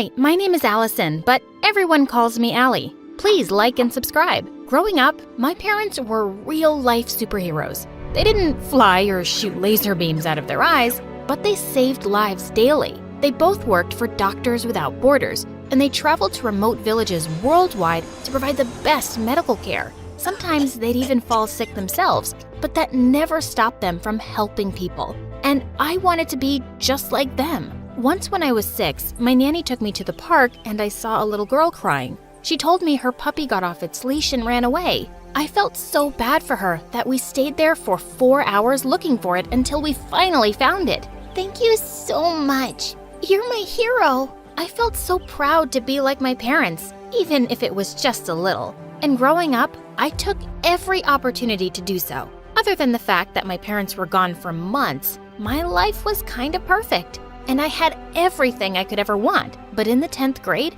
everything changed forever. One afternoon, I was in my room watching some MSA videos on YouTube when my parents returned from a trip to Venezuela. As I hugged them, I noticed a girl my age standing behind them. She was small and thin, and she held a cane as a walking stick. She also wore very large headphones and looked bored. My parents welcomed her in and then turned to me. Honey, this is Gabriela from Venezuela. We adopted her. She's your new sister. We know this will be an adjustment, but just think of this as the new chapter for us as a family. What the heck? An adjustment? This was a bombshell. You didn't think to mention it before now? ¿Qué está diciendo? Está hablando demasiado rápido. Does she speak any English? How am I supposed to, talk to her? Puedo hacerle un dibujo si eso ayudaría. She wants to draw you a picture. Gabriela pulled out a small notepad and drew a picture of a girl riding a cow. Ah, ya, la niña soy yo y la vaca eres tú. She pointed to the cow and then to me. Then she pointed to the girl and back at herself. Did she just call me a cow? No, she's just excited for you guys to play with each other. We didn't even have an extra room, so it turned out she'd be sharing mine. My parents had lost their minds. Here, you should take my bed, and the mattress might not be that comfy. Gracias, hermana. Si te sientes incómoda, ni siquiera me importa. You're welcome, I guess. On Monday, my parents enrolled Gabriela in my school. I had to babysit her the entire day. I was late to every class because she couldn't walk very fast, and explaining the situation repeatedly to the teachers was exhausting. It was also hard to communicate with her. And at home, sharing a room with her was awful. I had no privacy, and she snored. I hugged my pillows around my head, but nothing helped. I wanted to scream. When I couldn't take it anymore, I went downstairs to sleep on the couch. I was just about to doze off when I got a text from my boyfriend Trevor. Hey, wanna go out for a walk? I'm outside. We'd met a couple of months ago when we signed up for a karate class, and we'd been inseparable ever since. I quickly got dressed, making sure to be as quiet as a mouse and not wake up anyone. Then I slipped out the window and ran down the driveway. As soon as I saw him, I jumped into his arms. You will not believe the day I've had. Try me. We began walking down the street hand in hand, and I told him everything. By the time I finished my rant, he hugged me and offered to translate for me at school to make things easier with Gabriela. At least someone was on my side. When I got home, I was relieved that everyone was still sound asleep. I peeked over at Gabriela, and I noticed some papers lying underneath the bed. When I checked them, I saw she'd worked on some pretty advanced math equations. She even scribbled out the parts where the teachers had made mistakes. Wow, this girl was a genius. Suddenly, I had an idea. The school hosted a huge math whiz competition, and the grand prize was a full scholarship to university. If she won this, she'd be set for life. And if I helped her, maybe we'd be on better terms with each other. The next day, I signed her name up and looked for her everywhere to tell her the news. I finally found her on the playground with Trevor. When I came over, Trevor put his arm around me, and suddenly her face dropped. Okay, good, you've met. Babe, I need you to tell her some amazing news for me. I excitedly told him everything, and before he even finished translating, Gabriela exploded. ¿Hiciste qué? Wait, was she mad? Why are you butting into my business? Shut the front door. So wait, you suddenly speak perfect English? Why have you been trying to lie to us this whole time? Gabriella suddenly looked so mean. Just to bother you, because I can? And how dare you sign me up for something without even asking me? I was just trying to do something nice for you. Well, stop. I don't need anything from you. With that, she stormed off. And I was shocked. I tried to tell my parents that she'd lied about not knowing English, but they were so in love with her, they didn't believe me. Come on, honey. Why would she do that? I know it's hard for everyone to adjust, but try and be more cooperative, please. Are you freaking kidding me? Whenever she was around them, she acted all sweet and innocent. But every time they left the room, she was a totally different person. Your parents didn't believe you, did they? Gosh, they're so stupid. Hey, don't talk about them like that after everything they've done for you. So what? Now they're some kind of heroes and I should worship them for saving a poor little girl like me? Well, I didn't ask for it. They just did it to feel good about themselves. As she walked off, I was stunned. This girl was really something, and she seemed to hate us all. I had to find a way to show my parents the truth. At school, I noticed that Gabby would often sneak off during lunch, so I decided to follow her one day and see what she was up to. I found her sitting in the music room by the piano. She was playing a soft tune, and I had to admit, she was really good. That's beautiful. What do you want? Answers, mostly. An apology would be nice too. You're not getting one. Can you please leave me alone? Why are you hiding out here? It's quiet, and people don't stare at me or pity me. Just then, she winced in pain, and I saw her rubbing her leg. Does it hurt a lot? All the time, but I don't want to talk about it. Okay, fine. And listen, I'm sorry for butting in about this competition, but I've seen your work, and you could actually win this thing. Think about your future. Don't do it for anyone else. Why do you even care? Believe it or not, but I think we're a lot alike. We're both stubborn, headstrong, and not easily scared of a challenge. In a perfect world, we might actually be friends. I doubt it, but I guess getting some independence won't be so bad for me. You've got nothing to lose, right? When the competition came around, Gabriella aced it. She solved all the questions and left everyone else in the dust. My parents, Trevor, and I cheered her on happily as she received her award. And later at dinner, Gabriella even confessed about lying to everyone. I'm really sorry for not being honest. I don't know what came over me. Although Mom and Dad were shocked to hear her perfect English, they accepted her apology happily. They also apologized to me, and I felt so relieved. The next week at school, she was on cloud 9. Everywhere we went, people complimented her. I even noticed her flirting with the school's heartthrob at lunch. I was glad her confidence was so much better, even though I'd noticed she'd been limping more lately. Everything seemed to be going smoothly until one day when I was heading to class and I overheard the guy laughing with his friends. Being with Gabs is so cool. She's super nice and everything. But what's really cool is that she's doing all of my assignments for me. I'm getting A's for the first time ever.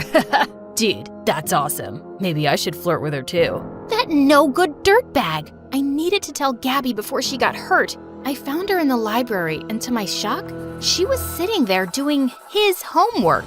You need to throw that in the trash. That guy is no good. ¿Qué? I overheard the jerk bragging to his friends about how he's got you doing all his homework. So, I want to help him. He's nice, and I like him. He's just using you, Gabby. You can't let him treat you this way. Are you telling me he's too good for someone like me? And he couldn't possibly like me for me? No, that's not what because I'm the freak with the disability, right? Why would you even think that? I've been trying every day to bond with you, but you're so difficult. What is your problem? Everything. I hate it here. I'm just this charity case you parade around to tell people how good you all are. You don't really understand me, and I wish I'd never come here. I couldn't believe her. After all this time, I thought we'd gotten past that, but I guess not. Well, if you're so miserable, then go. Who's stopping you? Nobody. Suddenly, Gabriella began to cry, and before I could say anything else, she stormed off. I tried looking for her once I'd cooled down, but I couldn't find her anywhere. I called Trevor, and when I told him what had happened, he came over immediately. I went too far, and I didn't mean it, really. She's just so frustrating. I think she's just hurting a lot more than she's letting on. Let's go find her. We searched for hours all over the neighborhood. Soon it started to rain like crazy, and I was so worried about her. But we finally found her sitting in the park. She was drenched and shivering like crazy, so I quickly wrapped my jacket around her. I'm not sure what's going on with you, but I think it has less to do with me and more to do with this. I picked up her cane. Gabby looked at me with tears in her eyes. It's so unfair. I'll never be a normal girl like you. That's not true. Whatever's going on, Gabby, we will handle it together as a family. Why would you even want me? I'm just a big mess. That's why no one's ever wanted me. We want you, stupid, but you have to stop pushing us away. I'm not getting any better. I'm just a huge burden. No, you're not. You'd know that if you took a second to get to know us. Please, just come home. I held out my hand to her, and when she took it, I hugged her tight. We're a family now. Get used to it. The next day, we took her to the hospital, and after many tests, Gabby was diagnosed with a rare muscle condition. The doctors started her treatment, and she had to be at the hospital for a few weeks. I stayed by her bedside every day, refusing to go home until she did. Don't worry, baby. We'll make sure Gabby gets the best possible treatment. She's going to be fine. She still needed months of physiotherapy, but we could finally take her home. Mom and Dad had decorated the living room with a huge sign that said, "Welcome home." Trevor was also there, and a few friends she'd made at school. Gabby looked so shocked when she saw everyone, and I could tell that she hadn't expected such a big welcome. Thank you all for this. I guess I will just have to learn to live with you all being so annoyingly affectionate. Yeah, that's how we roll. And you're stuck with us for good now. I think I like the sound of that very much.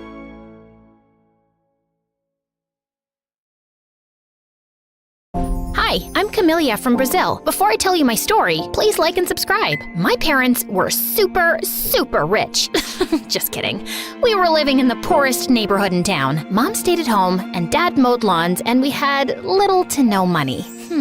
Maybe I should have subscribed to this channel and tried to win $10,000. Hey, you should try that. Subscribe to MSA today, and you could be the lucky winner of $10,000 in just 7 days. Fingers crossed. But anyways, being poor didn't stop my parents from spoiling my younger brother Pedro rotten. You see, Pedro was a genius. By the time he was 8 months old, he could say his alphabet and count to 100. By the time he was 2, he was doing mathematical equations and solving puzzles. Our baby is a genius. He's going to make us so proud. And what am I? Chopped liver? On my 5th birthday, instead of the princess house with the car and pool I wanted, Mom stitched me a doll from old clothes. We just don't have the money, sweetie. But Pedro received a brand new remote control car. Sweetie, we had to get Pedro something as well. That wasn't even the worst of it. Pedro was allowed to go to school, and I wasn't. My parents said it was because Pedro had a special gift, so they used all the money they had to send him to a private school for gifted children, and they couldn't even afford books for me to go to a public school. Life was so unfair. I felt so invisible. The only time my parents saw me was when they wanted me to do some chore around the house. Over time, I just got used to it. And since I couldn't read books to myself, or I didn't have a phone to watch videos, I started to sew to pass my time. Camellia, what did you do to my curtains? I fell in love with creating new things from old stuff, and I wanted to become a fashion designer. Because of how differently my parents treated Pedro and me, we never grew up close, and he always saw me as his slave, even though I was older than he was. Clip my toenails, clean my shoes. When I was 11, I begged my parents to send me to a sewing school. Mom, Dad, I deserve to be able to follow my dreams too. They don't have the money to send you to some stupid sewing school when they're going to send me to the most prestigious college in the country. I'm sorry, Camilla, but we have to support the child who has greater potential and will make the family proud. With that, Mom and Dad just walked away as Pedro stood there with a stupid smirk on his face. Oh, I wanted to smack him hard. It was then that I decided I'd do whatever it took to get myself into a sewing school. I tried to get a job, but nobody wanted to hire an 11-year-old, not even as a clown for a birthday party. When I was 13, things looked as though they were turning around, and I finally landed a babysitting job. But when my parents found out that I'd been neglecting household chores because of it, They were furious. I was grounded for 2 months, and Dad tore up all my designs that I had stuck on my bedroom walls over the years. I was devastated, but a tiny part of me refused to give up. I had to be smart. This time, when I drew, I hid my drawings under the floorboards of my bed, and when Mom sent me to the supermarket, I'd pass by the wishing fountain and take all the coins. Don't give me that judgmental look. But after 3 years of saving those coins, it still wasn't enough. Luckily for me, my life took an amazing turn when I turned 16, and that set things in motion for me. One day, while drawing in my room, I was so focused that I didn't see this girl peeking in at me through the window. Wow, that looks amazing! Ah! I toppled out of my chair and fell to the ground. The girl then did a backflip through my bedroom window and came in. Did the circus come to town? What do you want? Did my parents send you to spy on me? No, silly. I'm the new neighbor, and I didn't even let her finish. I just picked her up, threw her out of the window, and closed the curtains. As much as I wanted a friend, I didn't want anyone to know that I couldn't read or write. What would she think of me? But that didn't stop the crazy backflip girl. Over the next few days, she did everything she could to get my attention, even juggling 3 cats while she balanced a mug of water on her head. What a weirdo. One day, I decided to take a shortcut home because I had seen a lady with the most amazing outfit, and I wanted to get home and sketch it. Just then, I heard a man yell behind me. Watch out! As I turned, I saw a huge crane ball coming my way. I froze in place, but luckily for me, someone pushed me to the ground just in time. Girl, are you crazy? This is a danger zone. Can't you read? Oh God, I was sweating like a bald man in spring. Can you read? I sighed heavily and shook my head. That's okay. I can't draw amazing fashion designs like you can. Let's go and grab some ice cream. My treat. While eating the ice cream, crazy backflip girl, Sophia, told me that she had moved next door with her parents and older brother Harrison. Also, that Harrison was a rotten egg and always got himself into trouble. She also told me that her father lost his job after his boss accused him of stealing money from his office and then blacklisted him so no one else would hire him, while her mother worked as a maid for some rich lady. I told her that my parents hated me and wouldn't even let me go to school while they treated Pedro like he was a prince. What do they think this is? The 16th century? No girl left behind. Woman power!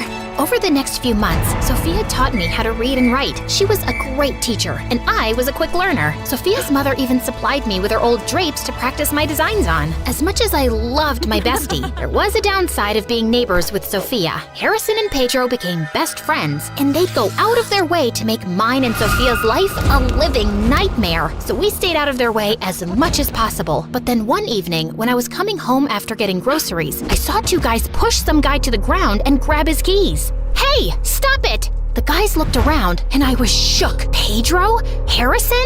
Let's get out of here! They hopped into the car and sped off. Was Pedro crazy? That night, I cornered Pedro in his room. What the heck was that stunt you pulled today? What I do is none of your business. You're my younger brother. Of course it's my business. If you tell Mom and Dad anything, I'll tell them that Sophia has been tutoring you. I couldn't afford to lose Sophia's friendship. So, I kept my mouth shut and kept a close eye on Pedro. I found out that he'd been failing his subjects in school, and he was missing classes to hang out with Harrison and his goons. I was so frustrated that I thought my head was going to explode. Maybe you should start a podcast to ease some of your frustration. Talk to strangers about my story? That'll be weird. Sometimes strangers make the best listeners. That night, Sophia helped me set up an anonymous podcast using her phone. I went by the name Raven, and it felt so good to get so many things off my chest. But what felt even better was reading the comments encouraging me to follow my dreams despite my parents' unfair treatment. They even encouraged me to open an online store and set up a GoFundMe to get started. And soon, my clothes were being sold faster than I could make them. Yeah, I set up a secret workshop in Sophia's basement where I worked at night. Over the next 2 years, it was a roller coaster. First, Harrison was arrested for pickpocketing, and his father shipped him off to the Navy. When he left, Pedro got 100 times worse, and he was even kicked out of school. And he continued to hang out with the wrong crowd, and my parents always made excuses for him. But my life was super awesome. I saved up enough money to get into the most prestigious fashion school in the country. The only thing left to do was to send in my application, which required me to create any design of my choice. You've got this, bestie. I'm rooting for you.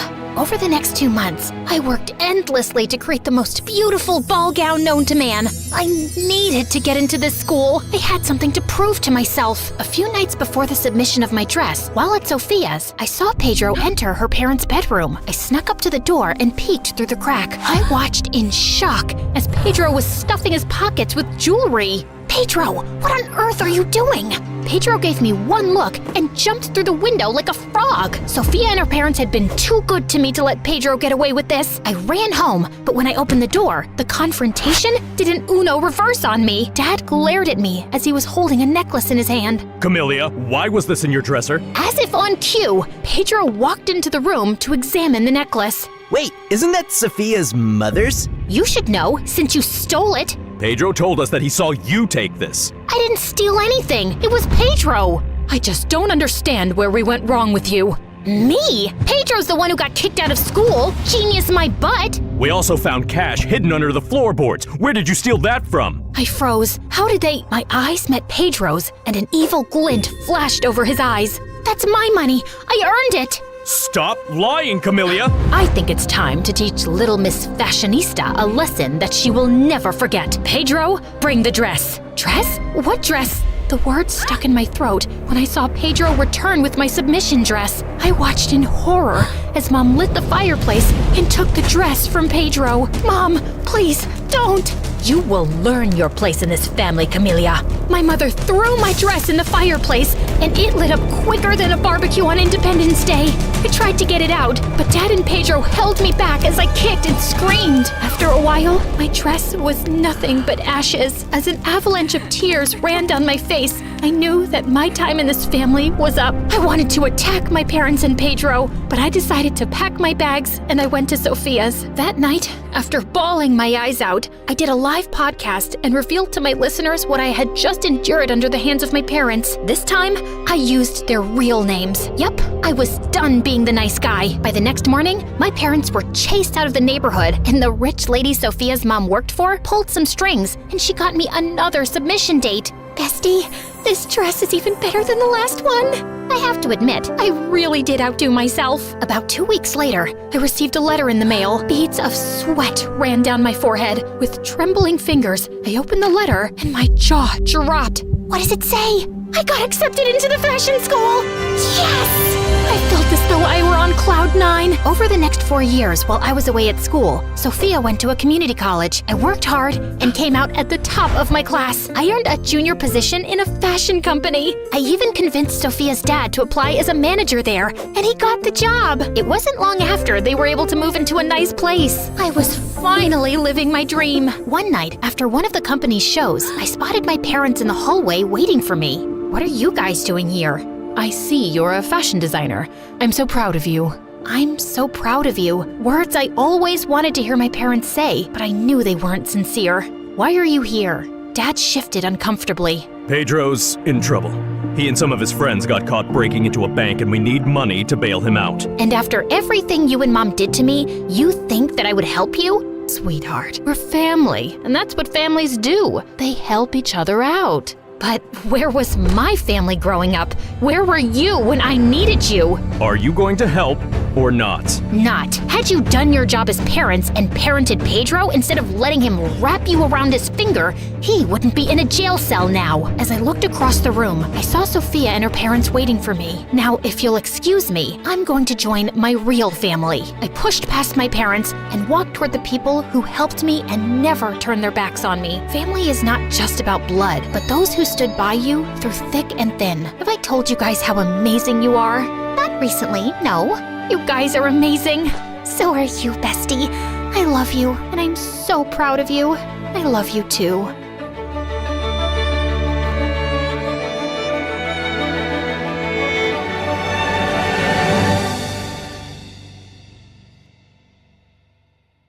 Hi everyone, my name is Summer. Please like and subscribe to MSA. I come from a poor family where my single mom used to work in fields for rich people. And since I was the eldest daughter, I always tried to help her out. Except I was kinda slow and really clumsy. Honey, can you go pick up those baskets for me? Sure thing, Mom. Oh, ouch! I'd destroy more things than I'd fix. You're sick, Mom. You should rest. I'll feed the cattle for you today. Oh no, wait, Summer. No, shh. You can thank me later. But as soon as I went near the animals, I stepped on a cow's tail and sent them all running around in panic. Just then, my BFF Jackson showed up, laughing like crazy. I guess that adds to another of your achievements this week, Summer. Shut up and help me. Jackson's family had lived next to us for years, and we'd grown up really close. And since he was a freaking genius, he'd help me study while I just tried to sleep my way out of it. At school, all the girls drooled over him and came to me to put in a good word for them. Can you give these chocolates to Jackson and ask him to come to our party? Nah, I got a test. You can eat them all. Really? The girls would hate me for being his favorite. And likewise, I adored him too. He was really hardworking and had part-time jobs to support his mom, who was sick most of the time. One day, I went over to check on his mom, and he was surprised when he came home. Summer, what are you doing here? I knew you'd be working late shifts, so I thought I'd help out. I am so lucky to have you in my life. I love you. Suddenly, my eyes went all wide. What, you don't like me? Oh, no! I mean, yes, I like you a lot, but I thought you were too perfect and wouldn't like someone like me. You're the most beautiful person, both inside and out. Summer, I don't just like you, dummy. I love you. After that, Jackson and I started dating, and it was really fun. But over time, things started to get tough. Jackson's mom got sicker, and he became super stressed and started working more part-time jobs. He'd be so busy that I'd barely get to see him. So one day, I decided to stop by at the ranch where he worked. But when I got there, I saw Jackson's clothes were all muddy, and a bunch of kids our age were messing with him. How dare you touch me, you filthy rat? I didn't touch you on purpose. I was just trying to save you from falling. But suddenly, the girl slapped Jackson hard across his face, and I just couldn't watch him being humiliated like that. You jerks, leave him alone! I jumped over the fence to save him, but I ended up landing in a puddle. Ugh. The other kids started laughing, and Jackson pulled me away quickly. But the next day, Jackson came to my place with the most extraordinary request. Summer, if I asked you, would you date the guy I work for? What? You want me to be someone else's girlfriend? No, I just want you to pretend. Why would you ask me to do that? And do you mean one of those jerks who was bullying you? Just hear me out. He asked me if I could get him a fake girlfriend in exchange for a lot of money. Summer, you know I'd never even think of such a thing if I didn't really need it. Mom needs that surgery soon. So, you'll put me up for sale? No, don't say it like that. It's just like any job. It doesn't mean anything more. Please, help me. I knew his need was genuine, but this was insane, and I refused. The next few days, Jackson kept texting me to apologize, but I didn't want to talk to him. Until one day I came home, and Mom told me that Jackson's mom had been admitted to the hospital. I went there as fast as I could, and it broke my heart to see how defeated Jackson looked. And I decided to go along with the fake dating plan. I was gonna get him that money, and maybe even teach those jerk kids a lesson. When I told him I'd do it, Jackson was shocked. Are you sure, Summer? Yeah, I'm sure. I can't thank you enough. You're the best. The next day, I went to see that guy Aiden at his ranch. Interesting. Aren't you Jackson's girlfriend who tried to save him that day? That was brave of you, although you looked pretty stupid. Also, you don't find it weird that he has no problem with you dating another guy? What? No. Jackson and I are just friends. Wow, you're one amazing friend. So you're single then? Yeah, but don't get any ideas. I'm only here to be your fake girlfriend. And as far as you're concerned, I'm like gay. I see you and I feel nothing. In fact, I look at you and I want to puke. Yuck. Oh, really? How are you going to be a convincing fake girlfriend for me then? 'Cause I'm a top-class actress and I've played major roles in school plays. I played Juliet once, and in the end, I laid so still, some people actually thought I'd died. Pretending to be your girlfriend will be a piece of cake. Why do you need one, though? Is it hard to find someone to actually like you? None of your business, girl. And I might regret this deeply, but you're hired. He told me he was going to enroll me into his school, and we had to make everyone believe that we were super in love. But I wasn't going to make this easy for him, especially after the way he and that girl had treated Jackson.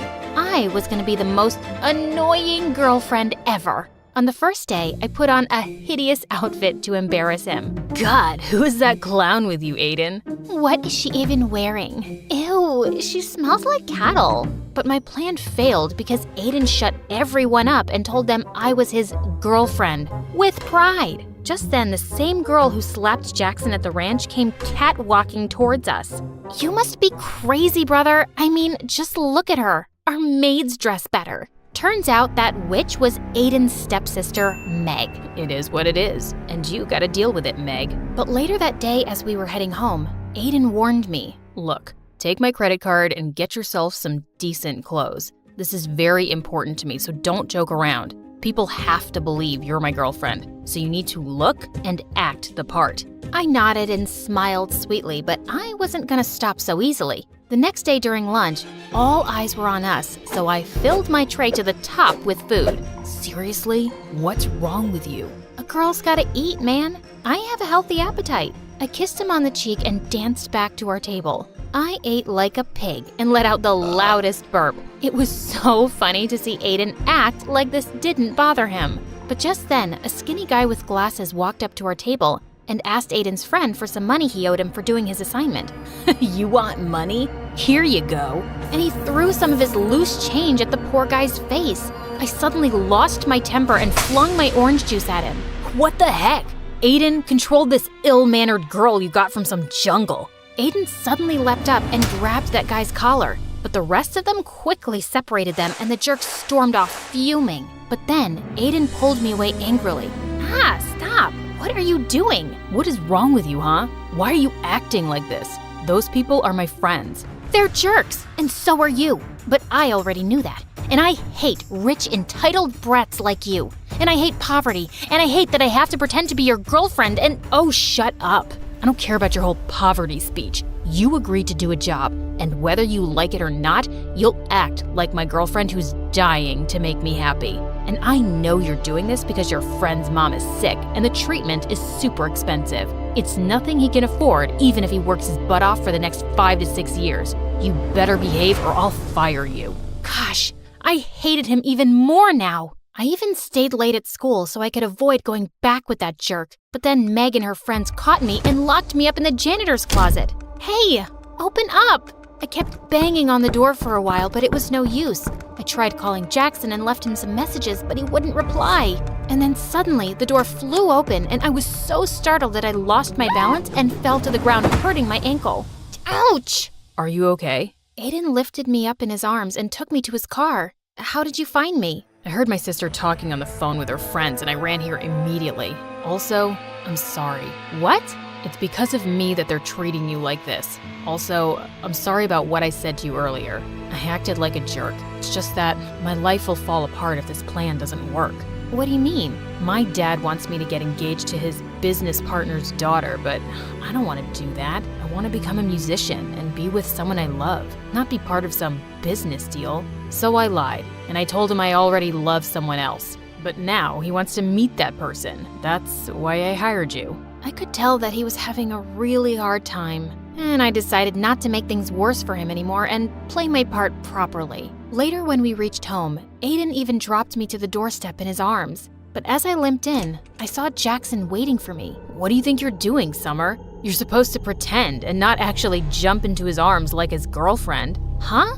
I hurt my ankle and he just helped me. You could have just walked. What? I'm doing all of this because of you in the first place, and you're being so— Okay. Don't get mad at me, please. It's just that I love you and I got kind of jealous, and I'm sorry, okay? It felt kind of weird, but I could understand his jealousy. And now, I just wanted to get this job done as soon as possible. My weird and clumsy habits would come in my way often, but Aiden didn't make me feel bad about it. And I discovered that he was actually a nice and kind person. Once when he was dropping me off at home, he suddenly dialed someone's number and wished them a happy birthday, warmly. That was my old nanny.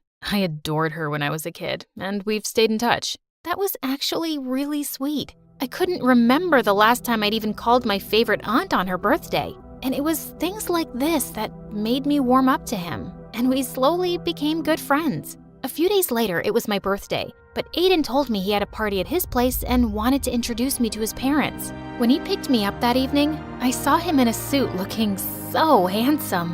Whoa, you look so pretty. You don't have to pretend. No one's watching us here, Aiden. Suddenly, I lost my balance, but thankfully, Aiden caught me in his arms. For seconds, he kept staring into my eyes, and my heart raced like crazy. It's a shame we aren't dating for real. Somehow, I pulled myself back up and stomped on his feet. I would never have dated you for real. You're not my type. Later at the party, Aiden was about to introduce me to his parents, but on the way, Meg stepped on my dress and I ended up crashing into the party cake, which went flying into Aiden's parents' face. Holy freaking cake monsters! It was such a disaster and I just ran out of there. But on my way out, I crashed into Jackson. I hadn't seen him in days. Jack, what are you doing here? And where have you been lately? I came to work here for the night so I could make some extra cash. And I've been busy, but I'm surprised you even noticed or cared. Why wouldn't I? You're my boyfriend. And do you know what day it is today? Yeah, Saturday. Now if you'll excuse me, I got work to do. And you should go and be with Aiden. Saying that, he just left without even wishing me a happy birthday. I was sitting outside by myself when Aiden joined me. Are you okay? I'm sorry about what happened back there. No, don't be. It wasn't your fault. So, what now? Are your parents gonna be mad at you? Did I ruin things for you? Hey, take it easy. Why are you always so worried about everyone but yourself? Here, let me get that. He had some napkins and wiped some cake off my shoes. As he was doing that, I couldn't help staring at him. Suddenly, he looked up and started leaning closer to kiss me. My heart was pounding wildly, but I pulled myself back just in time and ran out of there. What just happened? The entire night, I kept thinking about Aiden. I was definitely catching feelings for him, and I felt guilty. I decided I couldn't go on with this deal, and I had to talk to Jackson about it. But then early the next morning, I received a message from Aiden calling me at his place. When I got there, I didn't see Aiden, but his parents and Meg were there, and so was Jackson. Look who's here. The famous gold digger who's trying to rip my brother off. I have no idea what you're talking about. Your brother and I love each other. Oh, really? Then who is this? Meg told us she heard you calling him your boyfriend last night. So, you've just been playing with my son's heart because he's rich? That's why rich people like us can't trust you filthy lowlives. You're all liars and frauds. I looked at Jackson, but he just stood there. But Aiden suddenly appeared and stepped in front of me. Leave her alone. I told you, I love her, Meg, and if you hurt her again,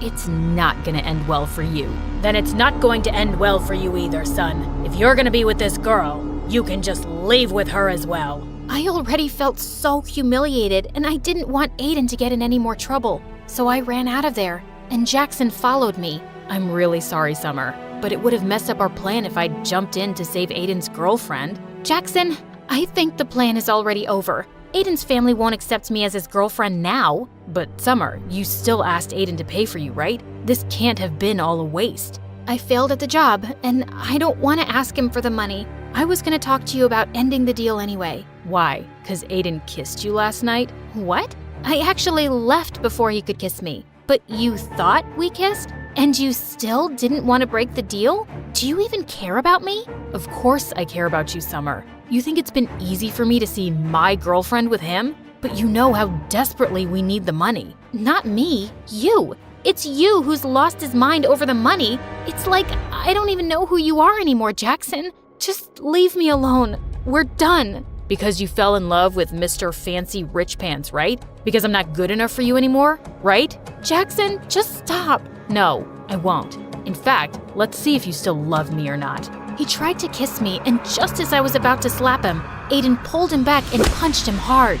You piece of garbage. Step away right now if you ever want to see a penny of that money. Jackson stood there looking furious for a minute, then walked away. I couldn't believe him. So, Jackson is your boyfriend. So what? It shouldn't matter to you anyway. It matters to me, Summer. You deserve so much better than this jerk who didn't even hesitate to sell off his girlfriend. I knew he was right, but I was too embarrassed to accept that in front of him. The next few days, Aiden kept calling me and I didn't answer. Jackson didn't even bother, and I'd sure he'd gotten his money. And then soon after, I left for college. cutting contacts with everyone. But only a few months later, I was walking down my college campus when I heard a familiar voice. You look great, Summer. Aiden, what are you doing here? I came to look for you. But why? Because I want to be with you. I was always under so much pressure from my family, but after you left, I left home too. Somehow, you've made me stronger. I chased my dreams and started my own music band,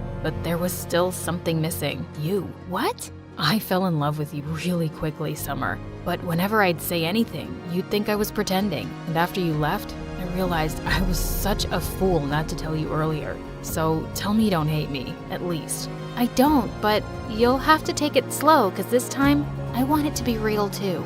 I promise.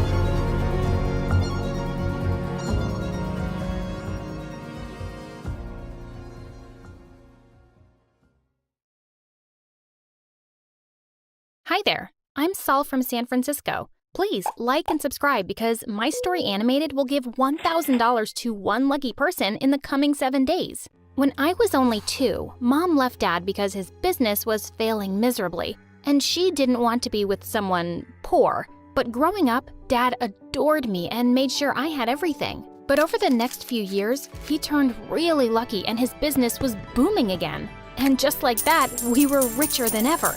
We had a super big mansion, fancy cars, and butlers. On my 4th birthday, Dad said he had a big surprise for me, and I was super excited for it. But then he introduced me to his girlfriend, Linda.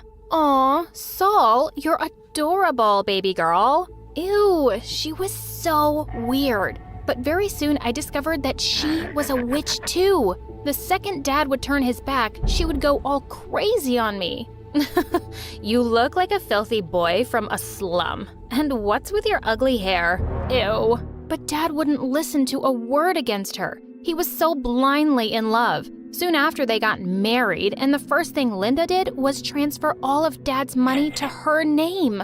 A year later, she gave birth to Tanya, who was the cutest. But slowly, Linda started revealing her real face to Dad too. One day, while Dad was getting ready for a business trip, Linda went all bonkers on him. I have a night out with my friends, and you want me to take these good-for-nothing kids with me? You better stay home and do it yourself.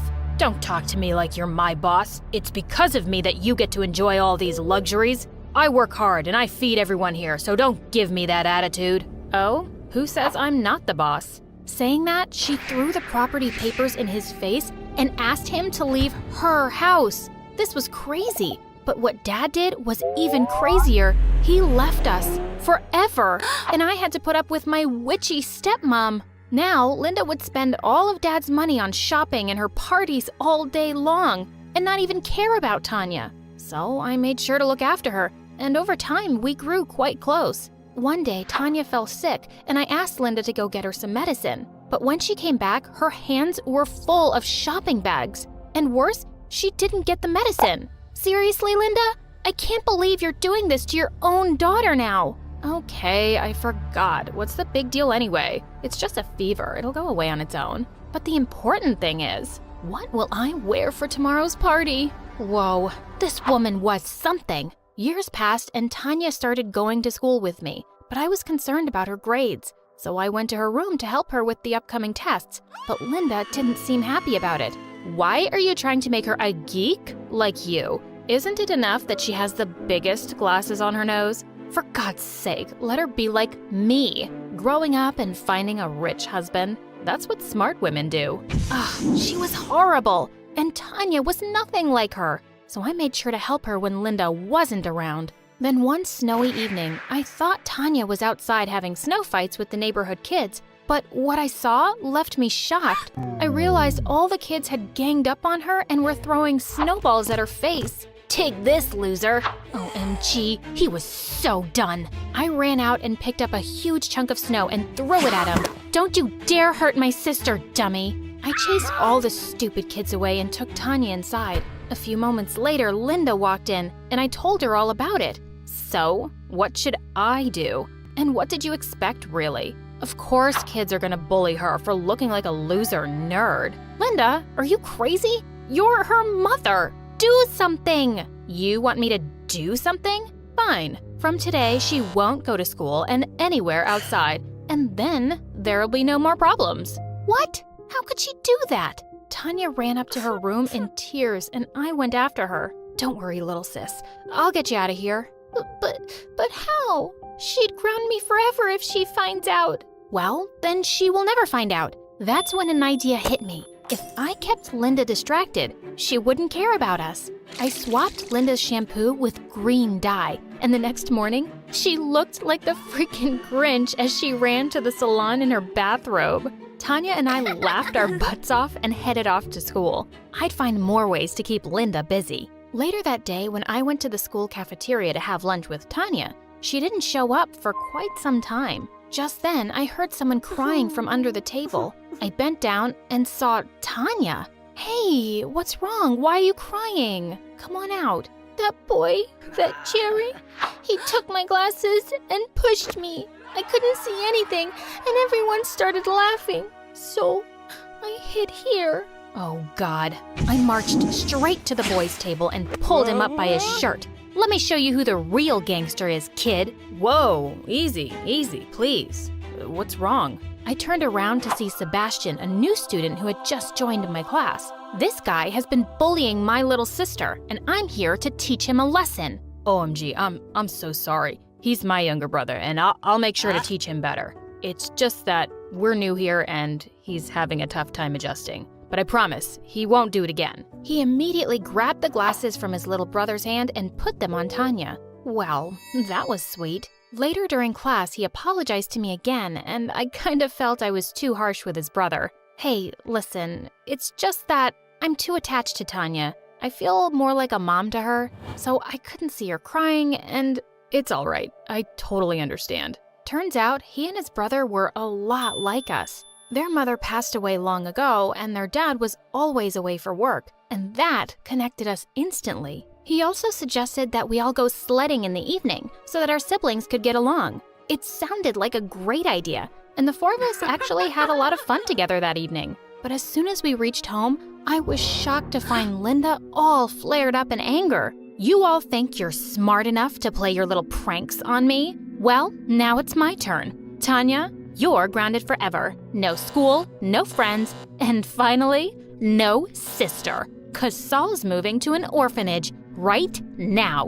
What? Why? You can't do that. Mom, no, please don't say that. She's my sister and your daughter. No, she isn't. Not anymore. I have signed off the papers and gave up her guardianship. Now she's an orphan. So, pack up your bags and leave my house, Saul, before I kick you out. No, you can't make me leave. I tried to fight her for Tanya's sake, but that evil witch made the guards throw my stuff out of the house, and now I had no other option but to leave the house and Tanya. While I was leaving, Tanya kept screaming at me from the balcony. Please don't go, Saul. What will I do without you? It was hard for me to see her in tears, but I promised her I'd come back for her someday. After that, I kept walking for hours until it started raining, and I stopped at a restaurant. Just then, the waitress came in and asked me what I wanted to eat. Well, I don't have any money, so I'm afraid I won't be able to order anything. But she sneaked me some hot chocolate from the counter and told me it was on her. She seemed like a really nice lady and even asked me if I wanted a job. A job? That'll be great. I didn't want to go to the orphanage, and this way I could earn some money too. So I started working there as a waitress. The lady also offered me a place to live, and I kind of felt like I'd found a new home. Days passed, and I even learned some basic tailoring and designing from the old waitress. Within a month, I was able to design beautiful dresses and sweatshirts out of old, rugged clothes. One day, while I was serving coffee to one of the customers, I accidentally spilled some over her dress. Are you blind? That's a designer piece. She seemed really mad, so I'd said I'd get her something to wear. I ran to the storage room where I had all my designs, and since I couldn't pick one for her, I carried them all to her. Oh my God, these are amazing. Who made them? I did. She looked awestruck by my talent and told me she was a world-famous designer herself. Her name was Angelica Martino. And then she offered me a job as a designer. This was freaking awesome. I couldn't believe my ears. I took this opportunity and followed her to Italy and joined her massive company. And within months, I was making more money than I'd expected. Honestly, I was quite happy, but I always felt that there was something missing from my life. Tanya. I told Angelica I wanted to visit San Francisco, but she wouldn't let me. I can't let anyone go just like that. We have business to do here. And if you still want to go, you can. But then I won't give you any credits for your designs, girl. What? Why had she turned into a Karen? But I wasn't gonna take that rubbish from her.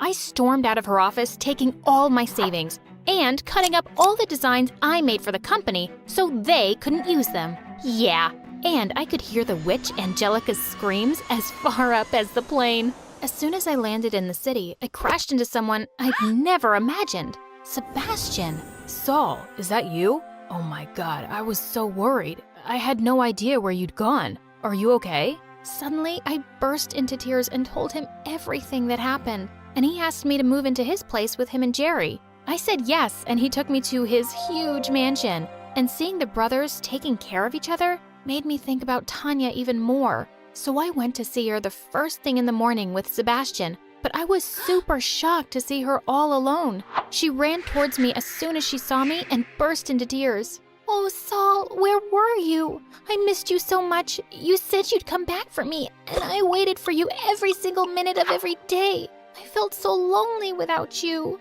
I missed you too, little sis. I thought about you every single day, and I'm so sorry that I made you wait for so long. But now that I'm here, I promise, I'm never gonna leave you alone, and I'll make up for everything. Then she told me that Linda had been living away with her rich boyfriend for months now, and she had left Tanya all by herself. She was unbelievable. I took Tanya with me to Sebastian's place, and I even filed a case against Linda for Tanya's custody, and she happily gave it away to me.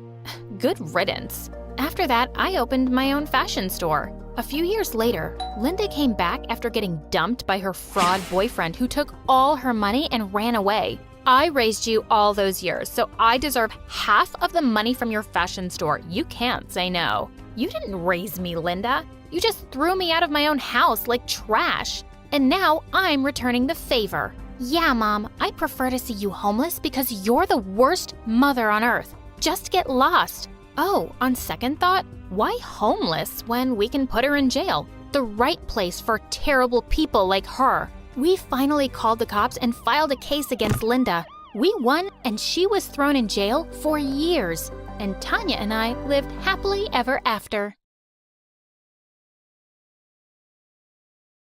People call me the Queen of Entertainment, a famous pop icon, a musical superstar. You can take your pick. As for me, I like to be called the Queen of Hearts. Hi, I'm Ariana Grande. I was born in 1993 in Florida to overachiever parents who were super successful in their careers. Right since I was a toddler, I loved to sing. Mom would sing me lullabies and I'd sing along with her. You have a beautiful voice, my baby, just like an angel. I'm not so sure. I didn't get selected for the school choir. Don't let that dishearten you, sweetheart, and have confidence in your talent. I'm sure you're meant for greater things. Although I loved singing, I was also fascinated by theater and acting. I performed on stage for the first time when I was 8 in a musical named Annie. Are you nervous, Ari?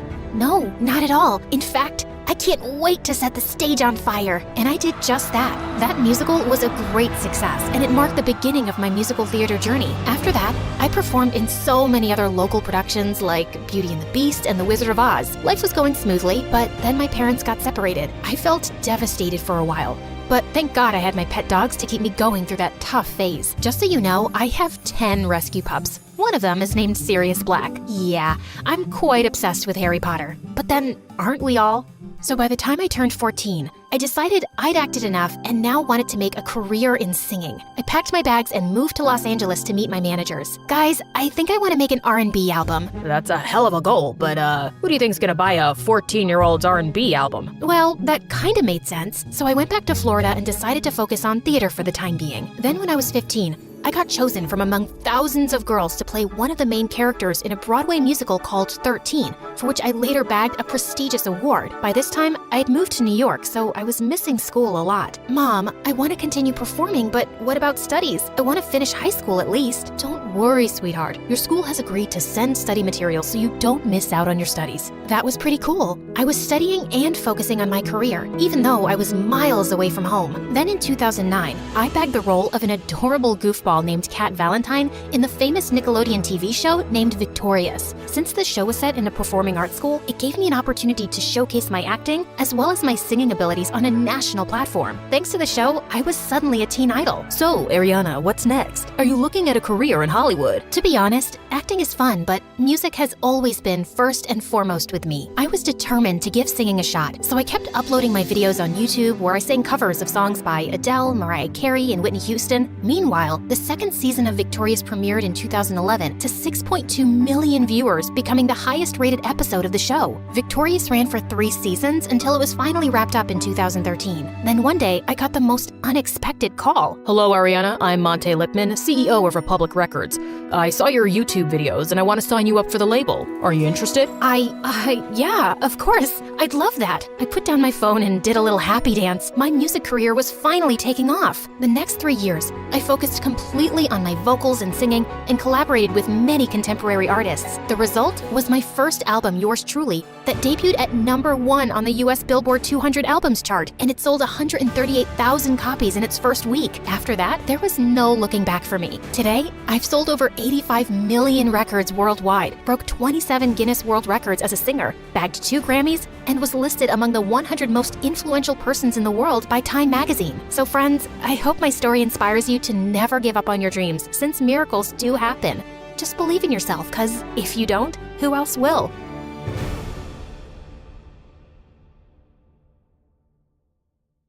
Hi, I'm Kayla, and this is my story. Please like and subscribe. My dad used to be a basketball player for the national team, but he had to quit after a serious sports injury and a permanent limp. But he didn't give up his passion and became a basketball coach. He was my inspiration to always work hard.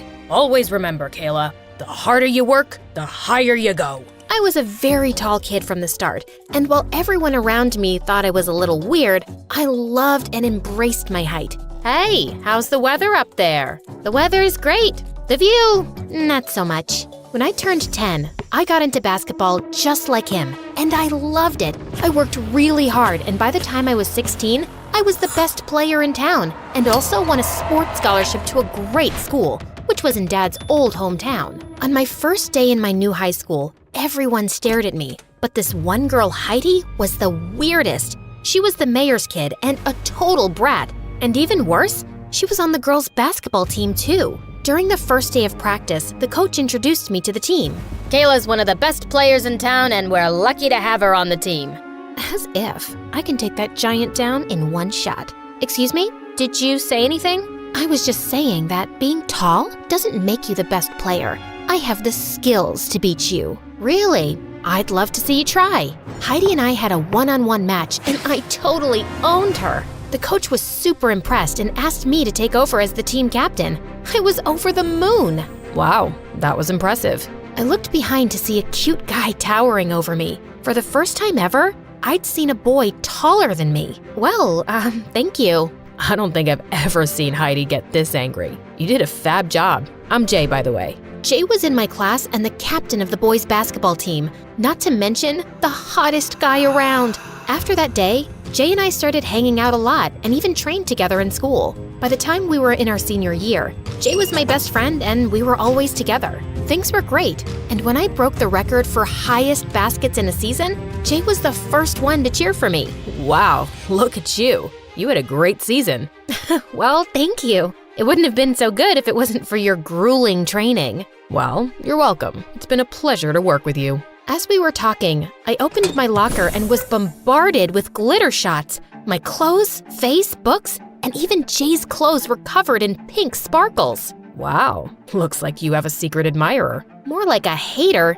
We both know who this is. Oh my God, just when I thought you couldn't look any worse, you show up in a full face of glitter. Is that a new makeup trend? For losers? I wouldn't know since I just had the perfect season. How was yours? Scored any baskets? Cheeky are we? But hey, look, you've ruined Jay's clothes too. Just like you're ruining his reputation by hanging out with him. Why don't we ask him? Don't look at me. I just want to get changed. I am terribly late for class. As Jay left, Heidi stared at me with death in her eyes. What is your problem? You've been after me since the day I came here. I want you to pay for what your dad did to my dad. What? What did he do? And isn't your dad like the mayor? Yes, he is. But your dad made him miserable in school. He was a bully, and I'm gonna take his revenge on you. Someone's gotta pay. I think you're confusing my dad with someone else, weirdo. I walked off quickly. This girl was crazy and just making things up. My guess was that she hated me mostly because I was close to Jay and she had the biggest crush on him, which she didn't hide. A few days later, while I was in the locker room changing, I heard Jay screaming my name. What's wrong? Why do you look like someone stole your Air Jordans? It's not funny, Kayla. Do you really mean it? How am I supposed to know? You tell me. Did someone steal your Air Jordans? I'm not talking about that. I'm talking about this note you left me. And I understand how you feel, but this is all just a bit of a shock to me. I was so confused until I took the note from Jay's hand and saw that it was a love confession from me. And I didn't even write it. I had a feeling Heidi had something to do with this. But before I could say anything, I saw her walking out of the gym. So I just grabbed Jay by the collar and kissed him. Wow, that was weird, I know, but just play along. Heidi's watching us. I'm sure she's the one who sent you the note. This is nonsense. Look at the handwriting carefully. It looks like a first grader wrote that. I've seen her assignments, and trust me, she writes exactly like that. Besides, do you really think I'd write such creepy, cheesy stuff? Yeah, but why would she do that? She likes you. Isn't it super obvious? And maybe she thought this note would make you freak out. But the joke's on her. I'm sure her butt's on fire. So you don't like me? And this note is just a stupid prank? Of course. What did you think? Yeah, of course. I was sure it was a joke too. Just then, the craziest idea struck me. We could totally pretend to like each other to piss Heidi off. So for the next few weeks, every time Heidi was around Jay and me, I would hug him or loop my arms in his and pretend to be lost in love. Oh, Jay, your eyes remind me of basketballs. Ew. How about this? Kayla, every time I see you, I feel everything is perfect. And I can stare at you all day, deep in those perfect brown eyes. He was just being lame, but somehow it made my heart skip a beat. How was that? Enough to convince her? Now, if we're done, let's go to class. Yeah, totally. This continued for days, and I could tell that watching me and Jay together as a couple was burning Heidi to a crisp. She was so distracted by everything that her game was at an all-time low. And even the coach decided to bench her for the upcoming championship. Don't you think we've gone too far? We should just let it go now. But the fun's just begun. She's always been mean to me. Have you forgotten the days when she ruined my new shoes? Dad got them for me after saving for months. And what about the time she burned my jersey and the coach screamed at me? She deserves it. But pulling a prank on her only makes you more like her. Think about that. Jeez, relax. You don't have to go all Buddha on me. Besides, it's only for a few weeks. She can stay distracted, and I'll perfect my game for the championship. Only the best player will get to go to a college with the prestigious Stanford scholarship. So that's what this is really about? You want the scholarship? That's not what I meant, Jay. Yes, of course I want the scholarship because I'm not as rich. But you know what? I get it. You're right. It was me who got mixed signals. Mixed signals? What did he mean? I wanted to ask him, but before I could, he flung his bag and walked off. When I tried calling him that evening, he totally avoided my call and didn't show up to school the next day, or for a whole week after that. I left him a text, and all he said was that he was down with a bug. I was sitting in the cafeteria one day watching my favorite MSA videos, when suddenly, Heidi plopped her butt next to me. Trouble in paradise? Where's your boyfriend? Who? Oh, Jay. He's not well. Oh, but I saw him at the party last night, and he looked fine to me. Did he finally realize you're too trashy for him? Or maybe he finally got tired of looking at your dumb face every day. Who knows? I got up and left, but I felt bad about Jay lying to me. He said he wasn't well. Then why was he at a party? Or maybe Heidi was just lying to get under my skin. I had to confirm it, so I went to his place to check on him, but security told me he wasn't around. And the next day when Jay showed up, he totally blew me off. Hey, where have you been, and why aren't you answering my calls? Because I didn't feel like it. Now, can you move? I'm trying to get some practice. The championship is coming soon? Oh, you would know that. since it's so important for you and your precious scholarship.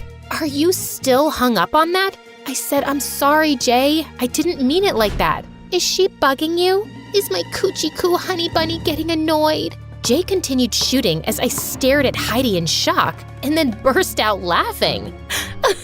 I don't know what's funnier, that dumb dress you're wearing or the fact that you just called Jay all sorts of marshmallow names. Oh, I'll tell you. The funny thing is that you're out of the picture and I am Jay's girlfriend. You're what? Oh, please tell me this is just one of your dumb pranks. Can you both take your crabby fights somewhere else? Some of us are actually serious about this game. But you can't date her. Really? Why not? What's wrong with her? She likes me. I tried to think of a better answer than she's a witch, but just then the coach walked in and asked us to get ready for practice. And then there was never a good time. He was either busy with basketball practice or that leech Heidi was always around him. It made my blood boil. But with the championship coming up, I had bigger fish to fry. I started practicing day and night till my body was sore, and it really helped me to keep my mind off the whole Jay situation. One day before the championship, I was walking home when I saw Heidi and Jay outside a cafe. You have to stop looking at Kayla like some lost lover boy. You need to look happier being my boyfriend. I'm only with you because I don't want to mess up Kayla's scholarship. I didn't know I had to look happy about it too. Fine. It's not like I'm really into you either. I just want to make Kayla suffer for what her dad did to my dad. And I know she's hating seeing how close we are now. So you better keep up the act. Just remember, all my dad needs to do is place one phone call and no good university will take her in. She can kiss that scholarship goodbye. Whatever. I'm here, right? I wanted to slap the daylights out of Heidi, but just then Dad called and I had to rush back home. And I really needed to ask him what he did to Heidi's dad. Oh God, that was such a long time ago. Yeah, I went to school with her dad and we used to bug him a lot. He was always trying too hard to fit in and getting everybody to like him, but he wasn't a nice guy. Maybe I wasn't very nice to him either, but it was decades ago. He's 10 times more successful than me now. Looks like he's still holding on to a grudge and his stupid daughter is taking it out on me. I couldn't sleep the whole night thinking about the whole situation. Jay was my best friend, and that witch was blackmailing him into dating her because of my scholarship. I had to put an end to this. So the next day, I walked straight up to Jay. Kayla, this is the boys' locker room. You need to dump Heidi. I heard you two talking by the cafe last night, and I know she's blackmailing you with my scholarship. But Jay, you don't have to do this for me. And stop blinking like that. You're freaking me out. I just don't know what to say. Listen, Kayla, the scholarship is important to you. And if I can keep Heidi off your back for a couple of days by doing this, then what's the harm? I don't like it. I can't see you two together. Why? Jay looked into my eyes, and I could feel my body melting at his touch. What was happening? I wanted to say something, but it was like words had fallen out of my brain. Was I falling for my best friend? Just then, his teammates called him and Jay left for his match. I waited by the courtside to talk to him later, but as soon as the match was over, Heidi leapt onto him and I couldn't stop myself from pushing her away. What the heck? How dare you touch me? How dare you touch him? I know you're just blackmailing him into dating you, so please, why don't you save face and get lost? Jay, you don't have to date her for my scholarship. But don't be stupid, KK, or you'll end up losing everything. You can take away 1,000,000 chances from me, and I'll still make it because I know I'm talented, unlike you, who always gets everything because of your father's money. Oh, sweetheart, money speaks for itself, and right now, I can hear it saying that you've lost your chance of ever getting into a good college. Heidi stomped her feet and left, but I couldn't care less. I was about to confess my feelings for Jay, but before I could, the coach called me for the match. That evening, I played the best match of my life and also ended up getting the Best Player award. I had no idea if I'd get the scholarship, but at that moment, all that mattered was that I was happy with Jay by my side. A week after the match, I was waiting by the lockers when Heidi walked up to me. Hey, loser, I told you you'd never win this scholarship. Why do you look shocked?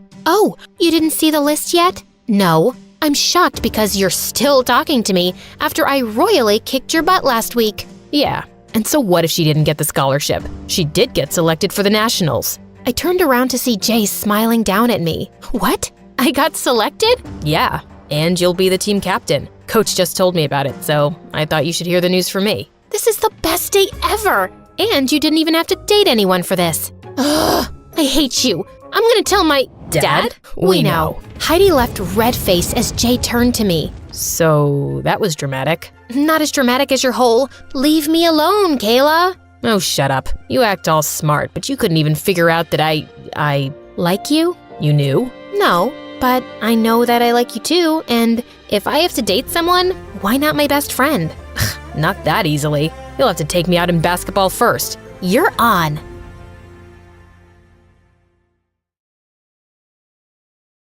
Hello, my name is Prisha. I live in the United States, but I'm originally from India. Please like and subscribe. Back in India, I was so popular, and everyone thought I was pretty. Even the principal and the teachers adored me. Once when I was in the 2nd grade, I got sick for a week during the exams week, and the principal decided to postpone all the exams until I felt better. Life was great at school, but back at home, things weren't good. I had a twin brother named Aaron, and he was my mom's favorite simply because he was a boy. Once on our birthday, Mom organized a party for him only and made me serve him and his friends, and there was no party for me. Mom was so mean, but at least I had school, my happy place. That is, until the 7th grade when my family decided to move to the States. I had to leave my amazing life and friends, and I was so sad. I always felt like a freak in the States. My skin, my accent, my clothes, everything was so different from everyone else. To make matters worse, Mom wanted me to wear the traditional clothes, a sari, to school. But Mom, if you want me to keep wearing that, why did you leave India? This is a new country with a new style of clothes. Shut up, you useless girl. We left India because of your dad's job and I didn't have any choice. And you need to wear a sari to school because I said so. I won't have you dressing like an indecent woman. I turned around to leave and found Aryan standing behind me, laughing. And then Mom told him that she got a private tutor to teach him English at home. And why wouldn't I get a teacher, Mom? What would a housewife need English for? You only have to clean and cook. Don't talk to me like that, you idiot. What are you going to do, little girl? Scream for daddy? And then I jumped on him and pulled his hair till Mom pulled me away. Mom said I was a bad girl and she decided that she'd come to school on the first day to watch me. She wasn't kidding. I wanted the earth to swallow me as we walked into school together. Mom was even holding my hand. Some girl even came and held my other hand to help me walk. She thought I was blind. When I walked into the classroom, I met the snobbiest, meanest girl in the United States, Missy. Excuse me, this is my classroom and you're hurting my eyes with the curtain you're wearing. Take off these clothes right now. Even if it makes you naked, I don't care. Because my English wasn't good, I didn't say anything and just walked to an empty seat. But Missy stopped me. Hello, I'm talking to you. This is an American school. Change your clothes. It's not Diwali here. It's Diwali, ma'am. Huh? What are you talking about? Just leave, disappear, vanish. Go. Sit there, in the corner. I took my seat and some girls later came to me to say that I looked beautiful. I knew they were just being nice, and now with Missy around, my life would be hell. On the other hand, Aaron was having a blast. He became one of the popular kids in school only a week after we joined. He was so mean, he joined Missy in bullying me and didn't tell anyone that we were siblings. Once during a lesson, I needed an eraser, so I asked Aaron for one in Hindi. He pretended he didn't hear me, but I kept calling him until Missy said, "Oh God, why is this dummy talking to you in that weird language?" Oh, no, it's because she knows I speak her language. And to Missy he said, "Tum queso hasina." Oh God, that's so sexy. I like smart boys who can speak languages other than like American. Please, be my boyfriend? Aaron got closer to her and kissed her. Ew! I threw my pencil at his head and he yelled like a little girl. I couldn't take this anymore. The very next day, with my savings, I went to a secondhand store and bought a few cool outfits. I decided to keep the clothes in my backpack every day, and before arriving at school, I would go into a public bathroom and change. But my only problem was Aaron. To my surprise though, he didn't say anything to me. And with my new outfit, Missy left me alone, and my life was getting better. That is, until one day when Aaron came to me. Wow, Prisha, you really look good. but I wonder what Mom would have to say about you dressing like an indecent woman. This is not indecent. It's a pair of jeans and a t-shirt. Can't you leave me alone? Nope, I don't think so. I'm gonna tell Mom. I pushed him angrily against the wall. What will keep your mouth shut? Well. How about your weekly money? But that money is for lunch at school. You decide. Either you eat or you face Mom. What a jerk. He could dress as he wanted to go to school, but I couldn't? What an unfair world. I gave him my weekly money. I wasn't going back to being bullied for my clothes. One day I was starving and staring at a sandwich in the cafeteria when Missy and Aaron came over. Hello, starving girl. Do you want that sandwich? I can give you money for it. You would? Thank you. As I extended my hand, Missy slapped it away. Not so fast, loser. You'll have to do something for me. I need someone to carry my bag, and my amazing boyfriend suggested that you could work as my assistant. What a total jerk! But I needed money, so I asked her how much she would give me weekly, and she said only 50. Oh, I want 200 weekly. Please, Aaron, talk to your girlfriend, or I will tell her about your sister and who she is. Oh, OMG, I would love to meet your sister and your family, babe. Oh, babe, trust me, you won't. Let's pay this loser $200. Well, that's not happening. I'll only pay 100, and you, babe, you can pay the other 100. Aaron looked like he was about to explode. Now he was the dumb moron who would pay me to keep my mouth shut. Being Missy's assistant wasn't that bad after all. I actually gained popularity next to that dumb girl and made good money. But one day, Missy decided that we would all eat pastrami sandwiches. I don't know if you know this, but Hindus aren't allowed to eat cow's meat. They're sacred to us. But my stupid brother was eating it. Oh my God! I snatched his sandwich and threw both of ours away. What do you think you're doing? Bring them back and eat them right now, or you're fired. I will not eat this meat. You cannot force me. So, okay, I'm fired. Get out of here, stinky. Stinky you. As long as you have straight hair, you don't bathe for days. Your hair smells like trash, Missy. You're so terrible. Just go back to your country. Oh yeah, I'd love to, but then I'd have to take my brother with me, who happens to be your boyfriend. Aaron glared at me, but instead of being mad, Missy just pulled him close. Oh, it's so hot having an Indian boyfriend. Indian guys are the best. And they started kissing. Ugh! I just stormed off. Later that day, when I was in the public bathroom changing my clothes, Aaron was waiting outside. Hey, dumbhead. I think now you have to pay me so I won't tell Mommy about your secret. Man, why do you always have to be so mean to me? I told you before, it's because you're useless and stupid. You know that's not true. Yeah, you know what? You're right. It's because you're the smart, likable twin. And since I can't be as smart as you, I'll ruin you. So give me my money now. No, I'm not giving you anything. I'm sick of you and Mom. She is just crazy. When I finished saying those words to Aaron, he turned white and his eyes widened. What? That's true. Mom doesn't understand anything. My brother pointed behind me. When I turned around, there she was, Mom. And guess what? She had heard everything, and she was seeing me dressed in jeans. She looked like a bomb was about to explode.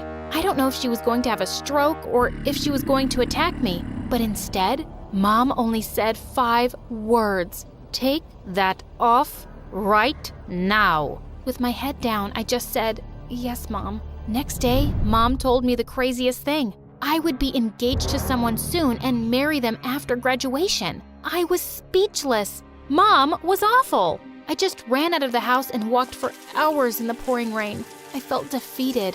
I came home when everybody was sleeping. The following day, I had to go to school dressed as Mom wanted. And of course, Missy was bullying me over my clothes again. Wow, your clothes are so amazing. You don't mean that, do you?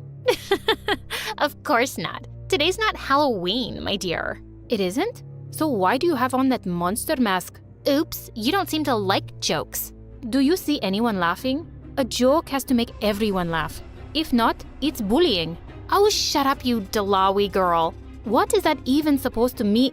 But then Missy attacked me and everyone gathered around us. We were wrestling on the ground till someone pulled Missy away. And it was Aaron. Don't touch my sister or else, Missy. Missy and I were shocked and we both yelled, "What?" You heard me. And stop bullying her for the way she's dressed. You need to learn some respect. Oh my god, are you defending this witch? This witch is my sister, and there is no way I would let you talk to her like that, or to anyone. This needs to stop, and you have to apologize now. In your stupid, ugly dreams, you moron. And suddenly a boy yelled, "Yeah, you have no right to bully her for wearing a sari. Apologize now." And another girl said, "Not only to her, apologize to all of us for being a jerk and bullying us for stupid reasons." Everyone circled Missy and she started crying like a little baby. I'm sorry, just don't hurt me. I know you're apologizing now only because you're scared. But I swear, if we see you bullying someone again, me and my brother will make sure you regret it. Missy squealed and ran away like a little mouse. I thanked Aaron and asked him why he did this now. He said it was time for him to be man enough to do the right thing. After what Mom decided to do to you and marry you off, I knew I had to do something. You're my sister and you've always treated me well. I have to help you, Prisha. I still had another big problem, my engagement, which was a week from now. But I had a plan and Aaron was going to help me. I ran away that day and Aaron took my place. He dressed like me and covered himself with a veil and no one could recognize him. When I ran away, I bumped into someone and he looked at me with his eyes wide. I think I'm your fiancé. Oh, you're also running away? Well, yeah, obviously. I don't know why they're doing this to their own kids. Marrying someone against your will is the worst. His name was Karan and we spent the next 2 hours talking. While back at home, people became impatient and asked Mom to hurry. So Mom just removed the veil and, well, she screamed when she saw Aaron. Everyone stared in shock and then frantically started searching for us. Everyone had left by the time I got home, but Mom was waiting for me, and she was fuming. Mom, I don't want to get engaged, and you can't make me. I love my Hindi origins, and I'm so proud to be who I am. But forcing me to be with someone I don't love is a red line. Well, you don't decide that. You're only a stupid, useless girl, and you will have to— No, that girl has grown up, Mom, and I won't allow you to control me anymore. I'm a real human being with real emotions, and you need to leave me alone or I will call child services. Do you hear me? Mom gasped as she attacked me. I pushed her away. You're not my daughter. I'm ashamed to have a daughter like you. Fine with me, and don't you ever try to touch me again.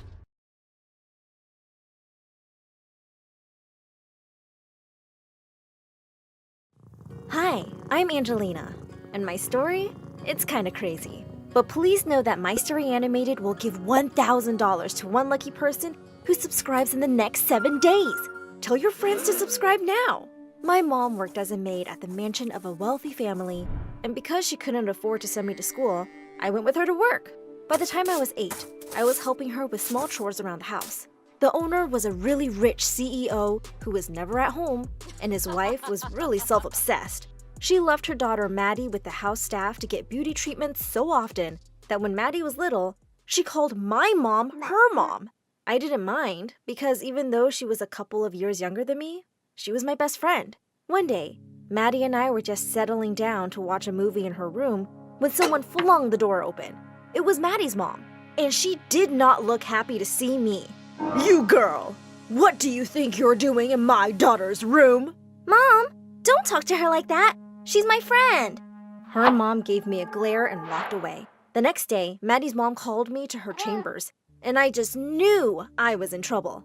When I walked in, she got up and said, I can see you're spending so much time in my daughter's room when she's at school. So I've decided to enroll you in her school too, and you can work afterwards. No need to thank me. Close the door behind you. School? I thanked her and went to tell Maddie the great news. She seemed excited too. But when we got there together, she asked me to walk a few steps away from her. And once she met her friends, she disappeared. What was going on? I found out soon enough. When I was sitting alone in the cafeteria at lunch, a group of girls walked up to me and put a big backpack on the table. You're Maddie's maid, right? She said we can ask you to do anything. After school, carry this to my car. I'll be waiting. Take these assignments with you. I expect them to be ready by tomorrow. Oh, Tomorrow morning, get me a latte and a donut. Here's the money. Keep the change. What on earth? I ran off to look for Maddie and found her in the girls' bathroom. Maddie, why are you telling people that I'm your maid? I thought we were friends. Oh, Angelina, of course we are, but only at home. I have a reputation to maintain here. And I can't mingle with someone like you in public. You get it, right? See you at home, bestie. She walked away while I stood there, shocked. Was this the same sweet Maddie I known my entire life? Maddie and her friends were always dumping their homework on me and making me run around for errands. And I was getting exhausted. I didn't even get time to study for a big math test and ended up with a big, fat D. Later that day, when Maddie and her gang walked up to me and handed me a list of errands for our party, I tore it up. I've had enough. You guys have hands, don't you? Do this yourselves. Oh, that's rich. Coming from someone as poor as you know I pay for your school, right? Before I could reply, I heard a boy's voice behind me. Cut it out, Maddie. You don't pay for anything. Now buzz off before I tell Dad what a brat you've been. It was Dwayne, Maddie's older brother. I'd seen him around the house, but he mostly kept to himself. Maddie looked furious and stomped off angrily. Dwayne smiled at me. Sorry, she can be a jerk sometimes. Don't let her push you around. And since you're new here, let me know if you need help with something. Well, actually, there is one thing. Are you any good at math? Because I'm really sucking at it. He started tutoring me at home, and by the time 7th grade ended, I was getting straight A's. But my grades weren't the only things that changed. As I grew older, I seemed to be catching the attention of a lot of guys. One day, I wrapped up my chores quickly for a movie date with a really cute guy. And just as I was leaving, Maddie screamed, "Oh, Angelina!" When I reached her room, I wanted to pull her hair out. She had dumped every single pair of footwear she owned on the floor and handed me a toothbrush. "These are really delicate shoes, so take your time and clean them with this. I need them all by tomorrow morning." How many shoes are you going to wear at a time? Can't I do the rest later? Mom! Angelina and her mom might need to be let go. I had no choice but to do what she said. My date got canceled, and well, this was the first of many. Maddie always found some way to ruin things for me, and slowly all the boys stopped asking me out. One day when Dwayne and I were studying, I caught him looking at me. What is it? You know Maddie is just threatened by you, right? Threatened? By me? Why? You're smarter, prettier, and so much nicer than her. You don't think she knows that? I could feel myself blushing hard. Just then, Mom called me to help with the dishes, and I floated away on cloud 9. A little later, Maddie appeared, throwing a letter on the kitchen table. "This friend of mine really likes you. God knows why. He's really shy, so he asked me to give you this." And why are you suddenly being nice to me? I just said he's my friend, didn't I? I'm not doing this for you. Just write a response quickly so I can hand it to him tomorrow. When I opened the letter, I felt really flattered, but also cringed a bit. "Dear Angelina," or should I call you my angel? "I wish I could talk to you, but your beauty just makes me speechless." I wrote back and kept an eye on her the next day to see who she handed the letter to. But she was surrounded by so many boys that it was impossible to tell. The next week, she gave me another letter. "Hi, my angel. I think I have the courage to face you. Meet me behind the school tonight at 7 p.m. I was really curious about who this guy was, so I decided to go to the meeting spot. Half an hour went by, and it was getting chilly. Suddenly, Maddie and her friends jumped out of the shadows, laughing hard and recording me. "You thought someone was interested in you? How dumb are you, maid?" "What? This was all you guys?" Duh! Just because some losers ask you out doesn't mean you're something special. Gosh, you're so pathetic. Poor Cinderella, waiting desperately for Prince Charming. I was almost about to attack her when suddenly someone took my hand. It was Dwayne. He pulled me away and we started walking back home. I overheard Maddie telling her friends how she wrote those letters to play this dumb prank on you. She's so immature. She and I used to be best friends. I don't understand why she hates me so much. As tears poured down my face, Dwayne put his jacket around my shoulders, pulling me a little closer. "I don't know why anyone would want to lose you as a friend. You are something special." Before I knew it, he leaned in for a kiss, and it was amazing. Even though the video of me waiting for a non-existent boy was making the rounds at school and everyone was making fun of me, I didn't really care. Dwayne and I had secretly started dating, and the next few weeks were bliss. Dwayne and I were making out in his room one day when suddenly, Maddie barged in, looking down at her phone. The parents are out and I'm having a party. Can you invite some of your hot friends? Wait, what is she doing here? Angelina is my girlfriend, you idiot. Now get out! He shut the door on her face, and we heard a tiny crack. Do you think she broke her nose? Doesn't matter. She's been getting it changed at the plastic surgeons for years. We laughed and started kissing again, when we were rudely interrupted again a little later. But this time, it was his mom, with Maddie grinning behind her. Dwayne! Seriously? You know all the richest girls in town, and you choose this maid? I mean, if this is only for fun and not public, then fine. Do whatever, but be careful. She's probably only after your money. Mom! Listen, lady. Dwayne asked me out. I didn't. And your money doesn't give you the right to treat anyone like garbage. If you want to be respected, you have to treat others with respect too. Just then, Mom came running, looking pale as a ghost. What have you done? How can you talk to Madam like that? Apologize right now. But I didn't. Needless to say, my mom was fired, and I was taken out of the school. When I was packing up my stuff, Maddie walked in and threw some old dresses of hers at me. Here's a parting gift. They were going in the trash anyway, so same difference. What happened to you, Maddie? Why did you turn into this awful person and just forgot that we were best friends? Oh, please. I was only bored at home, and you were hired to entertain me. And then you forgot your place. We were never best friends. We never could be. Well, good luck finding true friends then, Maddie, because the ones you have right now are just here for your money. And I never cared about that. With that, I picked up my bags and left. Dwayne kept texting me, but I didn't have the heart to reply. It was better this way, probably. We were worlds apart. Soon after, Mom found a job as a waitress, but it wasn't enough to make ends meet, so I managed to get a job as a cashier at a local bookstore. And one evening, Dwayne walked in. Angelina, I'm so sorry about everything my mother said. I really love you. Please give me another chance. I won't ever let her say anything mean to you again. The next day, I walked into the mansion, and before his mom could say a word, I stopped her with my hand. I'm not your maid anymore. I'm an independent girl dating your grown-up son, and you can't do anything about it. Her jaw fell to the floor as I walked into Dwayne's room holding his hand. We dated for the next few years, and I graduated high school. I started working at a local cafe, and the old lady who owned the place grew really fond of me. But one day, she suddenly passed away. I had barely registered the news when a man in a suit came into the cafe and asked for me. The owner has left the business to a girl called Angelina. Where is she? Oh my god, what? She had left the entire cafe to me? And with that, life changed forever for me and my mom. We both started working together and turned the place around. It became one of the most popular spots in town. One day, Maddie and her mom walked into the cafe, and a few minutes later, I heard Maddie screaming at a waitress. Are you stupid? So what if it's not on the menu? Just go ask your chef to make me a salmon salad. I walked over to their table, and their eyes almost popped out. Ladies, please leave the cafe immediately. We refuse service to ill-mannered customers. Oh, and you, another waitress, is allowed to talk to me like that? Call the management and I'll have you fired right now. I am the management, and I will have you thrown out now. As my staff escorted them outside, the humiliation on their faces was epic for me. With all the money I made, I opened 3 new cafes in the next 2 years, and by the time Dwayne came back from university, there were 4 more. One day, as I was leaving work, I noticed a bunch of paparazzi outside. Suddenly they parted, and Dwayne walked towards me, with flowers and a ring? Angelina, will you do me the honor of marrying me? Yes, of course! All the journalists snapped pictures and cheered as we kissed. How does it feel being engaged to the richest boy in town? It's not a big deal. I'm rich too, you know. Dwayne and I flew away to a private beach to get married amongst friends. And Mom, of course. Naturally, his family did not come.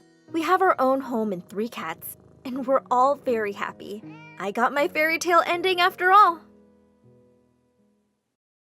Hi, my name is May, and I live in Florida. My parents were both lawyers, so they were mostly away for work, and that left me alone with my little sister June. June was a little different from other kids because she didn't have an arm below her left elbow, but I never let her feel any less about herself because of that. Growing up, I made sure she was loved to bits, especially with my parents being away often. I took care of everything, from feeding her, bathing her, to taking her out for rides. But then once when she was 4, Mom took us to the shopping mall. While Mom was in the changing room, another woman with a little kid came there, and the kid started screaming when he saw June. Freak! She's a freak! She's so scary, Mommy. She's gonna eat me just like she ate her arm.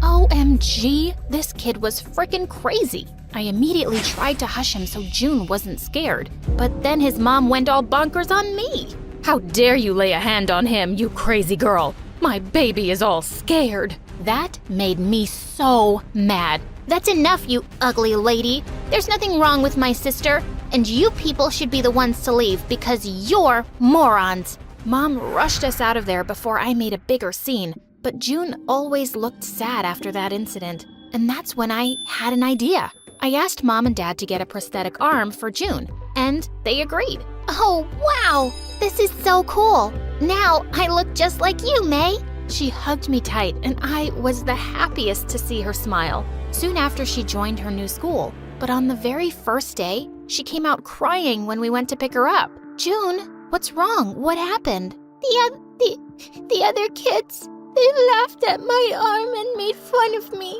I don't want to go back, ever. It's okay. You can come with me to my school. We have a section for younger kids there. You'll be fine. I'll be there with you. Later, when we reached home, June said she didn't want anyone at the new school to know about her arm, so she was going to wear full-sleeved clothes and gloves all the time. But June, there's nothing wrong with you. May, please, just keep this a secret. Promise you will. And of course, I agreed. A few days later, when she joined my school, she looked quite happy after blending in with the kids just fine. And I made sure to check up on her once in a while. Grades passed by, and then one day, as I was watching her from the window outside her class, I suddenly lost my balance and tripped, but someone caught me just in time. It was my senior, Matt. He was known in school for being a math genius. Thanks. I would have fallen so hard if it wasn't for you. I wouldn't have let that happen. I'm Matt, and you don't look like a kid, so what are you doing in the junior section? Oh, I was just keeping an eye on my little sister. I'm May from 10th grade, by the way. Okay, May from 10th grade. Do you want to grab some lunch? Whoa, that was sudden, but sure. We had lunch together, and I had a really great time talking with him. I was looking forward to it again. But the next day, a senior girl showed up instead of Matt and splashed a full cup of coffee in my face. You witch. This is your last warning. Stay away from my boyfriend or else. Are you crazy? And who's your boyfriend anyway? Oh, don't act so innocent now. I know you're trying to steal Matt away, but I won't let that happen on my watch. Well, you're crazy to think that. We just had lunch once. I don't even know him that well. Oh, and you had lunch with him without knowing him, you witchy gold digger. Oh my God, she was a psycho. Before I could even reply, she jumped onto me. We both broke into a wild fight and ended up in a pile of food on the food counter. And we ended up in detention. But the very next day, I found June crying in the playground as Jessie and her friends were dumping all the things from her bag into the garbage bin. She was getting back at me by bullying my sister now? I marched up to her furiously and pulled her hair, and she turned around and attacked me. Luckily, the principal walked by just then, and when she found out what Jessie was doing, she suspended her for 3 weeks. When Matt heard about this, he came running to me and explained everything. I'm so sorry about Jessie, May. We broke up months ago, but she just won't accept it. I was just really happy to hear he wasn't dating that witch. I really enjoyed Matt's company, and he sure enjoyed mine. I even went to watch all his quiz competitions, and once after he won, he came running to me. May from 10th grade, I really like you. Will you be my girlfriend? OMG! Everyone stood there in shock, and I gasped as I said, yes, of course, Matt. He picked me up in his arms, and we kissed like no one was watching. It felt like I was on cloud 9. I was so excited that I went straight to June to tell her. But just as we reached there, I saw June push someone to the ground. June, what are you doing? As soon as she saw me, she came running to me. Oh, May, those mean girls were pushing me around, so I just pushed them back. You told me to be strong, right? Did I do something wrong? Oh, no, June. You stood up for yourself. I'm proud of you. But they're saying they'll report me to the principal. Am I in trouble? Oh, no, you're not. You just wait right here. I went straight to the kids and screamed, "If any of you says anything to my sister, I'm gonna toss you like juggling balls in the air. Got it?" The kids nodded in horror, and June and I high-fived as we left. And then I told her about Matt, and she had the best reaction. After that, Matt and I started hanging out together all the time. On my 15th birthday, Matt decided to throw me a huge party at his house, and I had so much fun there. We danced till our feet hurt, but by the time I reached home, it was pretty late. I saw June sleeping on the couch, and there was a cake on the table and balloons all over the walls. Then I gently woke her up. "Hey, sweetie, I'm so sorry it got so late." "May, you're back." And then she looked at the clock, all sad. "It's 12:45. Your birthday is over. Where were you? We always celebrated together." And she furiously walked away from me. I felt so terrible. I totally forgot she must be waiting to surprise me. So I decided to make it up to her. I planned a theme park trip for the three of us, and June was super excited about it. When we reached there, the first thing she wanted was ice cream, but the stall was really crowded. "Matt, just stay with her for a while I go get us some ice cream, okay?" He held her hand tight and nodded, but when I returned, I was shocked to see that June was lost and Matt was looking for her. "Matt, how could you be so careless? I told you." She was right here holding my hand, and then she just slipped through. I don't know how. "Forget it. Just help me look for her now." We looked for her for hours, and with each passing minute, I was getting crazy anxious. Then 3 hours later, I received a call on my phone, and it was June. She was calling from some phone booth. When we got there, we saw June covered in mud and crying like crazy. "Oh, May." "Oh my God, June, what happened? Who?" "After you left, some woman pulled me away. I called out to Matt so loud, but he didn't even notice. I don't know where she was taking me, but I escaped from the car when she stopped for fuel. I'm so scared, May. Please take me home." I turned to Matt.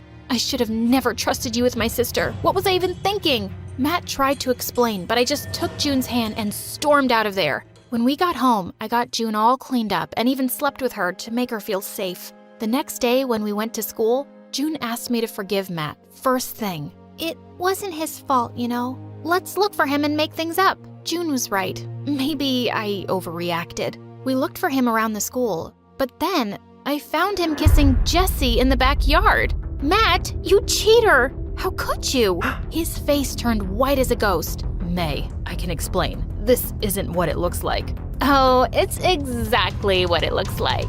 "Just shut up. And Matt, we're done.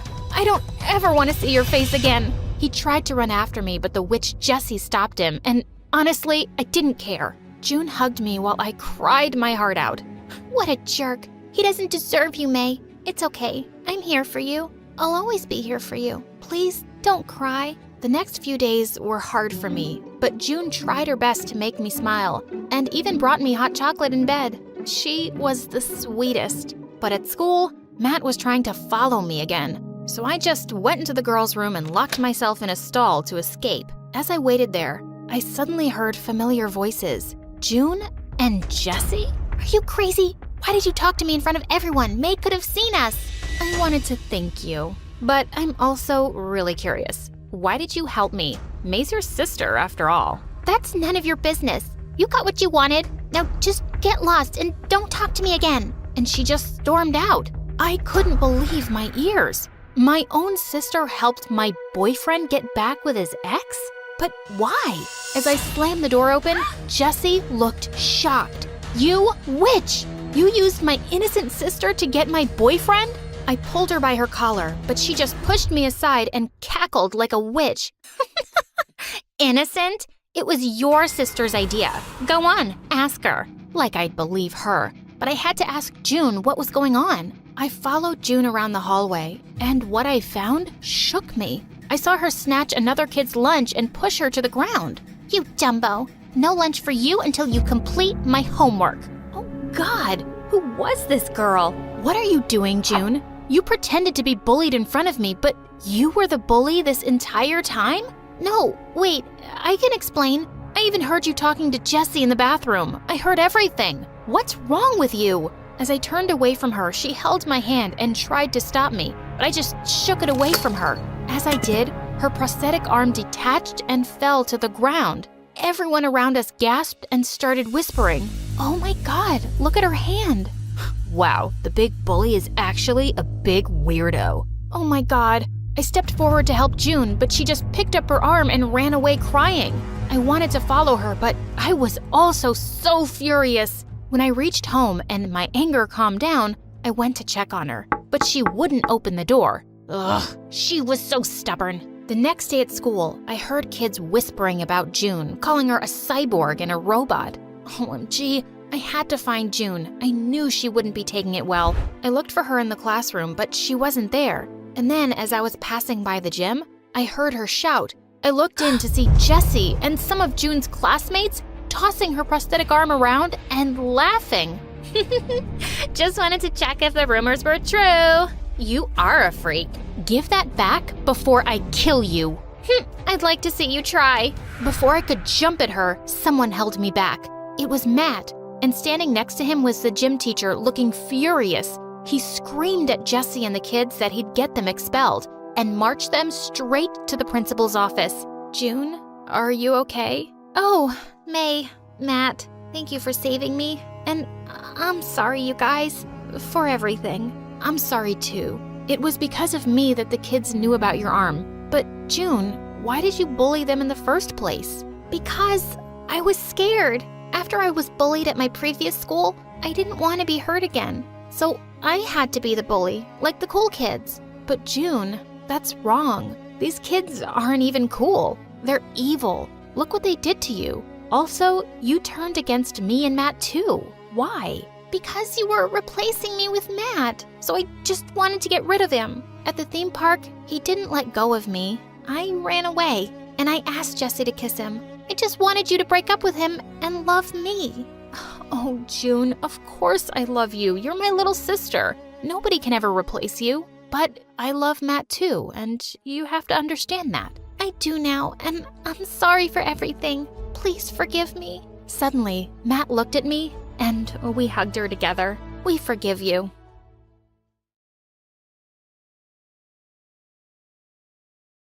I can't believe you made this, my mom said, looking disgusted. I was sitting in my playroom one afternoon, just finishing off a painting of my mom's favorite yellow flower. I made it for you, Mommy, I said, handing it to her. And what am I supposed to do with this garbage? She asked. I started to cry as my mom tossed the painting into the fireplace. You draw like an idiot. What do you expect? Ugh, just go to your room. You're acting like a 5-year-old. But I am 5, I cried as my mom left me all alone in the room. This pretty much sums up the relationship I have with my mom. While this memory is still stuck in my head forever, it wasn't even close to the worst thing I can remember her doing. See, my mom treated me like complete trash. Literally, I slept on a blanket in the living room and only ate the leftovers from her meals. She was a crazy psycho, and to make things worse, she didn't have a career back then. Her only job was torturing me as if she were getting paid for it. Her crazy ways chased my dad far away from us. He sent us enough money to live off of and left me all alone with this monster. It's not that she hated all kids, though. In fact, this kind of made it a bit worse.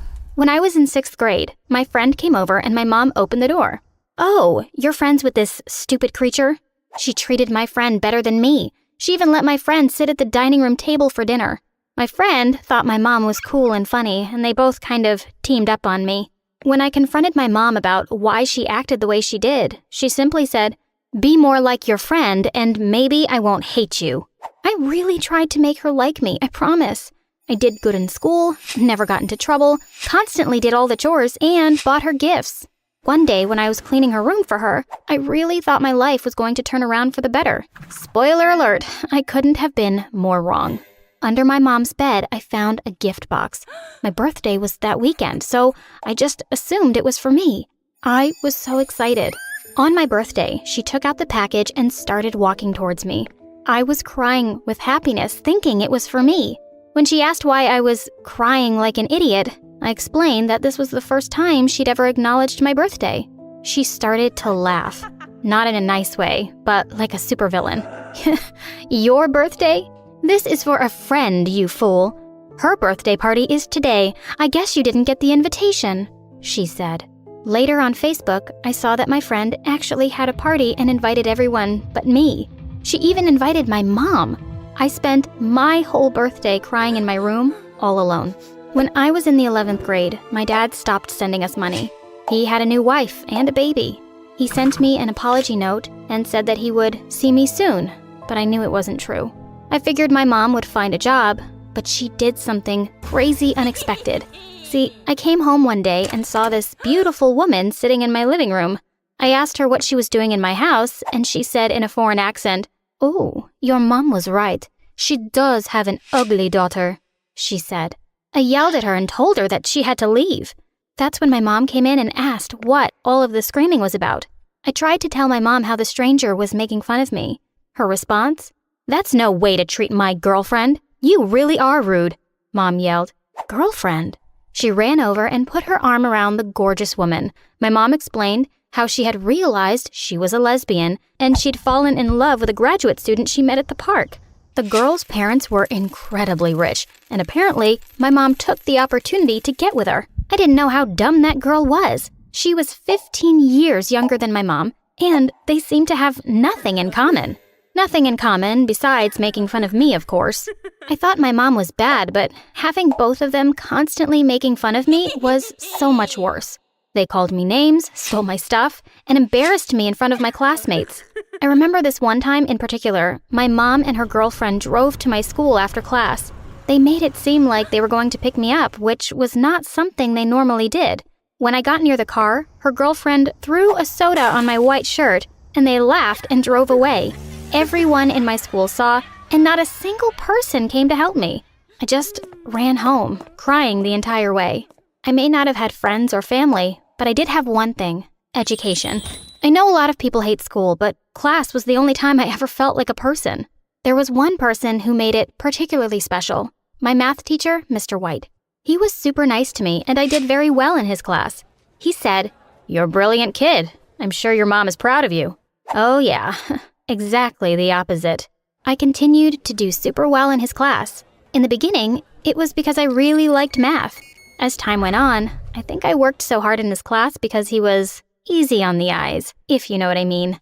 He wasn't the most attractive man, but he was young and nerdy, and most of all, super nice to me. When he asked me to compete in an international math competition, I immediately agreed. A private trip to NYC with my biggest crush? Sign me up. I figured my mom would be happy to get me out of the house, but apparently she was happier to see my dreams crushed. She told me no, and it didn't matter how much I begged her.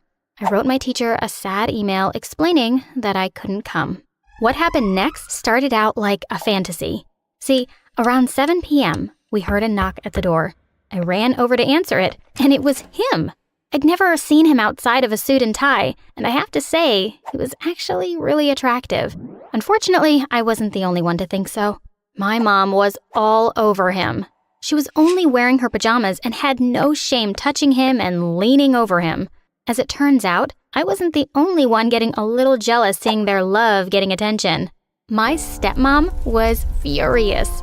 She kept trying to pull my mom away and cover her up with a blanket. It was also obvious that Mr. White wasn't very interested in her, and he kept nervously stepping back. Eventually, my stepmom snapped and yelled, "Honey, you're embarrassing all of us. Leave that poor kid alone. You have a wife." My mom flipped out and growled at my stepmom. "Shut up, stupid." As their fighting continued, Mr. White slipped outside. So much for our getaway. Things only got worse with my mom and stepmom over the weeks following. Their fighting just made it even more difficult for me. When they weren't yelling and throwing things at each other, they would make my life miserable for no reason. The only thing I had to look forward to was Mr. White. I was falling hard, maybe a little too hard, because I started dreaming about him. One night, I had a dream that he and I got married. Pretty embarrassing, right? At least dreams are private, right? Well, the next day, my mom had an evil grin and called me over to talk to her. She pulled out her phone and showed a video of me sleeping. I thought it was creepy, but it was about to be the worst thing ever.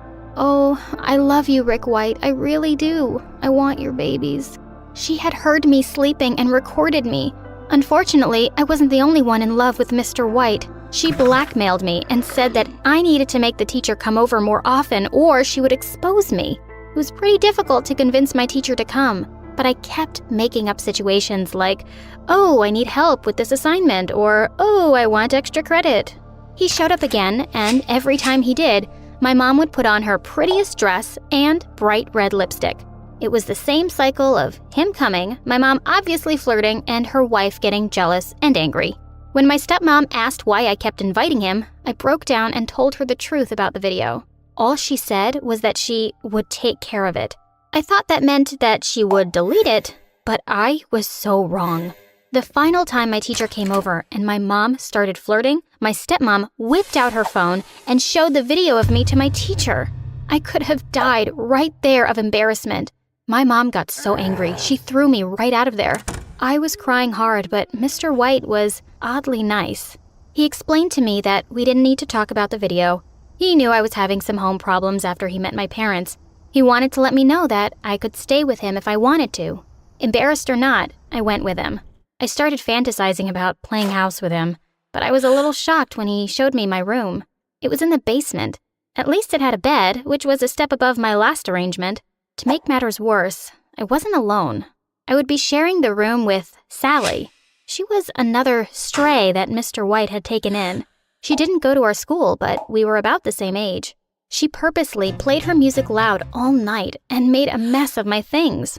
She was trying to make my life miserable, but the joke was on her because I already knew what hell was like, and she was a piece of cake so far.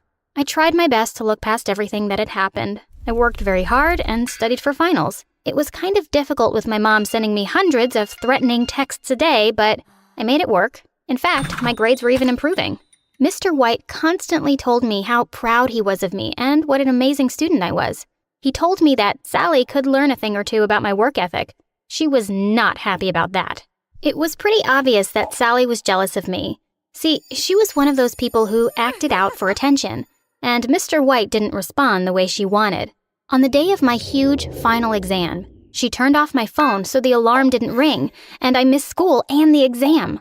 I was so disappointed and devastated. I knew Mr. White wouldn't be happy about it. That night, someone knocked on the door. It was my stepmom.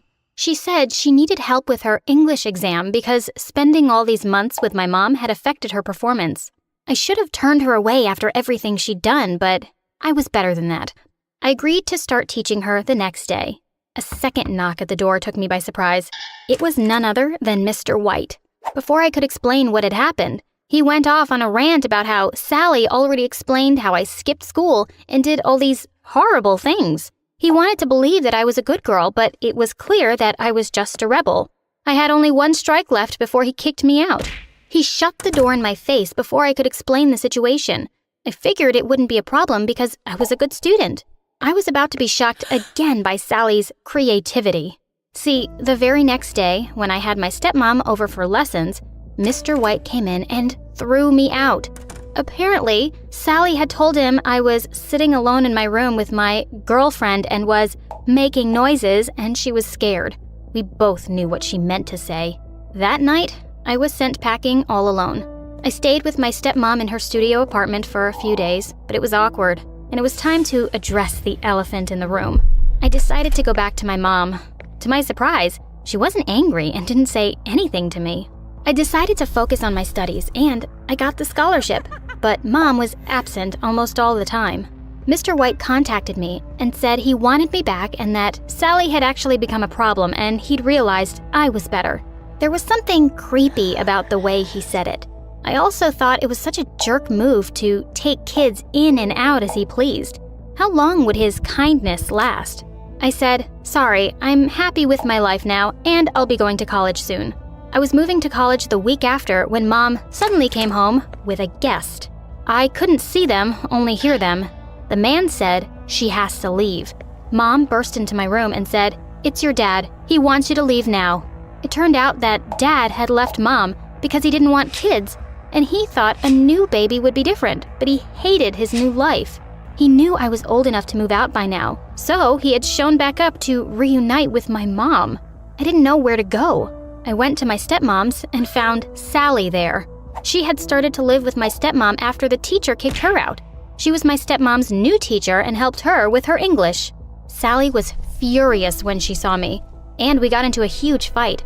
I couldn't have this horrible fighting be in my life again, so I walked out. I slept that night on the steps outside of the house. In the morning, Mom called and told me, "Your dad and I have decided to have you back, but under one condition. You have to get a job and pay me back every cent I spent on you." I was about to say yes when I looked up to see a job poster. Accountant wanted. I knew it was my chance. I said on the phone, "Screw you guys." I applied for the job and got it. I even managed to enroll in college and found the love of my life. We moved into an amazing house, and I thought my life was finally perfect. Until one day, the bell rang.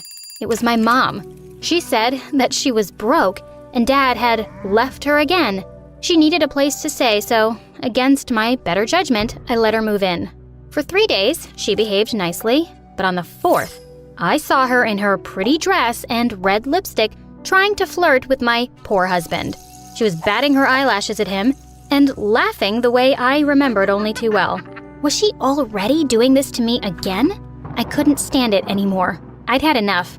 I opened the door and kicked her out. If she was going to behave like that, she belonged on the streets, and that's where she could stay.